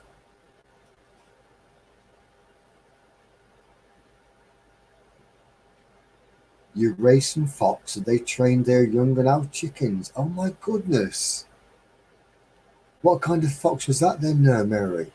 I'm sorry to waffle everybody, but I hope that you're enjoying my little stories.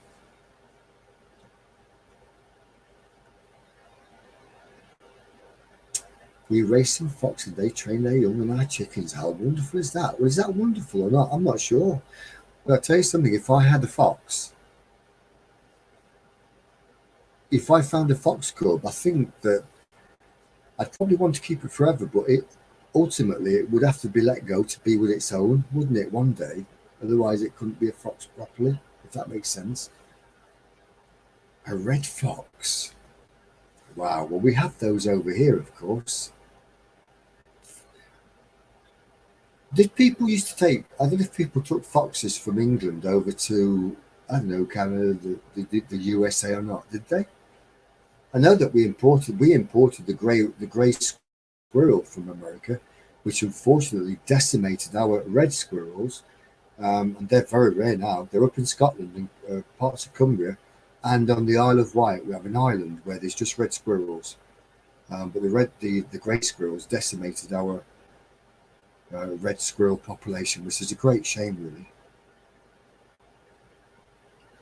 So I wonder if they took red foxes over from the United Kingdom to, where you are, or were they naturally there?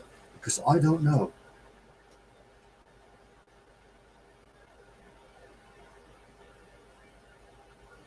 Oh, you have white squirrels. That's interesting. I didn't know that there was a white squirrel at all.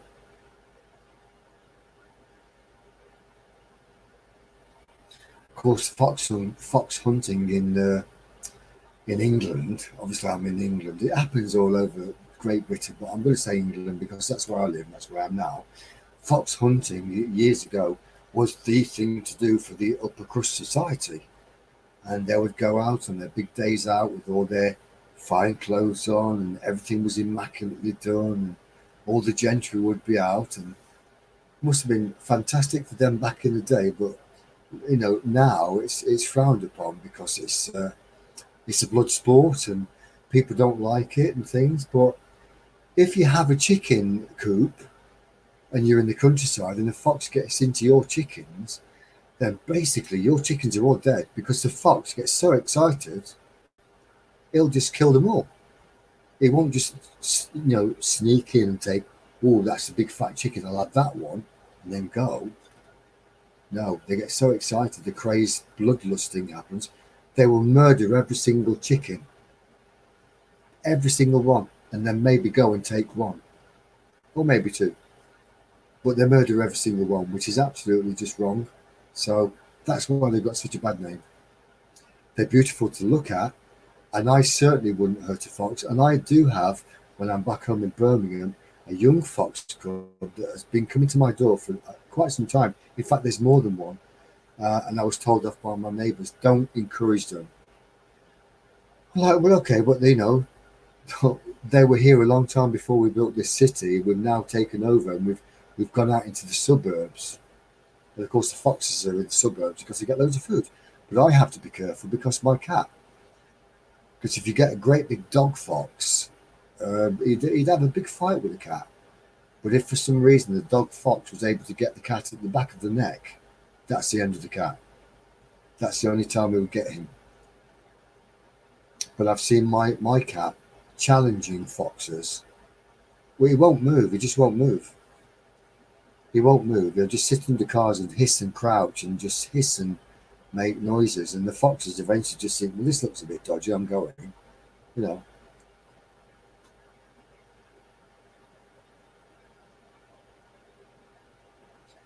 Now, Ozark Lady, isn't that incredible? They're albino, but now a breed unto themselves. That is amazing. So they won't mate with the red ones, they won't mate with the grey ones. Now that's called diversification. That's Mother Nature at work. Diversification of a species, and therefore you get a squirrel. Somehow there's a genetic happening of some kind, and then somebody changes.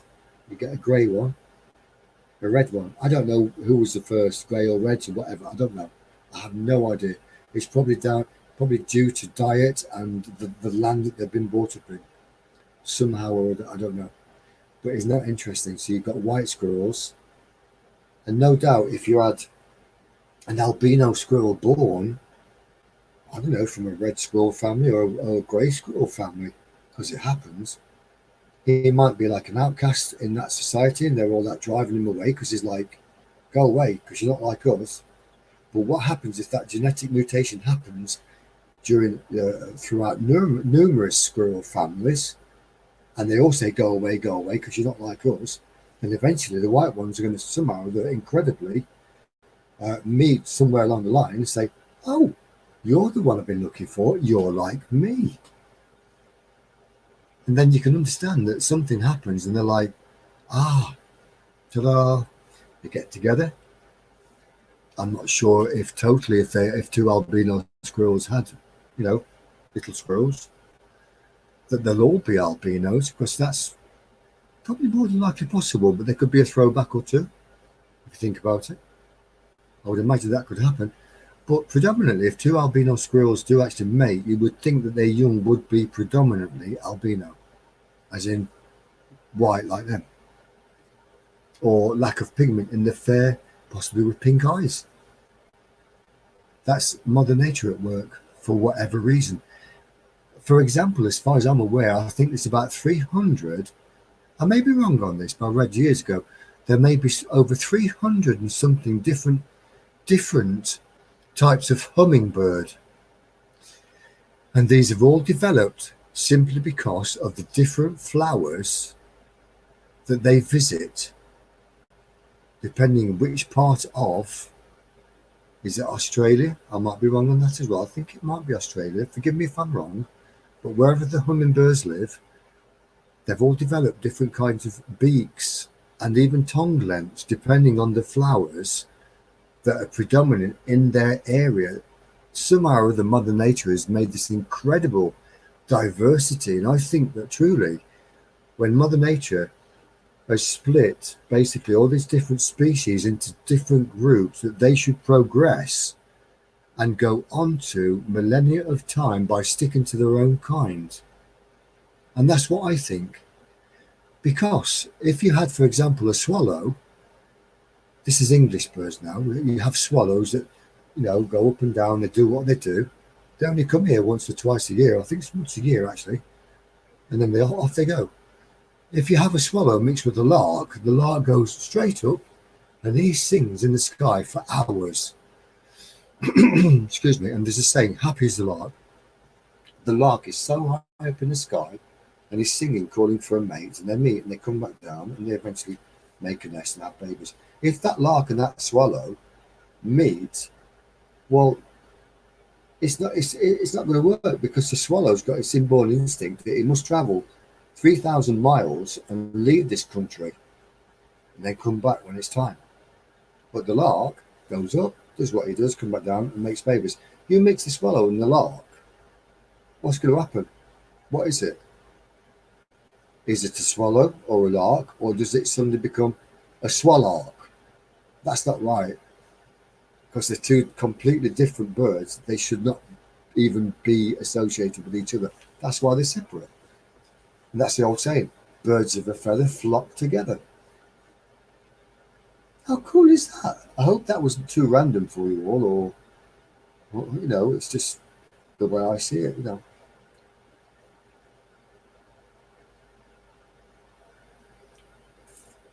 Oh, bless.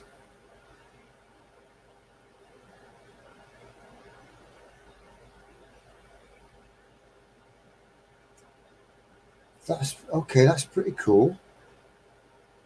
That's pretty cool.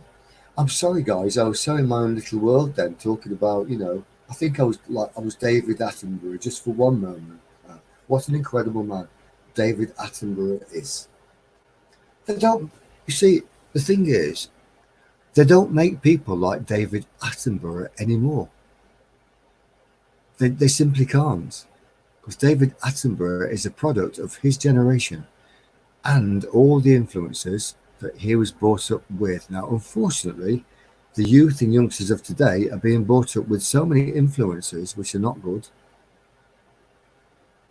Absolutely not good. And it makes me shiver to think what the next generation will be brought up with. And the next, it's scary. Either society slows right down and gets a grip on itself and stops running 1,000,000 miles an hour and actually takes a step back, which I think is what's happening now. A lot of people, after this thing that's been happening, will actually realize the basic things that are important, and that is family and their children and the basic needs. Not buying the latest massive designer handbag from Harrods in London, or some Dolce and Gabbana. Is that what it's called? I don't know. Dolce and Gabbana, something like that. I don't do labels. I buy second-hand clothes myself, quite honestly. This was second-hand in the shop. It was £2.50 in a charity shop. Same as your thrift shop. £2.50. It's awesome. It's regatta. Probably cost about £48, £50, £60 there. Charity shop find. Quite proud of it. And so are my jeans. In fact, they were given to me by my friend. And the trainers I wear were given to me by the same friend. So how cool is that? Recycle.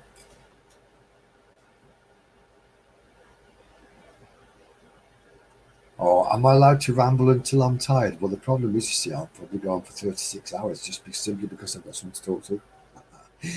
I'm joking. There is absolutely no way that I will do that. I am now getting tired. Oops, daisy. And the thing is, just told me the screen will go off in 1 minute unless I push something. And I don't know what to push. Oh, okay. Oh, it's not that one. Not that one. Not that one. Your TV will switch itself off in 1 minute. Press any key to keep it on. Well, I'm pressing them all. Look. Oh, it's worked. Ta-da! Oh, I think I've disappeared. Are you there?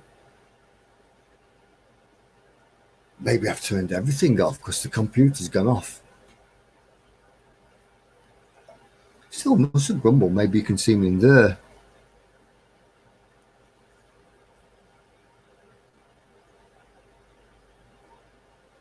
I can still check because I can look. I don't know what I've done with this. I think I turned something off. Not to worry. I can still check if you can see me because I can't see no words on the screen now. So I'm going to look in the live chat, which incredibly says there's 255 people watching now. So I don't know what on earth they're doing watching me. However, mustn't grumble, and you're most welcome to watch me wherever you are in the world. Okay. Ramble till I'm tired. Okay, yes, you're here. Well, I'm here. I'm here too.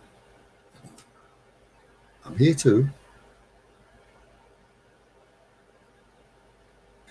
Because my computer's gone off. Actually, what's happened, everybody? The truth is, I had the screen here, and you were typing up the wall there, well, up the thing there.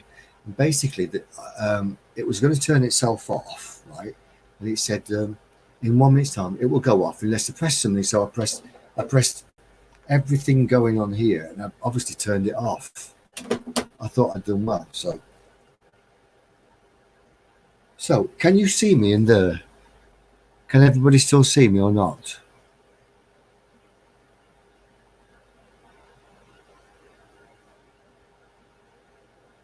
Am I in here, by the way?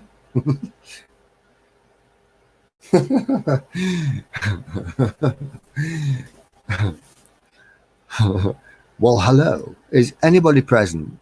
This is a BBC broadcast. We have an emergency. An emergency situation has developed. Oh, well, that's amazing. Well, I'm ever so pleased about that.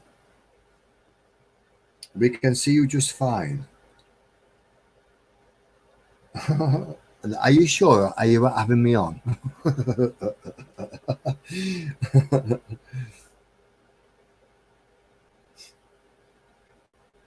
Can you see me, really? Is anybody in here? Puck, puck, puck, puck, puck, puck, puck, puck. Even my chickens are shouting for you now.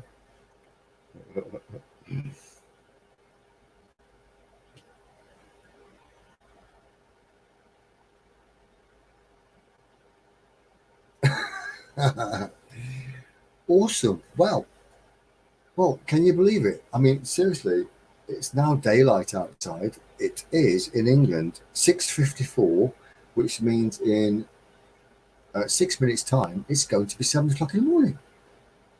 And we started this live stream at 10 o'clock, I think. No, 10:15 at night. So that's a long time, isn't it? I'm sorry, I'm too tired now to actually work it out.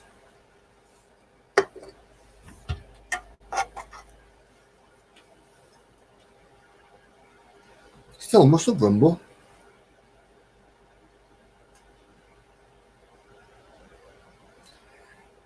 Yeah, so if I started the live stream at 10:15 and it's now, well, call it 7 o'clock, perhaps you can work it out for me because I'm too tired to actually work it out, I'm afraid.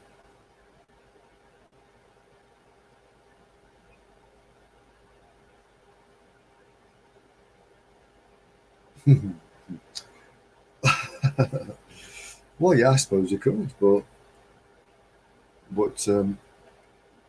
Simon didn't go to bed till quite late, and Rosabelle will wake him up probably about 7:30, 8 o'clock.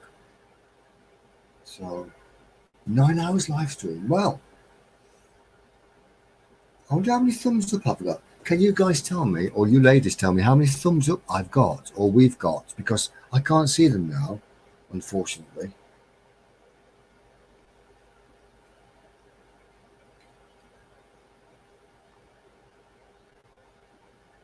More fingers and thumbs.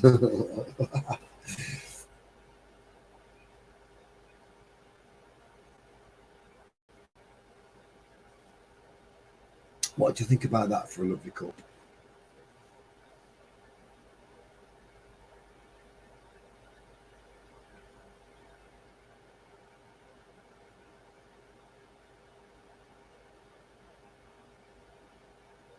Well, that's pretty cool. 173 people watching. Well, that's marvelous. Whoever you are, that's blooming marvelous. Whoever you are, thank you very, very, very much. It's much appreciated.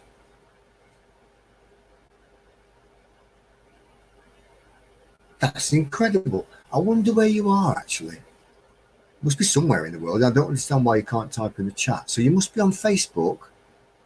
So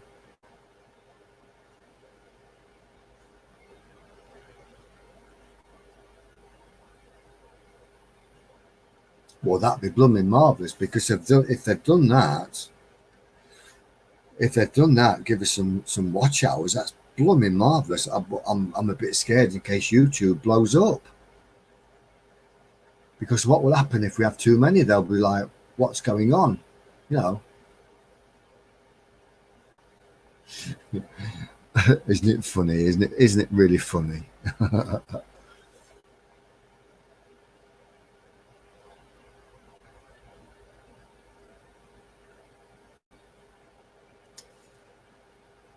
Well, actually, I don't think Simon did, you know. Or maybe he did it later on. I truly can't remember what he said. Well,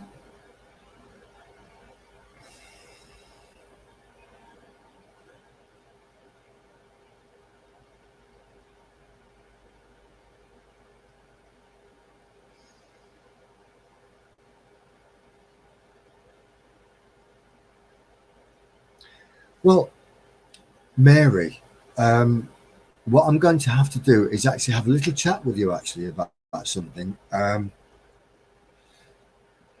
have thought about this before, because you've got an awful lot of videos, you know, a lot of videos, sweetheart, and I haven't watched them all, obviously. Unfortunately, I haven't got the time.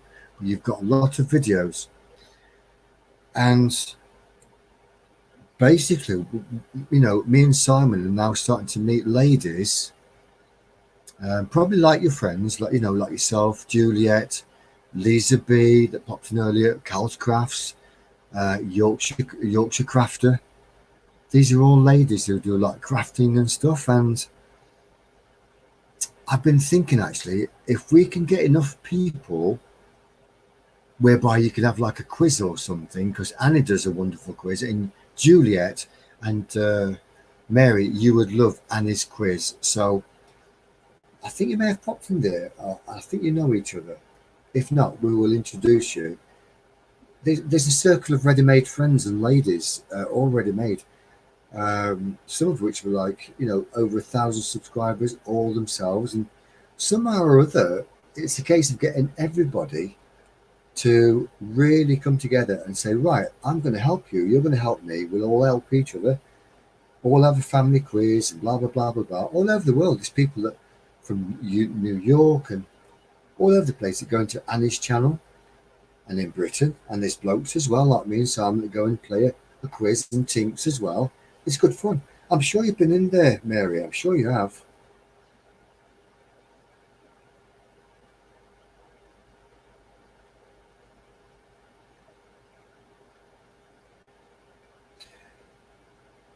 Ozark Lady Cooks, when you say, well, when you said that the other day, me and Simon was ever so excited.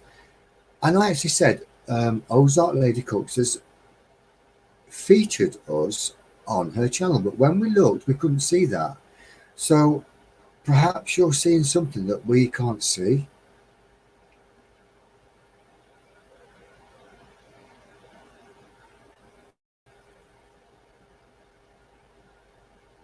Yes, but Ozark Lady Cooks, you can't do long ones like what we've been doing. You know, you can't do that. You've got to look after yourself. And actually, if you just did like a weekly quiz, for example, a weekly quiz when all your supporters and followers or members know that you're going to do it, if you could just sort of do an hour quiz, an hour's quiz, or even be online for just 2 hours and talking and asking quiz questions, we'll come and join you. And it'd be wonderful if we can get your hours up, because I know that you've got lots of videos and you've certainly got the subscribers. So technically, to get monetized, I think you've got to get the viewing hours up. That's what needs to be done to hopefully get you a few dollars, as it were. Some of the old greenbacks, if that's what you call them still, coming in.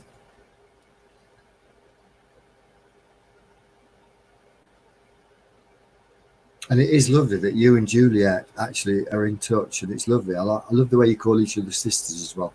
That's very special. That I really like, because I'm ever so pleased about that. So anyway,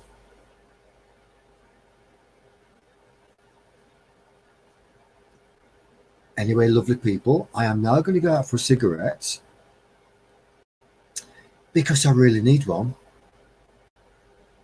And Juliet and Mary, if you're very, very tired and you want to go and have some nice rest now or something to eat, please do, because it's very important. And we'll see you very, very soon. To the other 282 people who are apparently watching me from somewhere in the world, I will be back shortly. I did see it actually. That's my sister friend, and she coined the term, and I love it. I saw that actually. Juliet, you sent a lovely message to Mary and said, "My sister friend." That is special. You see, talking about angels coming in, two angels meeting each other, different times, and didn't know each other before, and suddenly it's like, "Hello, sister friend." How wonderful is that? That's a precious gift, and I admire you both for that. Well done. It is wonderful. It is wonderful. Is it time for me to rest today? Well, it's getting broad daylight out there. I must show you something funny. I'm going to turn the light off there, because there's a special light up there that makes me look absolutely dashing. Help me out here. It makes me look kind of dashingly handsome. Well, maybe not. I don't know. Anyway, it helps. So now I'm going to turn that light off, and you'll see how light it is here.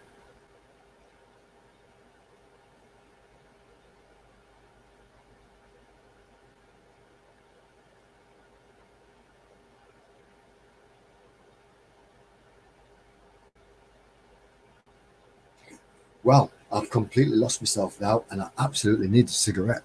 I really do. After all of that huge long string, been awesome. Awesome.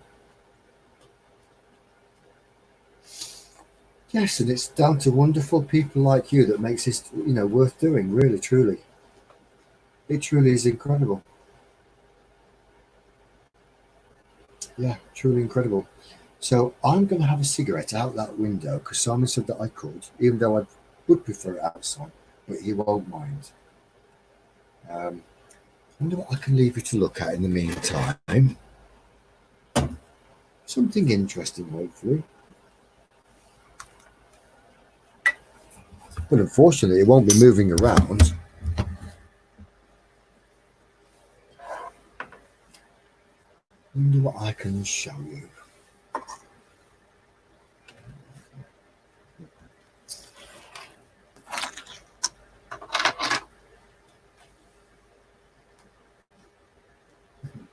I should have a little notice round his neck saying service resumes soon as possible.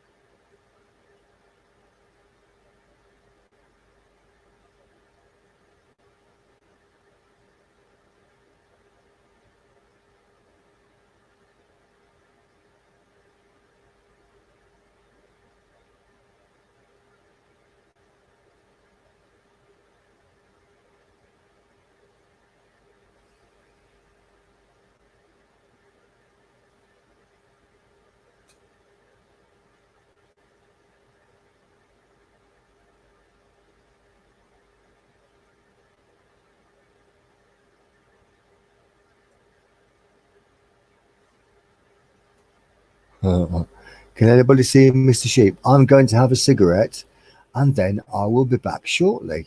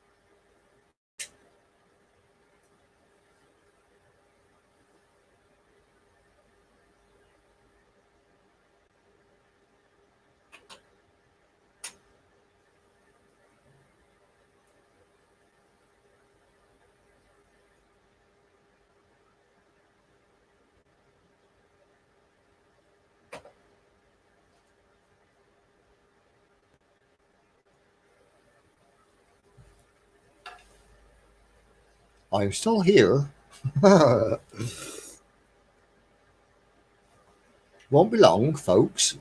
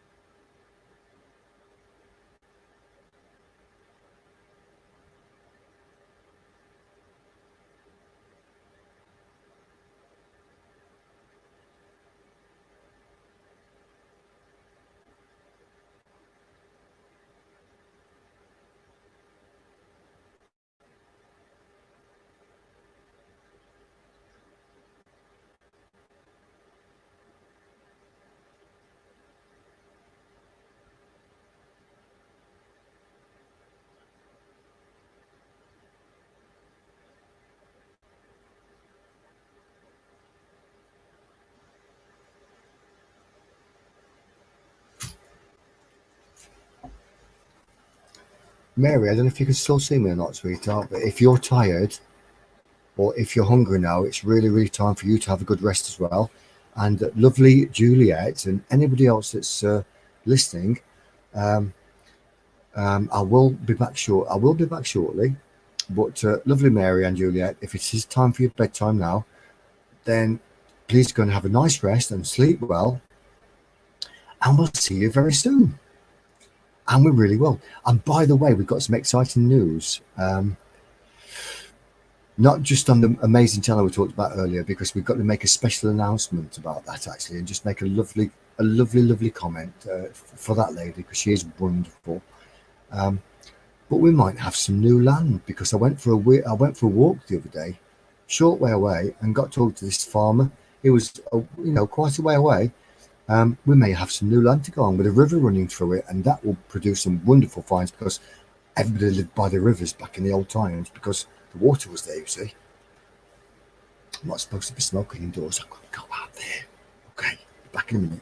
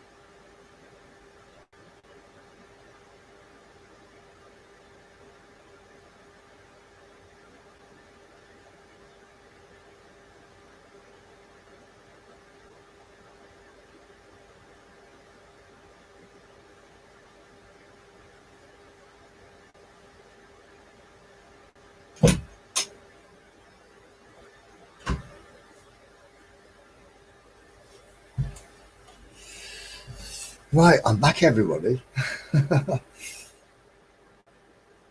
Can't believe I'm still awake. I just had a cigarette out the window, and we've been live streaming since 10:15 last night in the UK, and it is now in the UK 7:15. So it's probably the longest live stream we've ever done. Thoroughly enjoyed it because we showed so many wonderful things on our metal detecting channel, and yeah, so I hope that everybody will check out our channel because it means an awful lot. And yeah, unbelievable. And there's 190 odd people still watching. A minute ago it was 200. So people are still skipping in. Goodness knows how, but they are.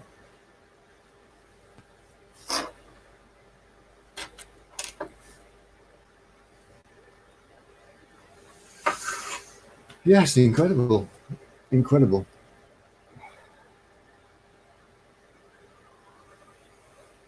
Ooh, and I'm now rather tired, but very happy, and I'm looking forward tomorrow actually to actually see what the analytics say on this video views, because tonight the weirdest thing has happened. We are either we've either gone viral somewhere or somehow,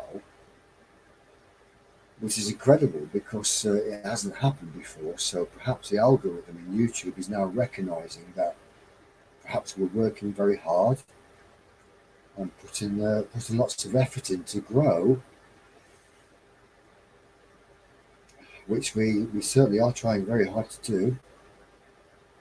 And like I said earlier, everybody is so much appreciated. Really, seriously, I'm sorry now. I'm really very, very tired, but I feel so happy, and I don't know how long I'll sleep for till tomorrow, because I just don't know. Who knows? Really, who knows? But I might just sleep for 2 hours, then be awake, and I'll be checking my phone and be like, "Oh, okay." So who knows? I just simply don't know. So yeah.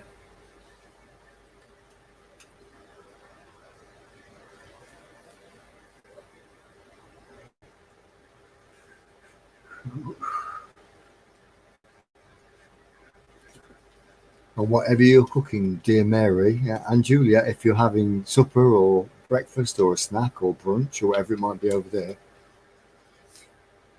whatever you have, I thoroughly hope you enjoy it. I really hope you thoroughly enjoy it.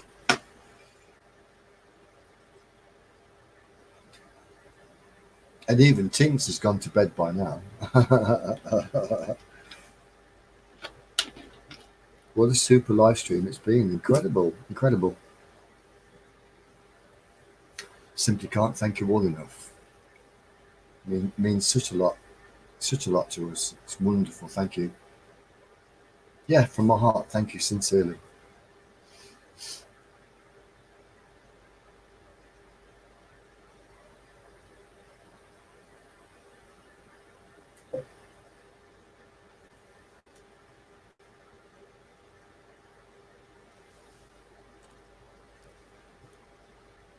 In fact, let me tell you something out of interest, and some of you will know this. Did you know, actually, that the fashion for wearing sunglasses came about for a reason? So I'm now going to put mine on because my eyes are hurting. But let me explain. The reason that sunglasses like this became very, very popular in the 50s and the 60s, of course, is very simple. It's simply because the film stars of the day were often on film sets with huge, crazy bright lights that lit up the whole studio, and they were quite ferocious about it. And of course, hours and hours and hours under those bright lights used to strain the eyes of the actresses and the actors. So when they weren't actually on film and talking and doing what they were doing, they used to wear dark glasses because of the bright lights.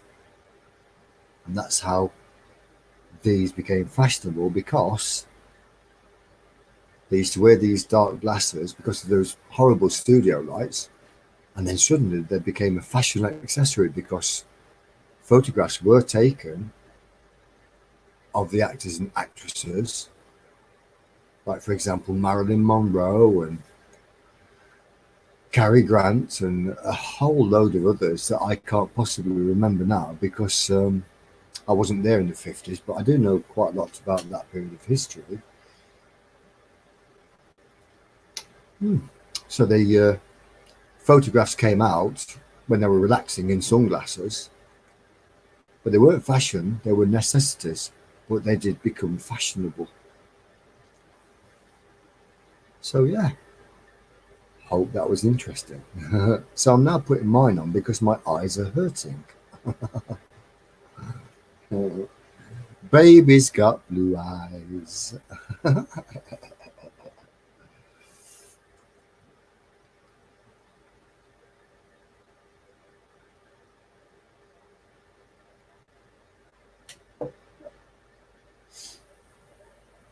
And don't it make my brown eyes blue? Well, I'm enjoying myself, absolutely. I truly am. And wherever you're watching from in the world, people, again, thank you so much. I don't want to repeat myself, but I will actually. You know why? Simply because I can. So yeah. And I might just sit here and fall asleep.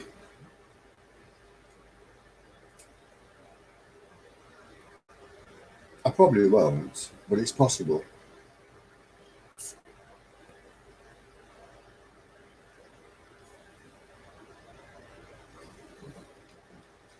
I might have a shave tomorrow, simply because the all the hairdressers are shut at the moment, of course.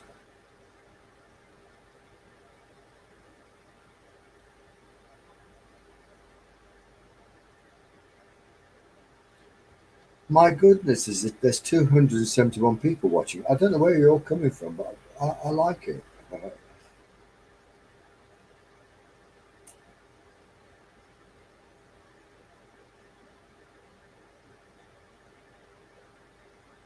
You tried to send me a song. Which song was that? Oh, you sent an email, didn't you, Mary? I know that you did because it came through earlier, but it said to open later on.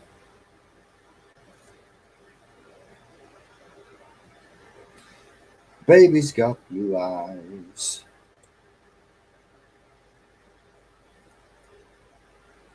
I wonder how my pussycat's doing up in Birmingham. I bet he's lonely, but my neighbour is feeding him, and one of my housemates is actually feeding him too. Well, we did have the email, Mary. I did, truly. So I'll have to open it. But I'll probably open it tomorrow if that's okay with you. Isn't that incredible? I can still read this minuscule text. That's how good my eyesight is. That's incredible. And I can still read it this far ahead. I'm very long-sighted, and I put that down to living in the countryside where you would look for miles. As a child, you could look across the field for miles. Where I lived, we had a local beauty spot called Ashover Rock. And if anybody's watching and they want to Google Ashover Rock, Derbyshire, you will see the most wonderful beauty spot, and that's where my ashes are going to go. And both my sons know this, that when I do pass over, my ashes must go over this rock, because we used to walk three and something and a half miles. Everybody went from my town on Easter Sunday. Everybody was up there picnicking. It was generations. And it goes back to ancient times because it was a pilgrimage site, going way back in time.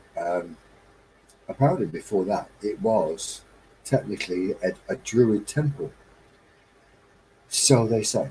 Whether it's true or not, no one really knows. It wasn't built by a man. It was a big rock, a big outcrop. Actually, on my phone, I do have a picture of Ashover Rock with me stood in front of it. But in about the 1700s, all the way around the rock was an old stone wall. So it had been modified in some way and built up to become a little bit special.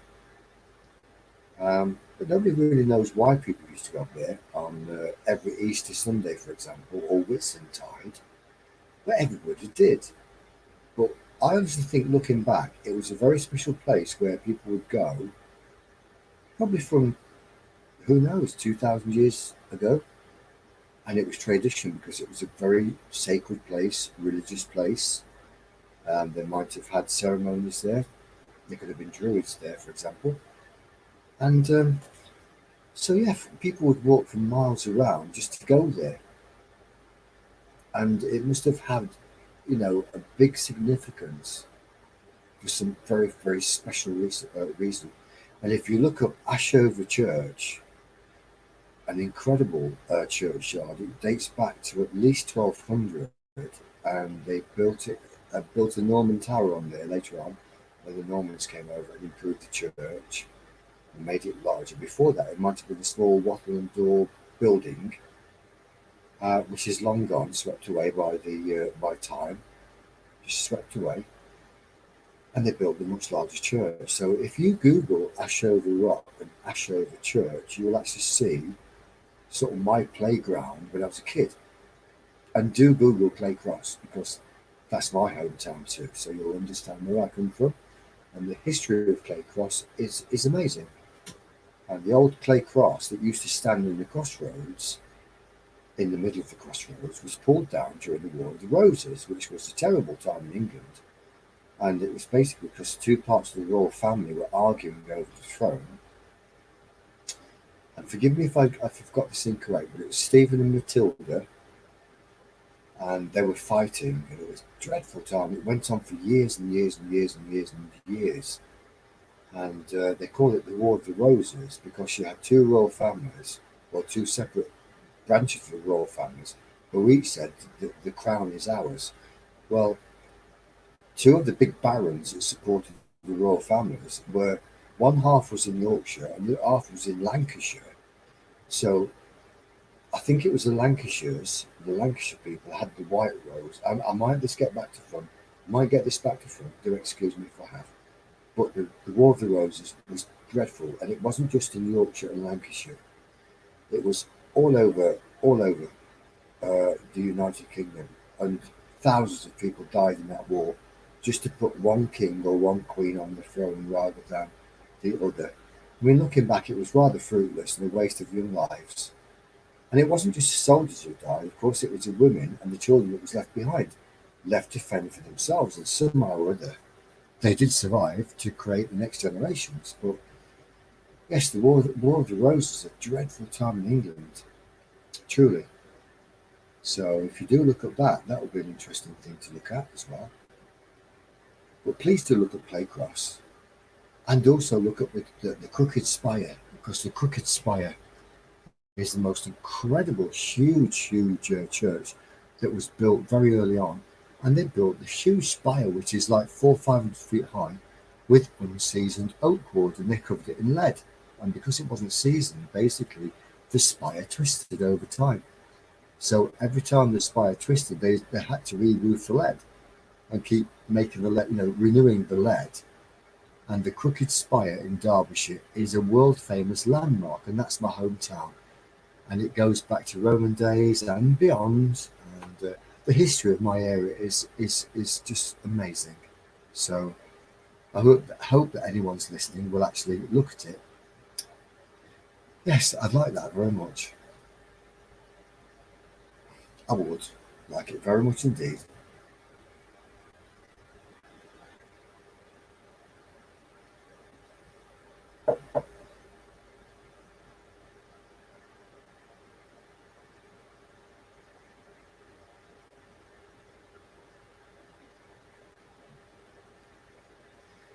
And there's still 164 people watching, and actually now it's just jumped right up. So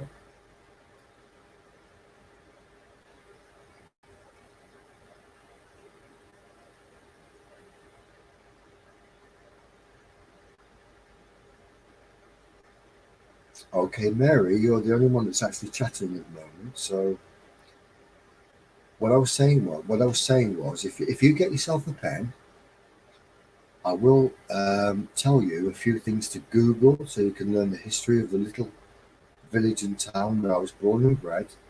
And most of my ancestors are from there. It goes back to the Doomsday, basically. Uh, I was born in Clay Cross, but my main town was called Chesterfield. The way it sounds, Chesterfield, and it goes back to beyond the Romans, way beyond the Romans. Google the Crooked Spire, Chesterfield, Derbyshire, and you probably will see articles where you'll be able to see photographs inside and even look up the tower inside. Actually, look on YouTube. I've seen a YouTube video inside the Crooked Spire where somebody goes up the stairs. It's incredible. It's the most fascinating construction built in about 1300 with oak, and it was all built by carpenters. Hundreds and hundreds and hundreds and hundreds and hundreds and hundreds of feet high. And it didn't have modern scaffolding, it didn't have cranes. All they had was ropes, and they had primitive scaffolding, which they would go up and build up and up and up, and goodness knows how they did it, but they did.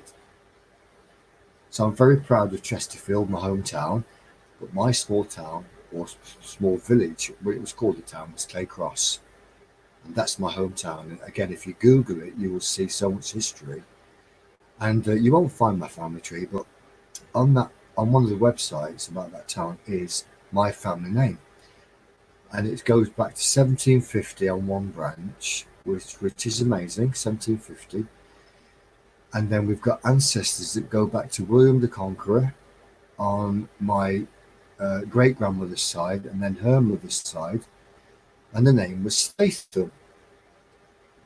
But originally, William the Conqueror's sister, William the Conqueror's sister, married somebody called Geoffrey de Statham. But the name became anglicised many, many, many centuries later to Statham. So I'm a direct descendant, not literally direct, but one of my ancestors was William the Conqueror's sister's husband. Now, can you believe that? I promise you it's absolutely true. Hard to believe, but it's true. Quite proud of that. Although I'm not proud of the Normans, because they were horrible people and they did dreadful things to the old Saxon people. They were horrible people. They were nasty, horrible, horrible people. So what more can I tell you? But I'm mainly Anglo-Saxon, of course, with Viking thrown in, Irish as well, a bit of French, Norwegian and Dane. So yeah, I am waffling slightly, but I don't mind waffling because it's just wonderful to talk. It truly is.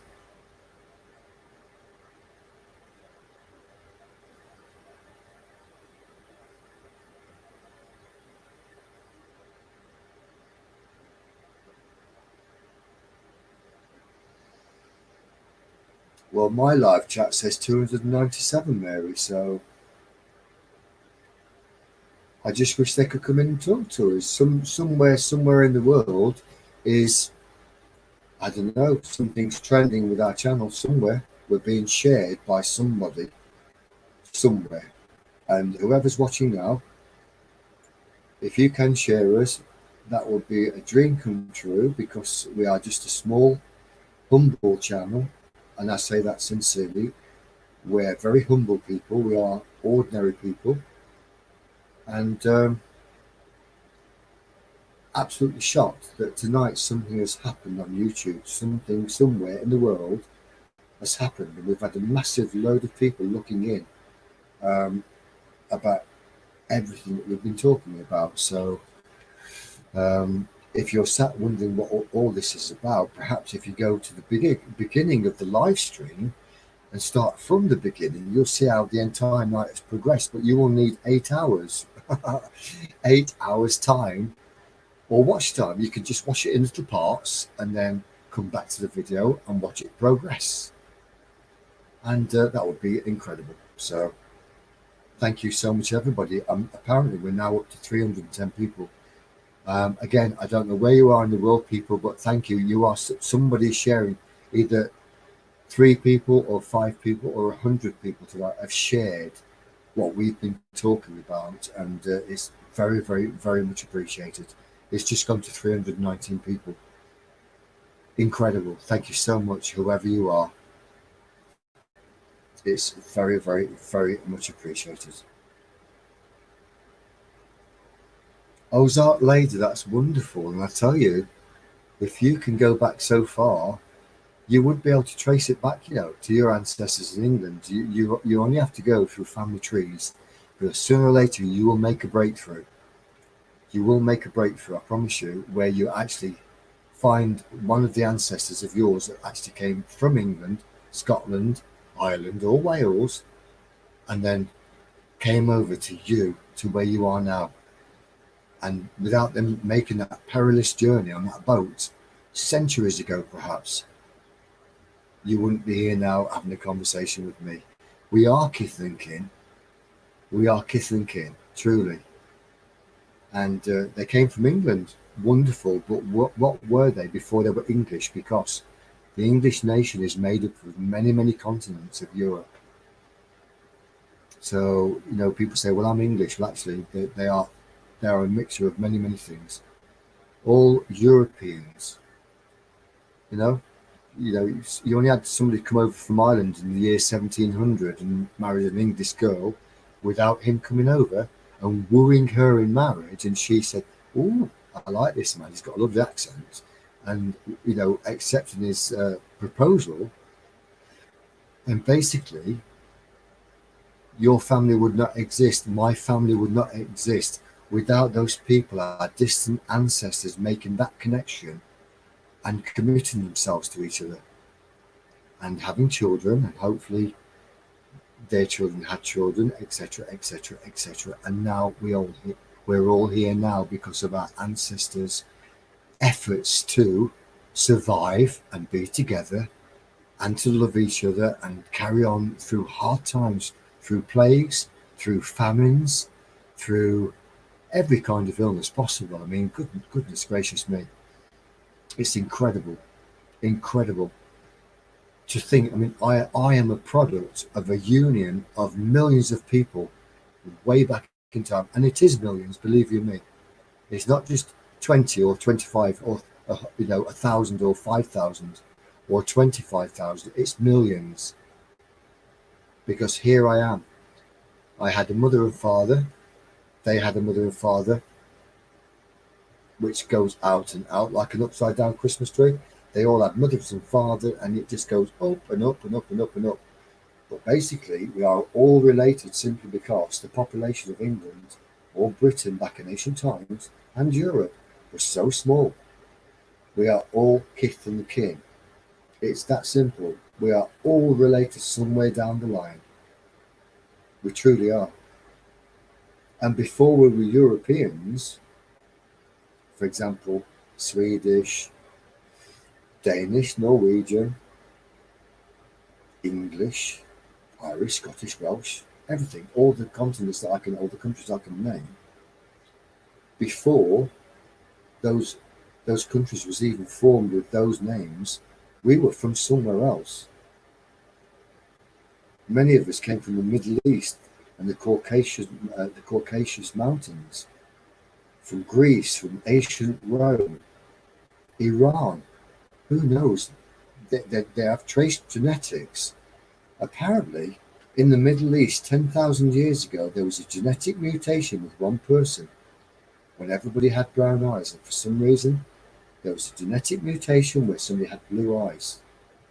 And that man or woman had children, and that gene pool, I would imagine it was possibly a bloke, because he probably would have gone with possibly quite a few ladies. I'm not sure. Who knows? Maybe the ladies thought, he's got nice blue eyes. And he could have actually fertilized many women simply because of his blue eyes, because he was so different. This is proven. It is fact. One genetic mutation in the Middle East a long time ago. That's where the blue eyes came from, apparently. If it's true or not, I don't know. But that's my understanding. It's what I've read. It's what I understand. True or not, who knows? But the interesting thing, where did his blue eyes come from? From his mum or from his dad? So it can't have been just one person. It must have happened throughout a small area of people, and then gradually it must have spread, and those people moved out into different areas. That's what happened. That's an incredible thought. It's like earlier, Mary, you was talking about white squirrels, and I never knew that white albino squirrels existed as a total entity on their own. That I'm really impressed by. And it's interesting, the red ones won't mix with the white ones, and the grey ones won't mix with either of them. So, very interesting, isn't it? Again, I don't know where that conversation came from. Oh, we were talking about ancestry and stuff.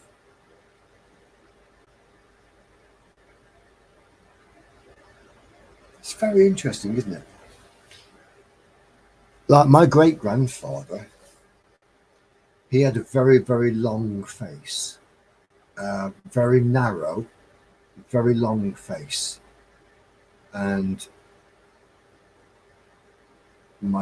he was the one that brought me up. My great-granddad had a very long face. He had brown eyes and he had red hair. And my great-grandmother that brought me up, she was very, very blonde as a young girl. And she had blue eyes. Now, it's very interesting because they had children. One had brown eyes and the other one had blue. Well, my granny had the blue eyes. So my great-grandmother, my granny, my mum, me, my two sons and two grandchildren, blue eyes all the way down. And my great-granddad had brown eyes, and the other daughter had brown eyes. She had two children. One had brown eyes, one had blue. They've gone on to have more children, obviously, because that's what happens. And it's been a while since I've seen most of them, but a lot of them have got green eyes. So where did the green eyes come from? When great-grandma and granddad had blue eyes and brown eyes. But where did the green eyes come from? They must have come in from, probably not from the great-grandparents, but from the different husbands that Aunt Doreen had. She had two. Yeah. Genetics are incredible. And it's been interesting just to talk about that. I don't know where it all come from. This conversation's come from somewhere. Probably early because we were talking about genetics and ancestry. It's incredible, absolutely incredible.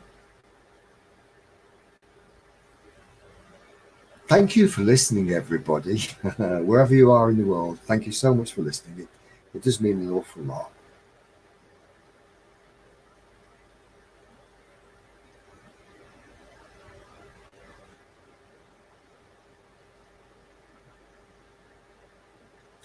Well, Mary, hazel eyes, they're not dark brown, are they? They're a mixture, aren't they?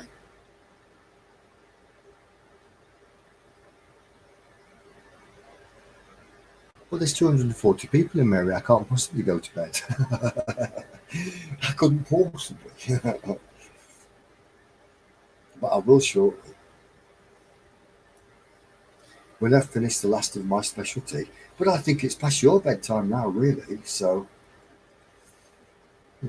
maybe you're being a night owl now. Look at the sunlight. Look at the sunlight shining on her face. Can you see it? How wonderful is that?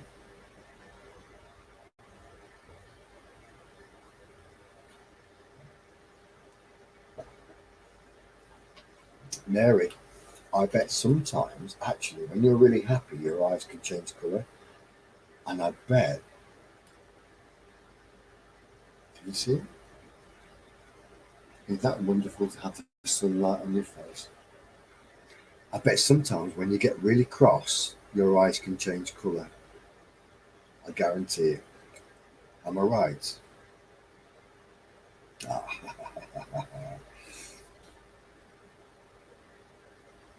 Is it nearing 2 o'clock in the morning in America?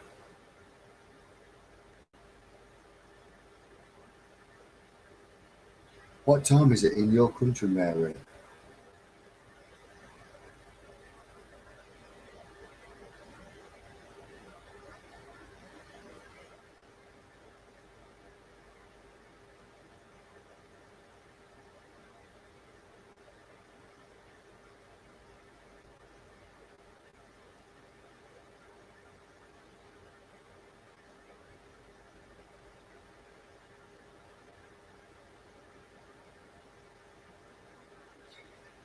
The Langleys. Well, let me tell you something. This is the God's honest truth. Where I was born, there was a place called Langley Mill. Not far away. I think it's in Derbyshire, or it might be on the edge of Nottinghamshire. I wonder if we are, connected somehow. That I promise you now, this isn't made up. I'm sure it's Derbyshire or Nottingham. There's a place called Langley Mill. So obviously, if there was a lot of people living there with the surname, it wouldn't be just like, oh, Mr. and Mrs. Langley. It would be like, oh, the Langleys. The Langleys. And that's how the name would change. So it would go from Langley to the Langleys. And I can tell you where your name comes from. It's an Anglo-Saxon name, and it means long lay.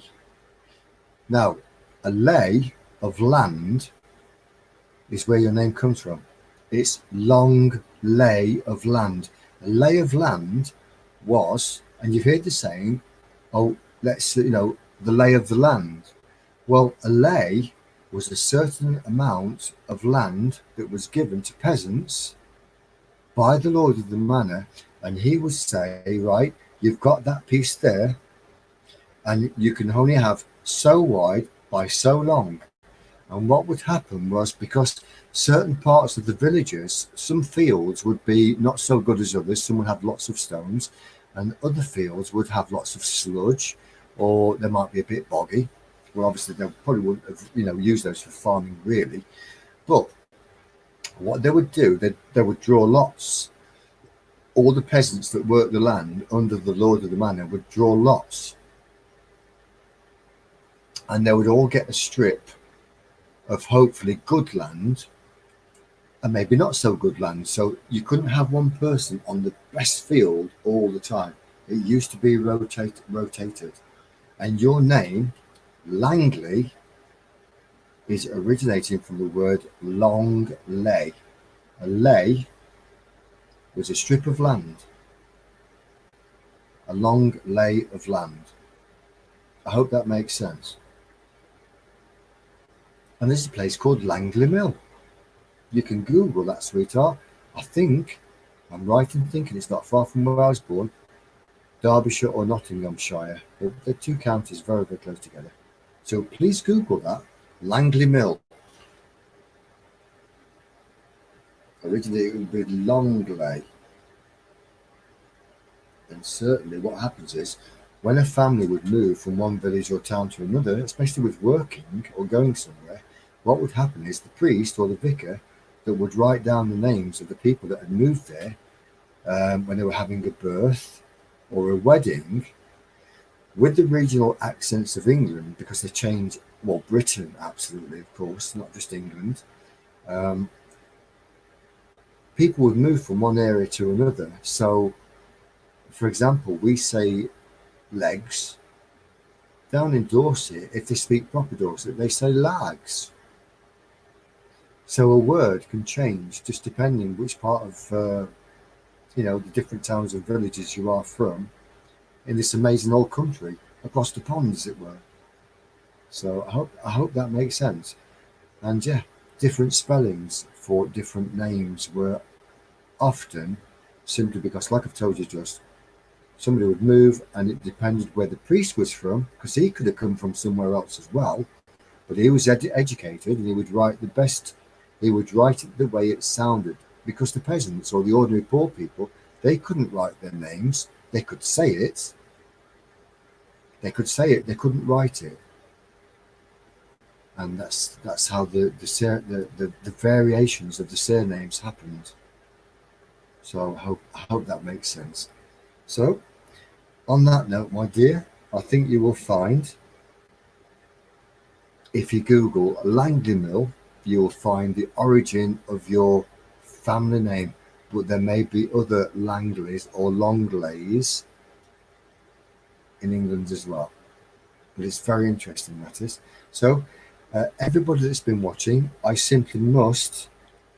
I will stay here for 9 more minutes because it's been an all-night chat and talk, and it's been wonderful. But I'm now needing some sleep,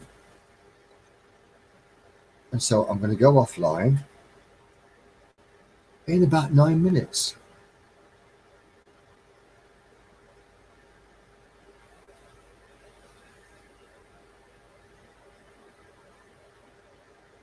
Well, you will have royal blood because most families in England, and of course, when I say England, I'm not being rude because England isn't England.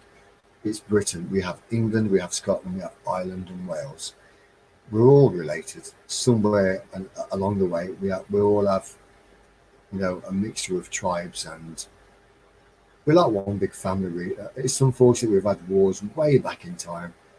And it's sad that there is still, slight animosities, but it's all going now. We all realise that we're one people, really. We always have been some way or another connected.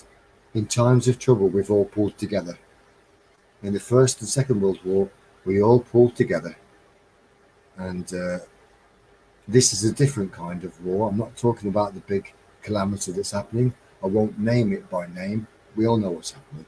But people that didn't even know their neighbours 3 or 4 doors down are now actually saying, hello, how are you? Are you okay? And things are, I think a community is growing again in a strange way, but it is. So, yeah. Oh, I do need to sleep, but I'm not going to sleep yet until 8 o'clock. And when my head hits that pillow, actually, I'm going to have a cheese sandwich first, without a doubt.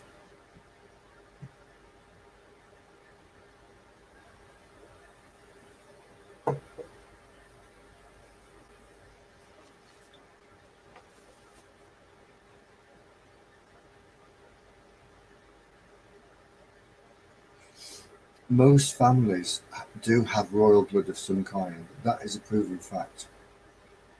Really.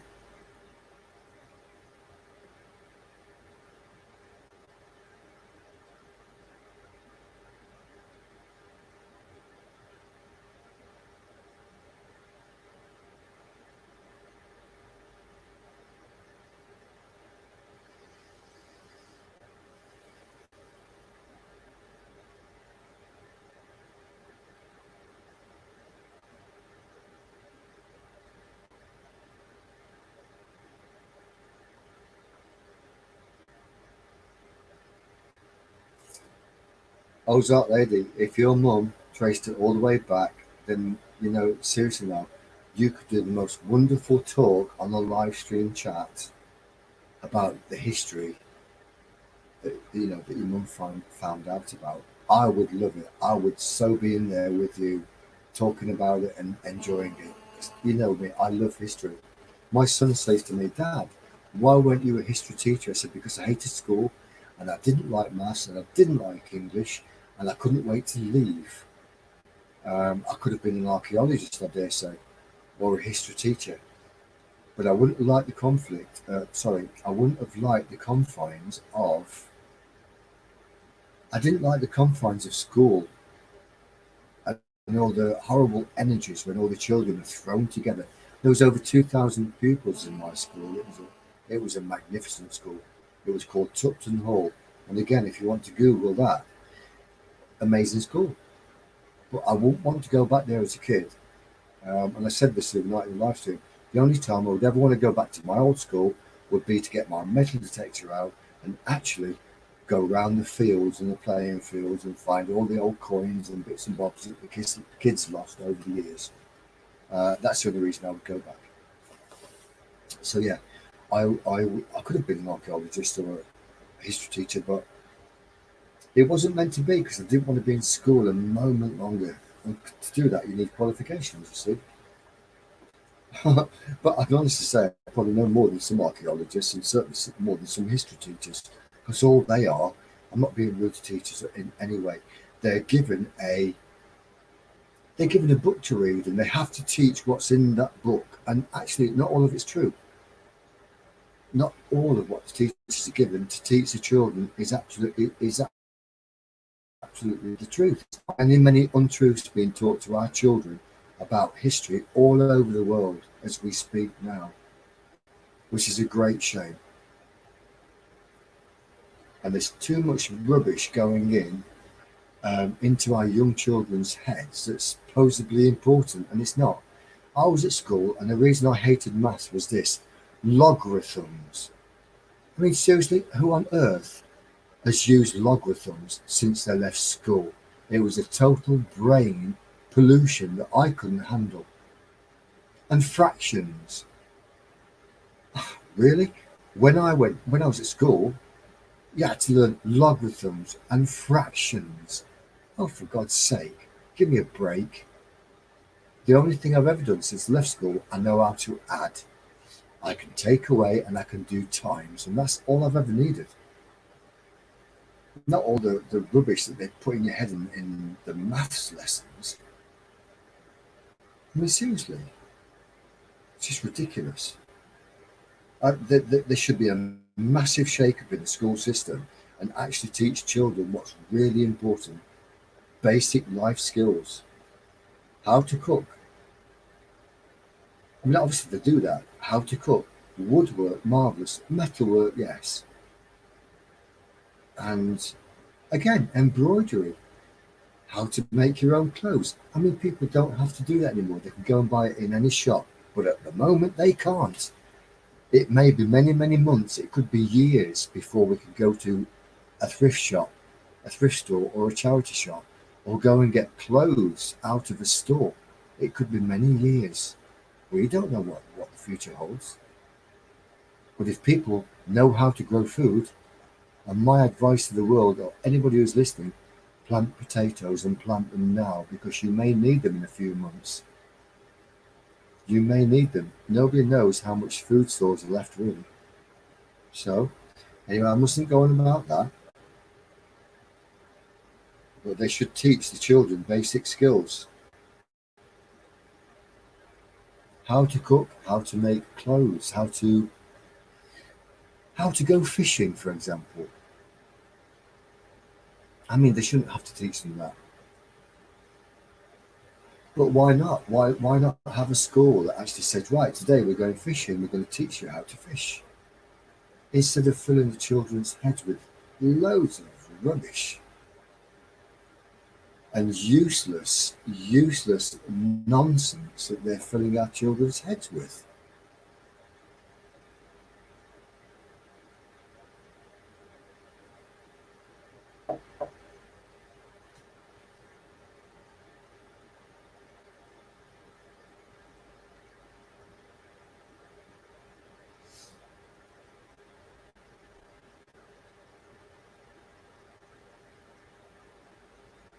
Algebra. I know the term algebra, but what is it? I simply don't know.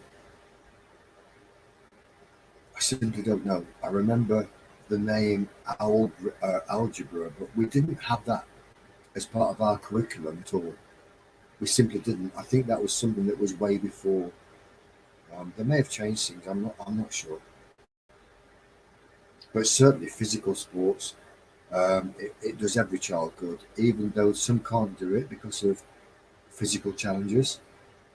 And of course, then they can't do it. They can be taught something else or learn something else. So, but I did like swimming and I did like cross-country sports, but I hated football and I didn't like cricket either. Now that's unusual for an Englishman, but I didn't like football. Most of my friends did, but I certainly didn't. And cricket, I wasn't bothered about either. But running, yes, and swimming, yes. So everybody's got their own. You know, you're like a fish swimming through. You have to make your own choices sometimes, and instead of everybody trying to force you into a net altogether, and you all learn the same thing at the same time. No, it shouldn't be like that. There must be, a good teacher will recognise certain talents in a child and think, wow, that young child is going to be one of the most magnificent musicians. So why feel that young, talented person whose gift is possibly piano or playing a violin or a cello or whatever gift they have, why fill their head with, forgive me, Mary, why fill their head with algebra? Why? When they could be learning something that they really love doing and get really good at it very quickly. I hope that makes sense. My brother actually went to a very different kind of school to me. He was very lucky in many respects.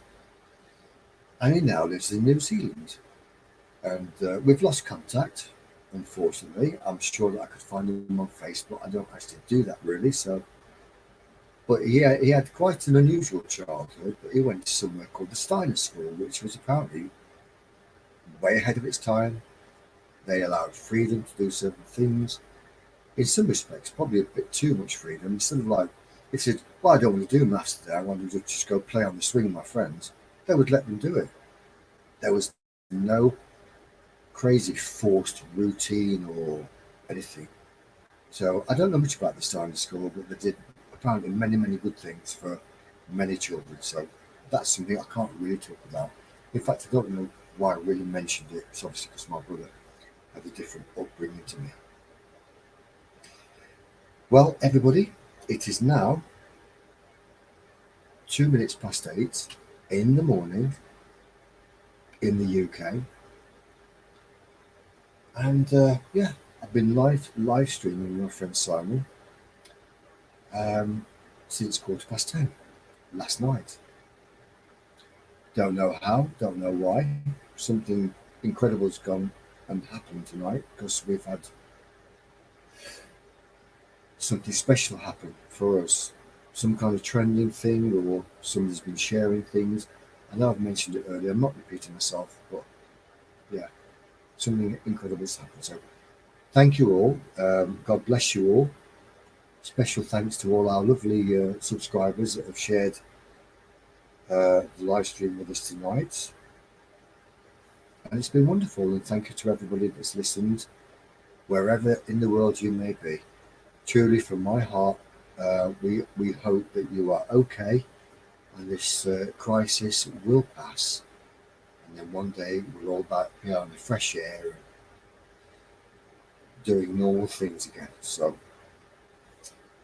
there we are. Ozark Lady Cooks, my darling, good night.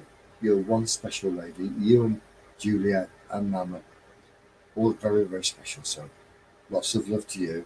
And to everybody else, sincerely, my heart to you all. Thank you for sharing. And I will now say cheerio, goodbye, and see you soon. And if you like what you've seen tonight, please look at our other content on our channel, because we do have some super videos with metal detecting, and we go out finding bits of pottery and just enjoying ourselves in the fields, away from the crazy world of finance and greed. Make your life simple. Try and make your life simple. This is a time for reflection now, and to value everything that's precious, because I think the whole world has slowed down for a reason. And out of this, I think good things, once it's all over, please, Lord, good things will come, and families will realise how precious they all are to each other. So anyway, must go. Bye-bye. Bye-bye. Thank you. Bye.